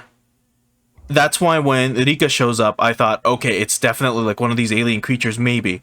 Assuming it really was, she really saw something with red eyes. So that's what made me think about it. It sucks that they didn't include it. That's such a prominent scene that's very important to show you like how far gone she is. But yeah, they are summarizing a 5-hour chapter into like a little paragraph. I don't blame them. It's a lot. It is a lot, and it's very detailed for something that is again just not a lot. A lot happens, but it's a very short amount of time. Yeah, kind of. You can summarize it in like a paragraph. Yeah, exactly. So basically, what ends up happening is everyone goes to school the following day, and they notice Rena is not there. But one of the kids notices, hey, it kind of smells like gasoline. And they're like, oh, they're probably doing some work outside. Exactly. Yep. Or they're gonna get ready to do some work. Yep. So they just chalk it up to the forestry service doing their work, and eventually, Rena shows up to school, and she takes it over almost like a school shooter. She tells everyone, "Hey, gather up in the middle. Gather up in the middle. We're going to. Well, mind you, I'm going to line you up." Rena shows up with her axe. Yes. She shows up with her fucking machete, and she's like, "Everyone, gather up, gather around." Yep. She does end up handcuffing some of the students to the wall, Mion in particular. She does her best to restrain the people that she considers threats. And a lot of things happen in terms of like back and forth with the police, because like this is a hostage situation. It gets revealed that the gasoline was her, and she actually instead of pouring the gasoline everywhere, she let it vaporize, so that if she needed to, at a moment's notice, she could light a lighter and blow up the school. And as a backup plan, if she were to get restrained or taken in, she set up a timer. Time bomb. Yep. She filled the gutter system, like the gutters in the school, with gasoline and hooked up a timer that's supposed to start an oven. So it does send out a small electrical, and that's hooked up to the gasoline supply. So as soon as that timer goes off, it's the end for the school. Right. So obviously this is horrifying. This is probably one of the worst things that's happened so far. And it takes a while for things to get going, but eventually, I forget the exact order of events, but I believe it's Keiichi, makes contact with the outside. Yeah. So what happens is Irena gets a phone call to the office phone. Well, she takes over the class and basically is like, "Hey, Keiichi, you still believe in me, right?" He's like, "Yeah." So she says, "Okay, cool. Start restraining all your friends. Make sure you restrain them tightly. If you don't, if the ropes, because each student has a jump rope, which is interesting. But if their knots are not tight enough, she will kill like someone in the class, like a specific person in the class, for each one that's loose. So you better tie him up." So while he's doing this, Irena gets a phone call. Irena answers the call, brings the phone with her, or she brought the phone with her from the office to the classroom. And then she's like, "Okay, Keiichi, you're gonna meet with Oishi. He's outside. He's a police officer. You're gonna give him all the books in this bag, or you're gonna give him this book. And then you're gonna come back immediately, okay?" And he's like, "Sure." So Keiichi goes out, meets with Oishi, gives him the book, and then Oishi's like, "Here's a wire. Fucking wear it. Here's an earpiece. You can talk to us. We can hear like the most minor of noise or whatever." By the time he gets back, the whole school reeks of gasoline, and then it turns out that Irena actually poured gas all over the students, and it's evaporating. Like by the time he was out there talking to them, and now it's evaporating. When he gets back in, they kind of like tell him like, hey, fucking cut the wire, don't use it. You're like you produce any, like, this wire produces a little bit of static electricity, or it produces electricity. It can ignite the fucking gas. From there, I mean, in the meantime, like, Oishi is like calling like a gas expert. Oh, seems like Billy got disconnected. Oh, he stepped away for a bit. Yeah, so in the meantime, Oishi calls a gas expert who's basically telling him, look, if it's like a small amount of gasoline that they poured, it's gonna, like, you know, it can blow up like the whole room. But then, like, Keiichi was able to tell them, like, the size or whatever of the gas canister, and it turns out it's one of the huge ones. It was like a 16-gallon or something, or like 16-liter one, and if so, that can, like, level the whole school and then some, which is pretty fucked up. So since now that they know the severity of the of how strong this explosion could be, everyone's fucking panicking. Oishi starts going through the book, or no, he tries to, like, communicate with Keiichi again by honking, because Keiichi had mentioned something along the lines of, like, man, it would be really reassuring if I could hear a car horn, and then he hears, like, the honking outside, so he knows that the wire is working. That's when he's told to turn it off. At some point, Oishi is told by someone of the note inside of the book. Or inside of the journal, that basically says something along the lines of, hey, Oisan, if by 7 o'clock you have not, like, stopped, you haven't, like, you know, busted the Sonozakis for trying to, like, start for bioterrorism, there's a clock timer at the top of the roof that's gonna blow up. And he's like, fuck. So he calls the office again. He tries to stall for time. He honks the horn so Keiichi can get on the line again, and then he explains the situation to Keiichi. He's like, Keiichi, she's gonna blow up the fucking school. Don't let her play with a match or with the lighter that she has. Any spark would set off the entire school and you will all die, because the gas is evaporated. You need to find where her time bomb is. So Keiichi's like, fuck. So while Rena is gone and talking to Oishi, he goes up to Rena, to Satoko, and it's like, Satoko, if you were to place a bomb here, where would it be? And she starts thinking, like, in the meantime, like, I forgot that Rena was beating the shit out of Mion at one point, and she was, like, bloodied while being chained to the wall. Anyway, after Satoko thinks about it for a bit, she's like, okay, it'll be like on the second floor somewhere. You should go check, probably in the office. There's gonna be like a cable or something. Keiichi ends up getting permission to leave the room. He goes to the office. He follows the cords around. He sees an extension cord coming out from a locked door, which he's able to open. And then when he gets inside, there's like a plug. There's an extension cord plugged into the wall, but there's nothing connected to it. And then that's when Rena shows up. She's like, what were you doing here, Keiichi? I asked you to do this one simple thing. And Keiichi's like, fuck. So then Rika shows up out of nowhere and starts fucking, like, fighting her with a broom. Well, again, Rena has a fucking axe, of all things.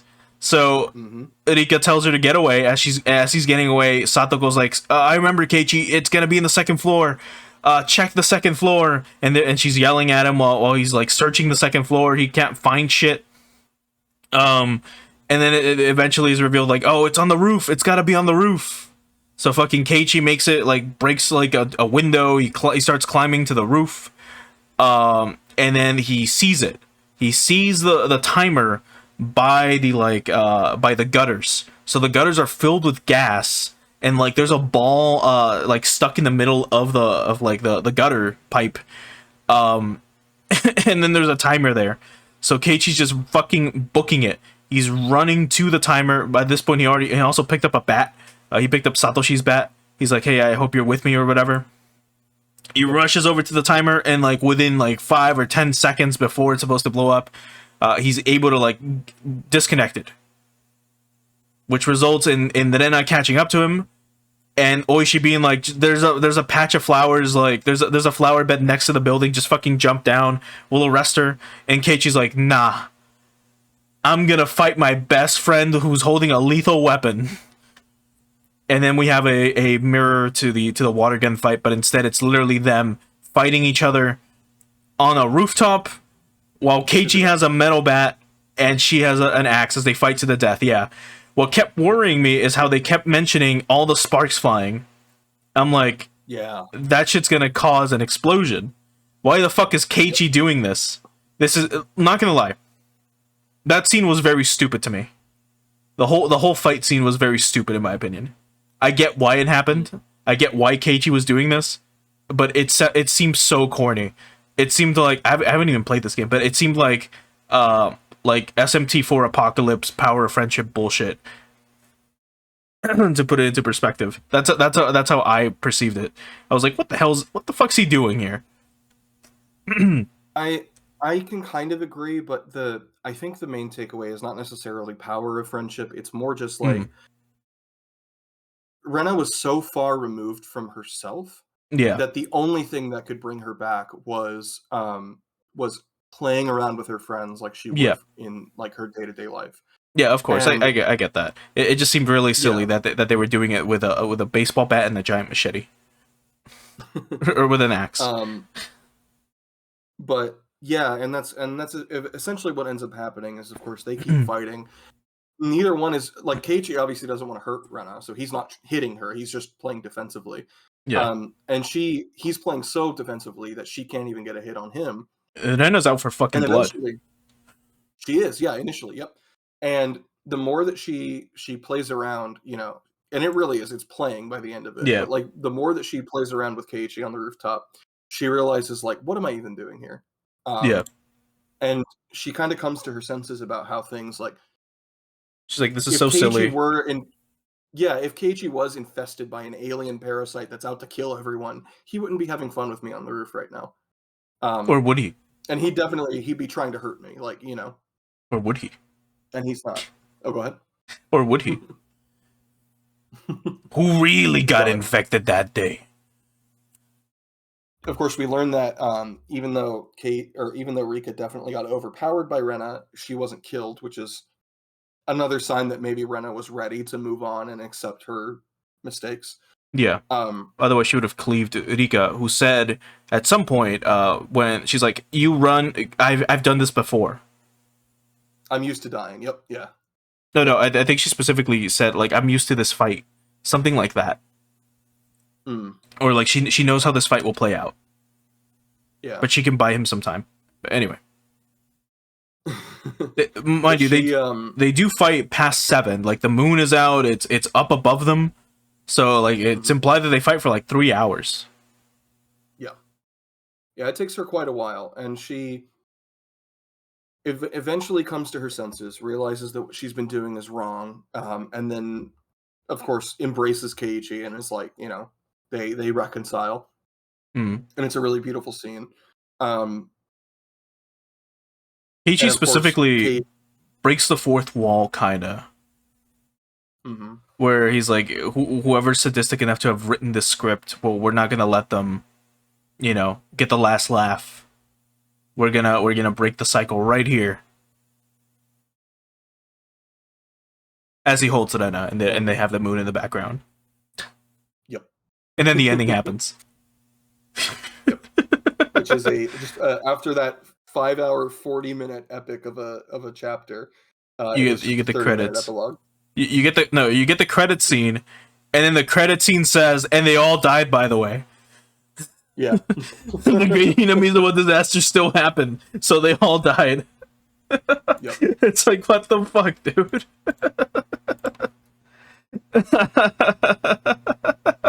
What a shitty fucking ending for them. they all finally, they were so close because they just realized, oh my god, we need to rely on each other in order to get through this. And then we all ended up dying anyway. Yeah, once they learn about the power of friendship, they still die. Literally, like, the next day. Yep. It's wild. And then, of course, the epilogue is Akasaka trying to investigate Hinamizawa after the fact. Yeah. This is still, I believe this is supposed to technically be like post chapter 4, when he has realized with Oishi that something weird is going on and that they want to investigate to write their book. He's not with Oishi in this epilogue scene, but he's definitely investigating. Yeah, Oishi's sick or something. Well after. Yeah. So I believe he goes to Hinamizawa like 2 months after they reopened it to the public. It's something along those lines. But yeah, it's still around like chapter 4, like at the end of chapter 4. Yeah, exactly. Yeah, he goes to investigate, and of course we don't necessarily learn anything very new, but he's kind of like the implication for this scene is that he's learning about, I'm trying to remember exactly. He learned about something. I'd say we learned a few things, specifically like what happened to the swamp after. Like immediately after the Great Hinamizawa disaster happened, like literally like that same week after they cleared out all the bodies, the Japanese government poured cement on the swamp, sealing it. Like Asakusa is like Akaska is standing on top of the swamp with the guy that gave him a ride there, and he's like, look, like this concrete wasn't here before. Like they poured it like a week after all that shit happened. Why would the government do this? And then we learn about aliens. So like everything that you thought about Rena is now being brought back, and you're brought to question it again. They're like, well, look, normally the government intervenes when aliens like this show up. What if, and it's just a hypothetical, they had, an alien ship did crash land onto the swamp. The word of the Hinamizawa like cult got out. The Japanese government got here after the Great Hinamizawa disaster. They fished out a giant UFO, and then they sealed the swamp. What if? And it's like, huh. What if Rena was right? I love that, because it's kind of the opposite of what happened with Miyakashi, where Miyakashi, you spend the whole chapter firmly believing that Shion is like right about all this. Yeah. Only to get the stinger in the epilogue that maybe she wasn't. No.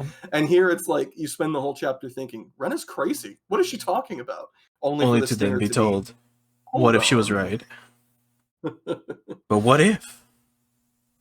And speaking of what if, what do you feel about this chapter? Oh boy, this chapter was a roller coaster. It was very, very good. It was so well written. Excluding that fight at the end, which I thought was kind of silly. I mean, again, I get why. Like the whole play thing, I get it, but it was just like it was kind of silly. But again, this is an anime novel, an anime visual novel from an era where this type of stuff was common in anime. So I mean, it's not in vogue anymore, but it used to be. Shit like this was pretty common in anime circles, in fan fanfics and the like, where you would have just characters doing silly things like fight to the death with weapons, and then just being like, I love you, whatever, right?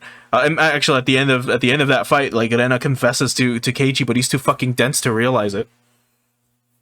Like she says, I hope that I can love you again in another life.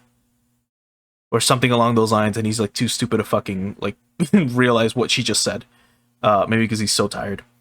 But let's see. Let me get my theory out, which was here. So I wrote a little bit of it because again, this chapter is still something that like, man, it really, like I said, it threw me for a loop. But my main theory was whether or not the parasite is real, the Sonozaki family is responsible for causing the Great Hinamizawa disaster.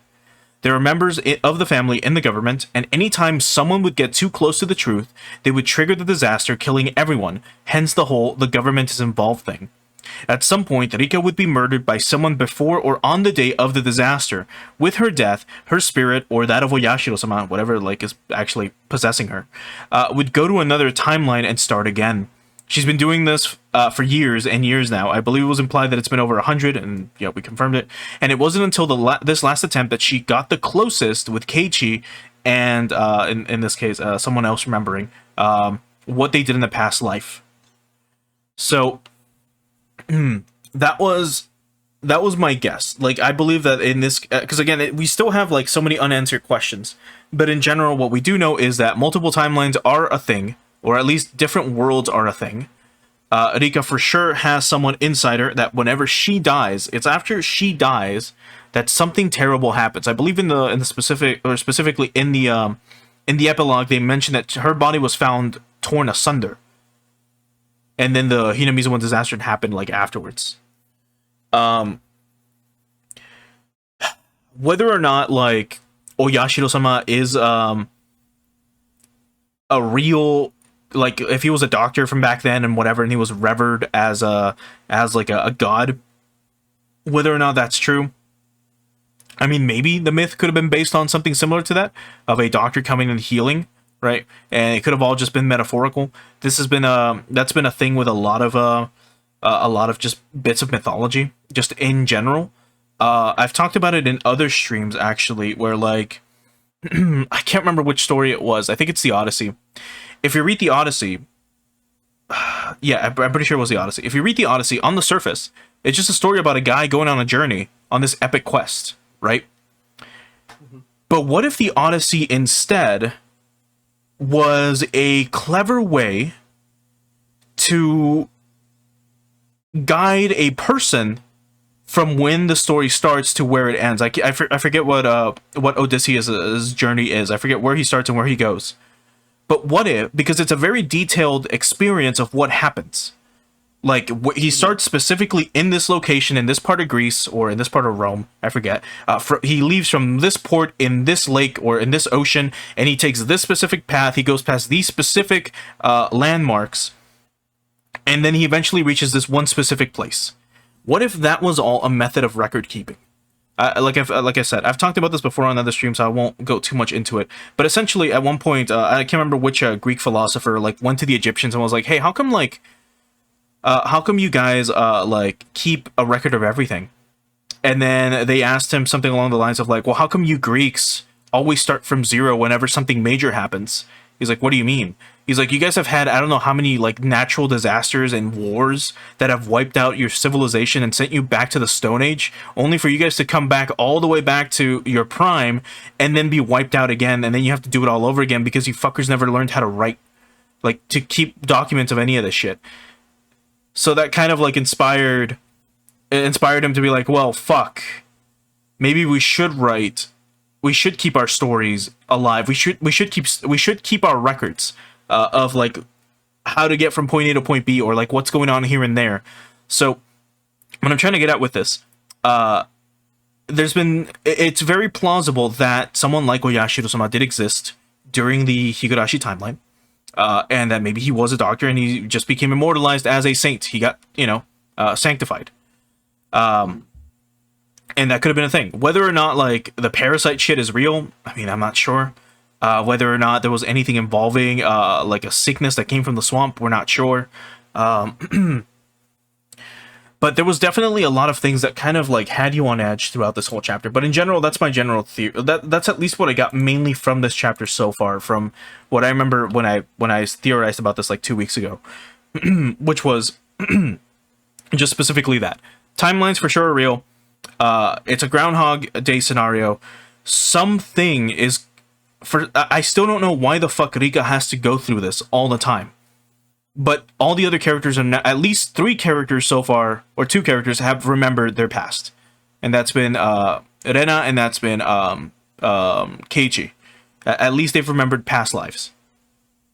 So I still don't know what the big fucking mystery is. Like, what's causing all this? Is it like some fucking little anime girl that's just like fucking with everyone? Is it like the real head of the Sanosuke family? Not sure. But I assume that's what gets answered later on. I was going to say, so now would be the good time. Now would be a great time to think about these things, and I would even recommend coming to a complete conclusion on your own. Even if you're not 100% certain, I would say pick something that you feel could be potentially the truth, because from 7, this is when Ryukishi is testing your theories. Up till now, he's just been relaying information to you, and now you are actually going to be tested, essentially. Yeah, by 7 I should already know, right? Yeah, I won't say too much, but by 7 you'll have basically all of the information. Okay. Yeah, because I'm still like, if I were to think about this, I guess a little bit more, my guess would be Rika has to atone, like not Rika, sorry, the cast, like the main children, have to atone for, I guess, their sins in some way, shape, or form. They constantly, like at the very beginning of Onikakshi, we had like he kept saying, I'm sorry, I'm sorry, I'm sorry, I'm sorry, right? Like it just that over and over again. And the themes of apologizing and atoning for their sins, for admitting to their past mistakes and trying to make things right. I feel like maybe each one of them has a specific sin of some kind, as in they've committed some atrocious act and they need to atone for it. And it isn't until they have finally done so that they can break the cycle and maybe start remembering. And then Rika is unfortunately tasked with being like the overseer of this shit. Here we have Rena. I believe it was implied that she vaguely remembers her doing stuff in the past, her killing for someone else if need be. You have Keiichi remembering him actually killing for Satoko to protect her. So my guess is that it's something along those lines. They are all forced to be stuck in this limbo until all 4 of them can maybe recall what's going on. And then at the very end, we're going to get an Evangelion scene where they're all like, oh, I was the problem. And then they all like, then you have all the cast of like the village surrounding them being like, omedeto, omedeto, junbi omedeto. No, junbi omedeto is a fucking happy birthday. And them just being like, omedeto, omedeto. It could be. Maybe not that last part, but I'm pretty sure it's something along those lines. They each have probably a specific sin that I haven't I don't know if Ryukishi's really going for the biblical ones, but they all have one specific thing that they need to atone for. Rena could be like how she treated those in her school and how, you know, she like fucking literally assaulted people. For Keiichi, it could be like the thing that he did with the BB gun. Satoko would be her punishment for letting her brother just basically be demoned away or ogred away or whatever. As for Mion, it's her punishment for swapping places with Shion and never giving her spot back when she knew that they were gonna like leave. When they were gonna stop letting them swap places, and one was gonna go to an amusement park and the other one was gonna be basically sent to baby jail at the age of like 7. So my guess would be that they have to atone for these sorts of like sins in some way, shape, or form. So I'm actually glad you brought it up because you mentioned about, you know, biblical sin. So it's not actually. Ryukishi uses the word sin in a like almost like a Shinto perspective. Yeah, that's what I was thinking. Because there's been no biblical allusions in this entire like series at all. But I was just using sin as a general term for something that one must atone for. Right. Yeah. In specific. Yeah. Exactly. And specifically in Higurashi's case. Yeah. It is. It's not necessarily something that would keep you out of like a good afterlife. It's just something, yeah, that you have done in your life at some point that, you know, necessitates apologizing for, or atoning for. Actually, yeah, now that you bring it up, I never thought about it looking at it from a Buddhist perspective or a Shinto perspective. Because, like, what if they're all just pretas? like pretas in Shinto mythology, or in Buddhism and just in Buddhist lore, are spirits of individuals who were so greedy in life that they just consumed everything. They were greedy for money or everything, that they are reincarnated into this fucking tiny, grotesque homunculus that is never satisfied. And it isn't until that they basically reach enlightenment that they are broken, that they're allowed to reincarnate into a normal person. Once they realize this in their second life, they can come back again to try to start over as a normal person with all this like new enlightenment that they've had. So it could be that Rika was able to reach enlightenment before, and now it's up to them for the rest of the cast to also reach enlightenment. I'm not sure. Or again, that could also be the whole atoning for their sins part. Right. Now, as far as... Here's a big one. So I was trying to think of outstanding questions, and the one that comes to mind first is Satoshi. One, is he alive still? Like, so basically, did he die, or did he actually run away, or did something else happen? Basically, is he alive or not? And two, I guess, if you want to get more specific, what do you think exactly happened to him?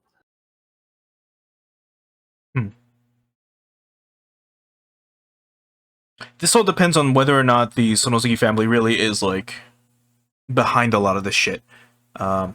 Seems like stream crashed again. Hold on. Okay, we're back. It's so over. Oh, we're so back. So if the Sonosuke family is controlling shit, then yeah, they definitely did it. Mind you, what we're told specifically by Mion is my family didn't do it. As in, like, her grandma didn't do it, Kasai didn't order it, her sect here in Hinamizawa didn't do it. What if someone else did? Because they have people everywhere. My guess could have been that Satoshi probably... Well, I mean, Satoshi for sure killed his aunt. We know that much. And then he disappears. He probably ran away from home. Because he was seen, like, buying the teddy bear? He was still seen in town after he killed his aunt. So, it could have been that he went to town, and then someone from the town that wasn't from the Hinamizawa branch of the Sonosuke family specifically, but they're from Okinomiya, saw him, knew who he was, and they did something. They took him out. They either took him out or they helped relocate him. Something along those lines happened. Maybe because they had a bounty on that chick's head, on the aunt's head, he won money out of it. I don't know. It could have also been, it was a fucking shot in the dark. Teppei hears that he killed his wife. And even though Teppei fucking hated his wife and they constantly got into arguments, she was still his wife. And here you have this punk-ass kid, his nephew, killing her. So what does he do? He gets rid of him. That could be plausible scenario number 2. Which one do you want Ryukishi to test you on, if you had to pick one?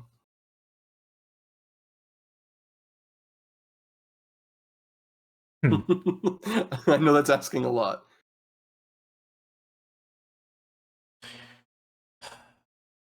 He'd probably test me on the Sonosuke theory. Because he loves using that as a, it's still vague whether or not they do shit. We've been told that they do shit, and then we've been told that they don't do shit. And then we've been told that they take credit for shit, but then we've been told that they also do stuff. Like, when they talked about the Sonosuke Special Forces, in the chapter, Rena's like, well, it happened. And it did happen. But, like, it was a little bit more like sightseeing.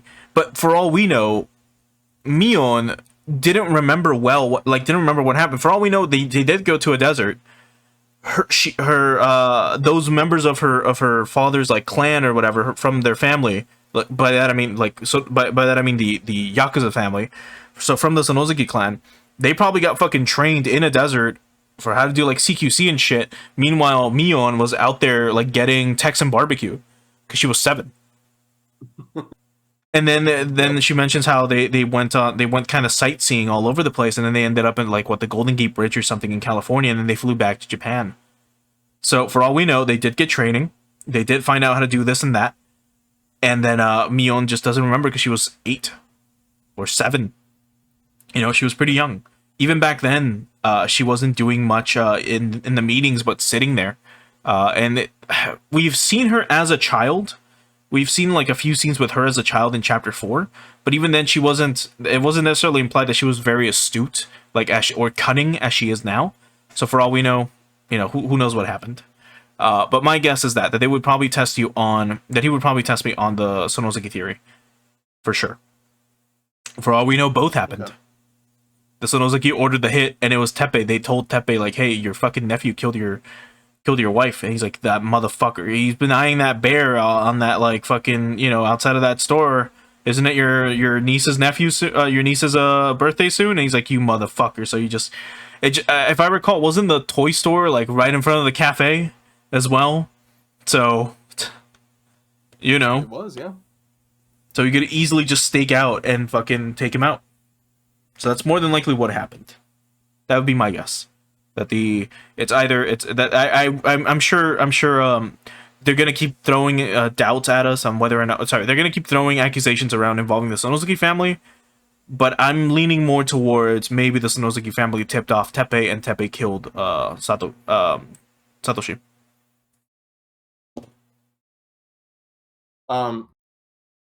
So the other one then, so you're firmly in the camp that Satoshi is dead. He's not alive. Yeah, I'm pretty sure. Okay. At least in every timeline that we've seen so far. Right. So next question would be, so he's dead. I guess. Well, we can move on to the parasite theory. So do you think parasite theory is true? Do you think there's any like credence to this idea that there are parasites in the swamp that are infecting people?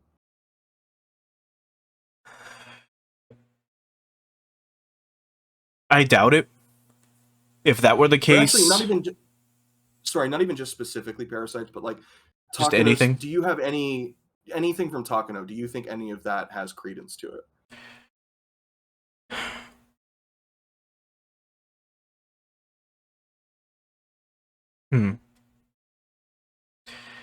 I'm kind of like still on the fence about that one. I'm more like yes and no. Like could there be parasites? Sure. But maybe not in the way that that Takano was describing. Because look, for all we know, I believe it was implied at the end of chapter 3, like when she meets Keiichi or something, that she's done this before, or that she knew like it's implied that she's the one that moved the body that Keiichi like buried, you know, for Teppei. So I believe it was implied that she might also be able to see into another world, or that into a past life, and know of her own death. I don't remember if Oh wait. I was gonna say I don't remember if she actually died or not, because it was like 2 deaths. But that was specifically explained in this chapter, where apparently who are the dudes that work at morgues? The forensic scientist was like, "Oh, I wrote the date wrong. It wasn't 24 hours. It wasn't 24 hours before she died. Like on that date that you found her." So, So it could be that again that she's also one of these characters that needs to quote unquote atone, because she also killed someone. We know it's been implied that she's killed someone, but whether or not that was influenced by a parasite, I'm not sure. And now I have a. So what were the other theories? So, like we had the alien ones, we had the parasite ones. There was another one. So the really, really big one that kind of hangs over everything. It's just a parasite. No. It's a two-parter. So one is Oyashiro-sama real? And I don't necessarily mean real in the sense of like, oh, is Oyashiro-sama, does he have a physical body? Right. More so just the fact that like, does this god exist, and can this god exert influence over Hinamizawa?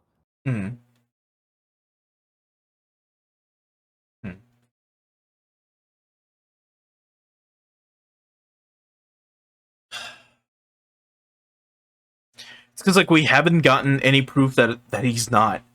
For all we know, that's what's inside Rika right now. For all we know, there's another god that hasn't been elaborated on. It's like the shadow of Oyashiro-sama. And he's the one that's really doing all this. He's the one that's really doing the killing. I would say there is an Oyashiro-sama. I don't know whether or not there would be a parasite involved. But I would say that at least, because Rika has two entities inside her, and from one of the tips, the Rika that sounds like the Rika that we know, the one with the happy, cheery voice, that's the one that's been alive for 100+ years. Not the one with the super mature voice. It's the other one, which is weird. Unless I might be misremembering or misinterpreting that, but I remember specifically the other Rika, unless Rika was talking about herself referring to the other voice when she said, "Oh, it's because I've been alive for 100 years." That's probably what they probably meant, or that's probably what she meant.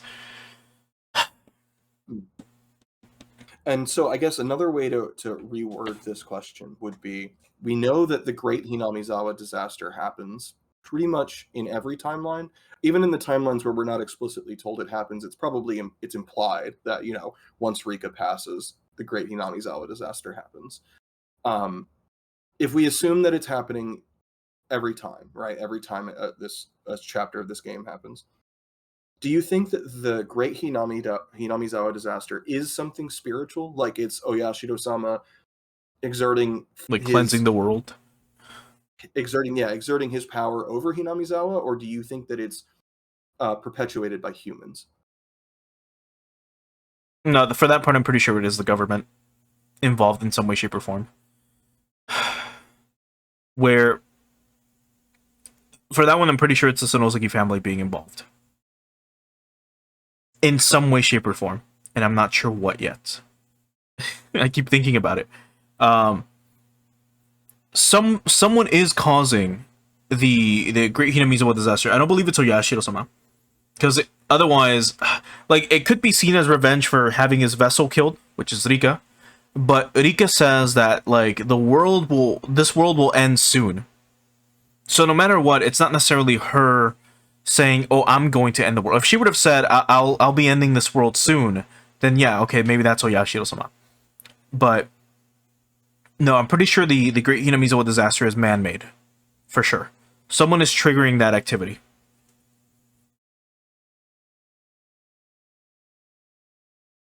So,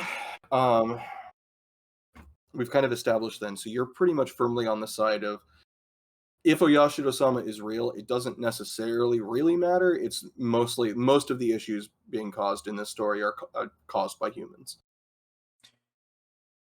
Yeah, and I mean, he is trapped inside the body of like a 10-year-old girl, so he can't fucking do much. Oh, so you believe Oyashiro-sama is inside of Rika? I mean, if it's not him, then it's the shadow of Oyashiro. It's whatever other like fucking deity. Because I mean, like, villages don't just have one deity that they worship for the most part. There's usually multiple shrines, and for all I know, because like it could be that like there is a second deity that's been quote unquote forgotten, and that that's the thing that's living inside Rika. And then it really is Oyashiro-sama causing the fucking Great Hinamizawa disaster, literally causing like an earthquake or something to cause the gas to expel and to explode and to kind of kill everyone, because they ended up worshiping like, you know, Rika instead or whatever. So it's definitely a plausibility. Who knows? But I do believe that Rika does have some sort of spirit inside her. Yes. Okay. And it also sounds like, so you're pretty confident that Rika is a looper. If that's the case, could you explain one of Rika's loops from start to finish? Details don't really matter, but kind of like the overarching plot. Okay. Rika is born, and then she lives a normal life up until like the age of 7. So I mean, she grows up, you know, with her parents, being a Shinto priestess in training. Once her mother dies, then actually no, her mother doesn't die yet. Okay, so anyway, she grows up until she's about 7. You know, growing up in the Hinamizawa, growing up in the shrine, attending the meetings that she attends. She ends up meeting Akasuka, and then basically, if this is, let's say, loop 2 and she already knows what's going on, she tries to reach out to Akasuka and then basically gives him a lot of like signals like, "Hey, shit's gonna happen. Please help. Please help stop this. Please believe me." Akasuka does not believe her, so her life continues until Keiichi shows up, We have the events of Hinamizawa play out as they normally do throughout the rest of the chapters. Then Rika ends up being slaughtered at some point after the Watanagashi. Usually about on the day or the day after Satoko's birthday. Or the day of Satoko's birthday. So that's the general loop for Rika, which means that she's at least gone through, at least at the point of, I mean, if she's been around for 100 years, this is chapter 6, assuming the other chapters are not in order, she's at least looped minimum 8 times. Well, technically 9. So following along with your loop, the story that you have crafted here. Yeah. The only thing that you kind of left unanswered is, so Rika gets killed, right? Yeah. If she's murdered, she has to be murdered by someone. Do you know who that is? Of course, it's Satoshi popping out of a portal and stabbing her in the stomach and then like taking her guts out. No, but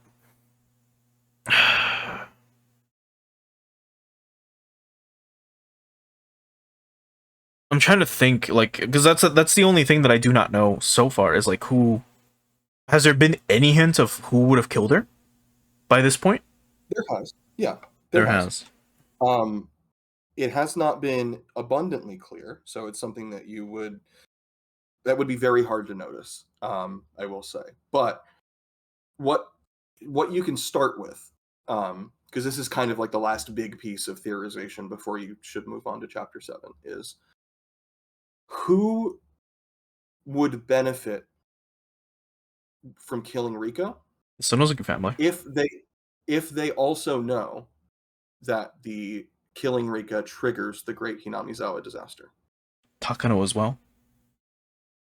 Because like obviously if the Sonozaki family lives in Hinamizawa, they wouldn't benefit from killing Rika because the Great Hinamizawa disaster would kill them. Well, again, that's with the assumption that they know that that the Great Hinamizawa disaster would trigger afterwards. That's fair. With because usually something also happens to Satoko at some point. Like they're trying to get rid of all the family so that they can have quote unquote sole power over it. And by quote unquote killing Rika, they can have a memorial in like they can rally everyone in town together under a single banner of hatred. Of like someone has killed our priestess. Someone is an enemy of Oyashiro-sama, and they can try to establish a sort of like martial law or something to make anyone suspicious, and then all outsiders are basically free game. That would be one way to look at it, but that's probably like too far-fetched. Okay. Aside from the Sonozakis, because it sounded like you might have you already consider that a little too far-fetched. Do you have anyone else in mind that would benefit from killing Rika? Let's see.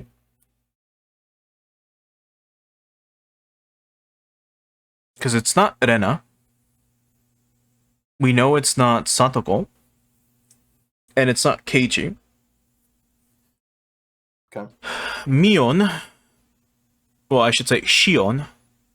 So the younger sister is usually chained up below the basement by the time or she's dead actually. She's in the well by the time Rika dies for the most part in every timeline.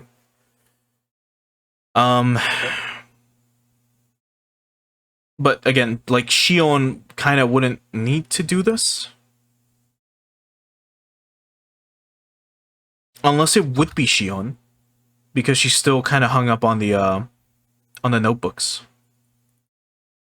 Okay.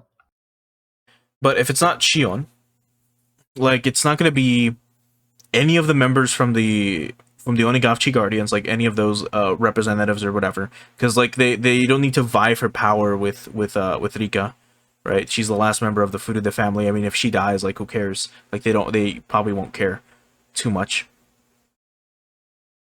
Mm-hmm. So I think you're on the right path where you were. It sounded like you were going through the list of characters. So I've got a list here. We're going to go through some of the mainly just the ones that have sprites in the original version. Yeah, that's what I was trying to think of. Can you post the list? Not to spoil it, but I don't think it's the two little kids from your class that are out to kill Rika. I was about to say. What if it's them? I was literally thinking about that. I was like, well, I mean, it could be them. It could be them as well. So I'm going to start from the top here with so Akane Sonozaki. I don't think Mion's mom would benefit much from it. Okay. Akasaka Mamoru. He's not even there.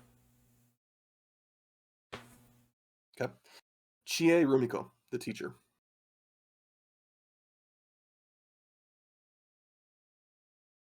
I was thinking about Chie. Would she benefit from this at all? What would she stand to gain from killing Rika? Nothing. Well, actually, she's mentioned how she cares about her job the most. Mm-hmm. And technically she's being employed by the Sanosuke family.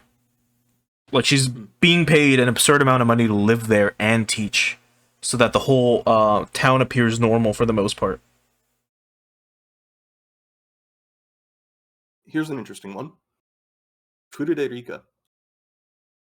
Rika killing herself? I don't...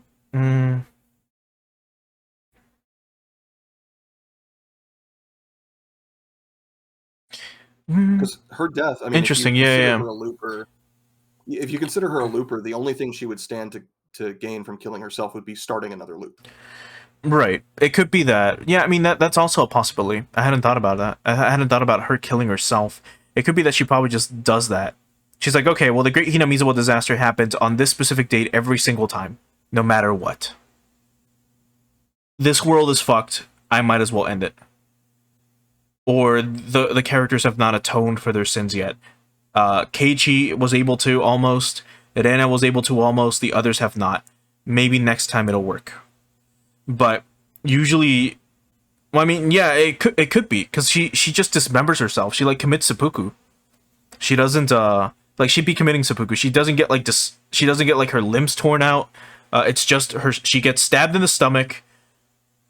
The blade is moved to the right, and then her guts are strewn about as she bleeds out on the floor, off the shrine grounds specifically. So we're still going to keep going through the characters, because what I'm doing is I'm making notes of everyone that you consider could be a possibility. If only because, like, then we can kind of, like, we'll have a more condensed list for you to look at and consider at the end. You've already said no to Hojo Satoko. You've already kind of said no to Hojo Satoshi by saying that he's dead in every arc. Yeah. If he's alive, there's no fucking reason for him to kill her, as far as I know. Hojo Teppei is also usually either dead or in hiding by this point in the arc. Yeah. So. Yeah, it could have been that one guy that got one sprite. It's Kuma guy. Kuma guy did it. Anyway, sorry, who? Irie Kyosuke.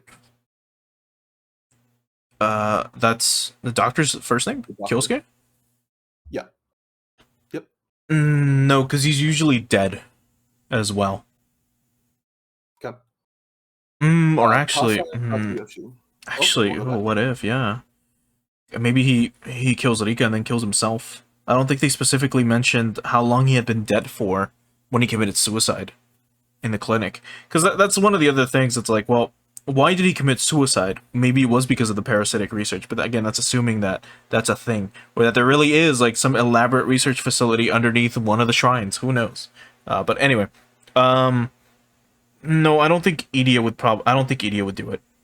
I don't believe he would. I don't know what he would gain from it. And he hasn't shown any signs of, like, maybe knowing of any of the other sides or anything along those lines. Okay. Next up is Kasai Tatsuyoshi. Kasai? Why would he kill? Yeah, Shion's... yeah, you got it. Yeah. Kasai. Not unless ordered to. So no, I don't think so. Maibara Keiichi, which you've already said no to. No.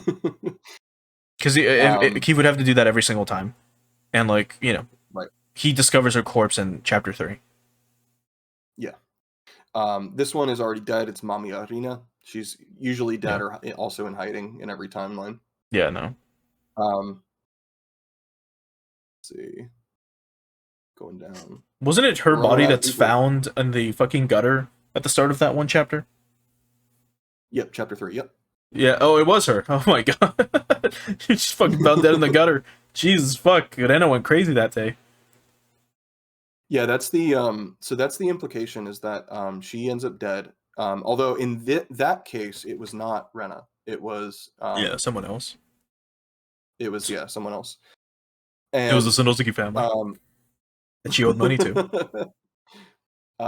And that's the reason why Teppei shows up in chapter 3 when he hadn't in chapter 1 and 2, is because his girlfriend died and he thought he was, gonna get next. So yeah. This one you've also said no to. It's Rena Ryugu. Yeah, because otherwise Rena would have to do it in every single timeline. Sonosaki Mion. Is this Mion? This is or Mion. It's the Mion that we know as Mion. Okay. It is the younger sister. No, because she's in the basement every single time. Okay. For the most part. Shion? That's a maybe. Maybe, okay. I'll note that down. We'll come back to that. Takano Mio. I mean, Takano's dead for the most part. Unless she isn't. Unless she's bringing her old corpse to every single other timeline.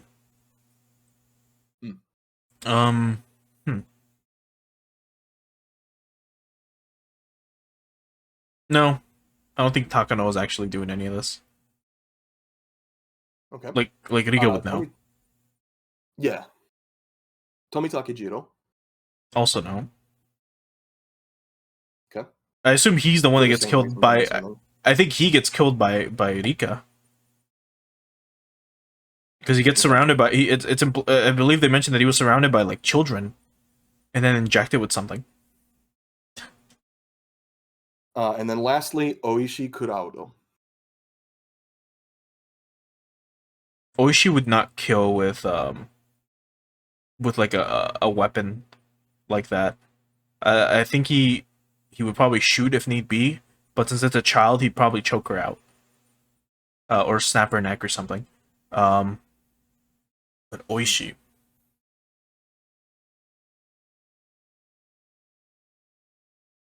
No, I think he would be too swamped with work with what happens before her death to actually kill her. That, and everyone would know that his car was in the vicinity. So no, I don't think he would risk it. Imagine Oishi is like the fucking jumper as well, and he's trying to work with a Casca by like throwing him like for a loop so that he doesn't figure it out, because he's like, fuck, someone else knows, I might as well fuck with them if I can. But no, I don't believe it's Oishi. Okay. So we've gone through the list now, and we have narrowed it down. Obviously, I'm not including things like the console sprite characters or anything like that. Yeah. Because they obviously, if they weren't important enough to get sprites in the original version, yeah, they're probably not important to the story. So we've narrowed it down to Rika and Shion, and by Shion I mean the technical older sister. Yes. So between these two, so let's just to recap. You think Rika's born. She around age 6 or 7, she meets Akasaka, asks for his help. He doesn't help. Things progress until 1983.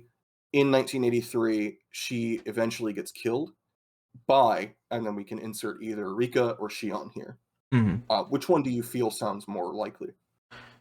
Either or. For argument's sake, Rika would be, like, if Rika is the perpetrator, it's her resetting, because again, she probably sees that it's not enough. Like, they haven't atoned. I need to try again to stop the Great Hinamizawa disaster.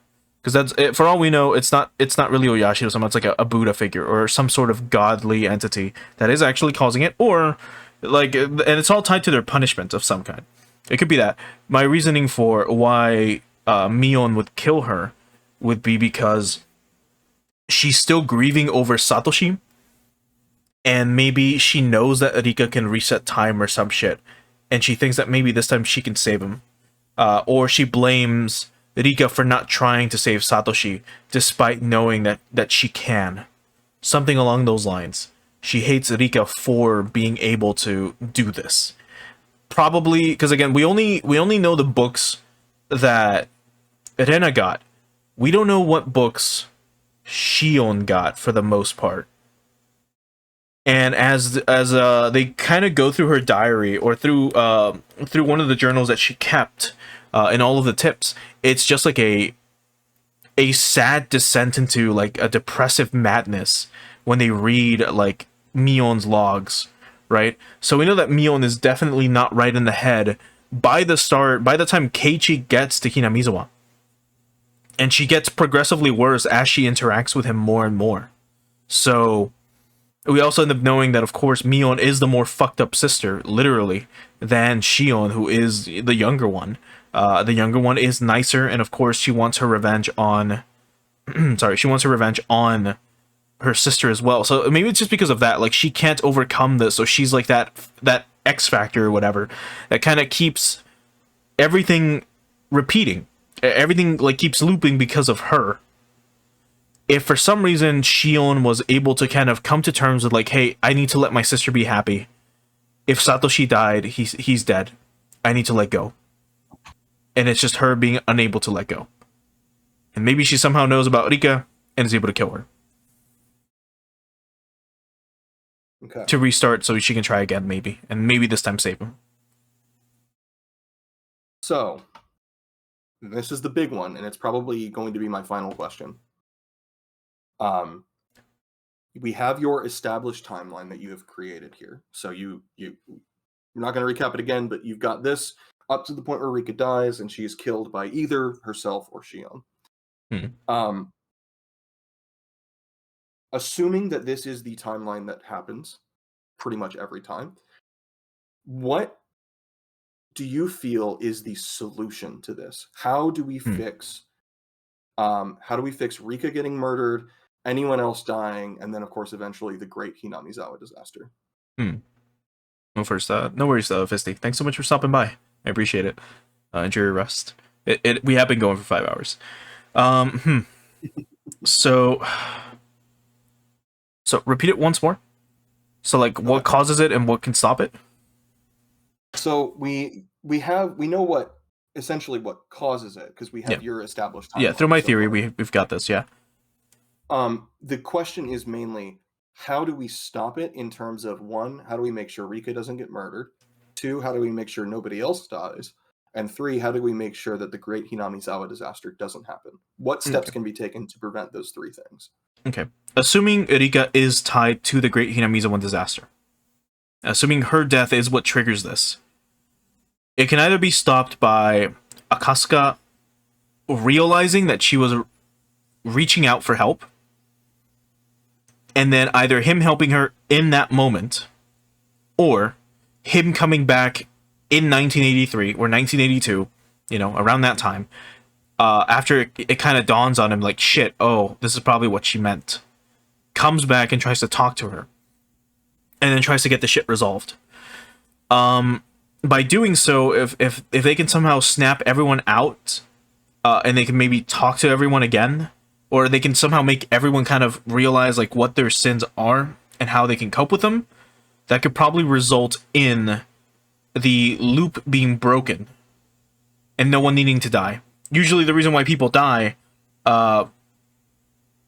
actually, by people dying, do you mean everyone, even including in the Watanagashi festival? Like even her aunt, everyone else? Or do you mean just like the main cast? Excluding mainly it changes from, we're specifically talking about the events in 1983. So like, okay. How do we fix, like, because it varies from chapter to chapter, right? Like who dies and who gets demoned away. How do we fix those things on top of Rika's death, like inevitable death, and then inevitably the GHD. Yeah. So, GHD. If they're all able to recall their past lives, they're all able to recall all the events that they kind of went through. They can atone for their sins. They can reach enlightenment. They can reincarnate. That would trigger the Great Hinamiza One disaster one more time, which results in them just having a normal life, a normal childhood, them playing games, and them having the peaceful life that Rika always wanted. And then her growing up to be like a normal Shinto priestess, right? Into the 90s. So it's either Akasuka gets involved, or he doesn't get involved, but everyone else kind of just is able to come to terms with what happened. What happened in the past, what they've done in the past, what their sins are, they atone for them, and then they're able to move on. That allows them, the Great Hinamizawa disaster will happen after they've all come to this realization, and then they will all start again in a new life where everything is normal. And they have a normal life. Keiichi will still probably shoot the children so that he goes to Hinamizawa. Mm-hmm. Or maybe does something else to end up in Hinamizawa. But they all get to have their lives together. Except it will be the actual Mion, not Shion. In that scenario, probably.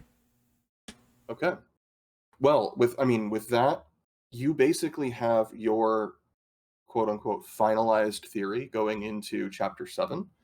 And now Ryukishi is going to truly test you on where you have landed in terms of, like, figuring out the mystery for yourself. It's gonna be fucking something straight out of left field. It's gonna be none of that shit. I'm like 20%. I'm doing my best to not. Go ahead. I'm like 20% right, and 20% is just like these characters are involved, and it's like the whole cast. Everything else, I'm way off. I guarantee. I'm doing my best to not show any emotion, just because I know that you are. Reacting a certain way would make you feel like, oh, I'm really right about this thing, or oh, I'm really wrong about this thing. So I'm trying my hardest as I'm asking you these questions. Yeah, no, I appreciate it. Like the questions really did help me kind of narrow down, I guess, my final thoughts.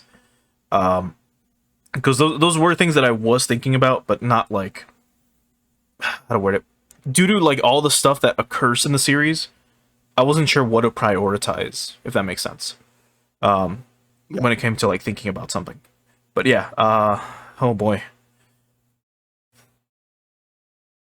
God damn, that's essentially it, because Rika made a comment about it when she was talking to Rena, where she said something along the lines of, I've tried to fix every problem as it comes up. And it's mostly because she's never, as far as we understand, because of like her dying and then the Great Hinamizawa disaster happening, she's never lived past June of 1983. Yeah. So she kind of like, that's the idea I think that we're trying to solve, is that, you know, what steps can we take to make sure that this disaster doesn't happen and no one has to die. Rika becomes a Christian in that timeline and gets saved. that was what she needed to do. She had to pay the Catholic Church. This was all a Book of Mormon allegory. Allegory. It'd be really funny. But no, Rika does mention like, oh, I've been trying to fix this. It never works. But then she changes her mind and is like, well, you know what? Instead of me forcing it on you, I want you to come to this conclusion. Just for all I know, maybe she spent one of those years, or like one of those timelines, just learning everything about like just Shintoism, or just Buddhism in general. Who knows? But I hope I am close. People who watch this later up on YouTube, of course it'll all be timestamped, so you'll have like just my theorizing if you want to skip all the recap, which was literally just 4 hours. We recap for 4.5 hours or so. And then we got to basically the theorization, but it was all to set it all up. It was to set it all up, I mean. But man, what a crazy chapter. I still don't know what's the name of this fucking next one. Mina Goroshi is gonna be about. I know Mina means other people. Huh? Genocide. Yes. Okay. So that's what I was gonna say. Because Goro is like kill, and Mina is like them. So like killing them. So genocide. Well, so Yeah, so korosu is the verb for like to kill. Right. So koroshimasu is like kill, Killing. like killing. Yeah. Um because it's paired with a kunyomi, like another kunyomi that's not compatible directly, they Mhm. use the softened version of the word. So instead of koroshi, it's goroshi. Right. And So mina is not just them; it's everybody. everyone, yeah. Yep. Mm. So killing everyone. Yeah, because Mina can be like these people. It can be us. It can be everyone. Because yeah, I guess it would sound weird if they would have said Mina Kuroshi. Hmm. Maybe, I don't know. I'm still not super into the linguistical aspect of Japanese yet. At least with kanji, because I'm fucking afraid of that. I'll eventually have to sit down and fucking learn them. I know the kanji for cancer, which is gon. And it looks very interesting. Okay. It's the only one I remember off the top of my head. Anytime I see it, which will be never in person, I'll know what it means. You'll know exactly what that word is. Mm-hmm. And it won't ever be pleasant. No. But yeah, I think we're at a point now where you're pretty well set up to start chapter 7. You've got all the tools you need in terms of like your own finalized theory and recalling all the information up to this point. So it'll be a fun time. Again, not saying this from a point of like, oh, you're really right or oh, you're really wrong. Yeah. It'll be a fun time specifically because the ideas that you have come up with through these discussions will be challenged. Will be tested. Yep. Yeah. So I'll either be proven right or I'll be proven wrong, or I'll probably change my theory again. I guess we'll see. But like I just kept thinking, like throughout this entire playthrough, like since I started this, I keep thinking about how you told me how someone started chapter 1 on Reddit and they're like, this fucking story is stupid, it's going nowhere. And then they look up the spoiler as to like what happened, and then they got really fucking mad that they did that. That they spoiled themselves like fucking idiots. This would have gone to somewhere crazy. What was I thinking? What was it? It was like they believed that they solved it, so they posted their answer, and then they looked it up, and then they got fucking mad that they were way off or some shit. Yep. And then they also spoiled it for themselves at the same time, so it was like, why even bother reading now? Yeah. Might as well start not Tsukihime. Golden Fantasia. Umineko. Oh boy, Umineko would have made them even more mad because it's the scale of that mystery is immense. It's like it makes Higurashi look like a child's game, like by comparison, like baby's first mystery novel. Well, I mean, mind you, I've been reading this casually, like I said. I've just been enjoying it, and I've just been using very basic deduction. If I really, really fucking wanted to, I could read a chapter and then literally go through all the text, look at all the possible reasons for this character to say this, for this character to say that, and actually probably piece together the mystery. But since I have a life and a job and friends to talk to, I unfortunately cannot do that. So I try my best with just like the regular, I can't ask you, but like I guess through the reasoning that I've had so far through the playthrough, is that I guess on par or average with like what other people usually do? Like kind of some of the conclusions that I've said or some of the statements that I've made, are those things that other individuals normally come to, or have you noticed me saying things that other people might not notice? I'm going to actually refrain from commenting specifically on the content of your theories, but I will say that the methodology that you have used to like come to your conclusions and deductions is on par with how other people would approach this story.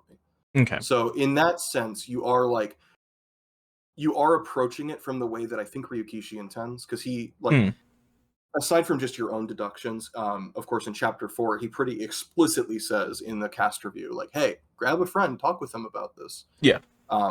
that's exactly how he wants you to play it. He wants you to work together with other people to try to solve the mystery, even if they're, you know, far ahead of you or whatever.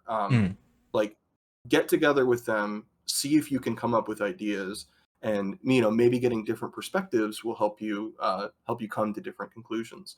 And I think that, again, up to this point, the way that you have approached each of these questions and the way that you have approached trying to come up with an answer for these questions is pretty much exactly spot on how Ryukishi would have wanted you to do this. Gotcha. Oh boy, what a crazy series this has been so far. That's for sure. And from the man himself, this is like, you know, you're getting ready for that final descent. Yeah, I am. Oh Put your boy. seatbelts on. We're about to land. Boy, yeah, because that starts tomorrow. It'll be tomorrow at 11:30. We'll start. Oh boy, we'll start that chapter.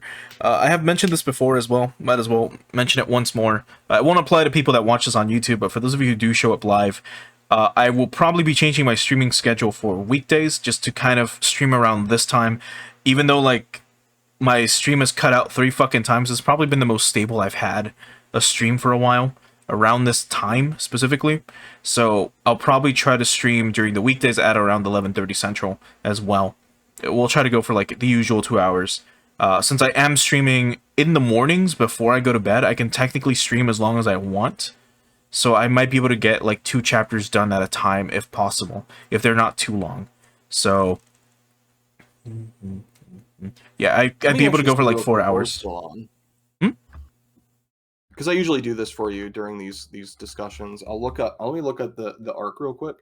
Yeah. And see. Here we go. Minakuroshi. So. Oh, this isn't the. Oh, sorry. This isn't the one that I normally look at. Hold on. Where is? Of course, it's not here. Everyone skips chapter 7. Yeah, of course. Go straight to 8. Oh my god, I couldn't even imagine if you skipped 7. 7's arguably the most important chapter. Let's see. Okay, so the opening is 44 minutes long. And then the first real chapter, if you will, is 1 hour and 14. So you're looking at about 2 hours to do 2 chapters tomorrow. Yeah, I might be able to do 3 in that case. Do the intro, quote unquote, do the official like main long chapter, and then the second chapter after that one, or whatever the third chapter is, that one's probably like 1 hour and 15 or something, if I were to guess. So if so, I should be able to get at least 3 in. Well, not tomorrow, but on like Wednesday, Thursday, when we continue with that on day 2. So the chapters in this, they range. The shortest one is, well, not counting the 44-minute opening. The shortest one is about 1 hour and, 14, 15 minutes, basically. The longest is 7. The longest... No, the longest is actually only in like the 1 hour, 40-minute mark, I believe. Okay. So all the chapters are pretty well-paced.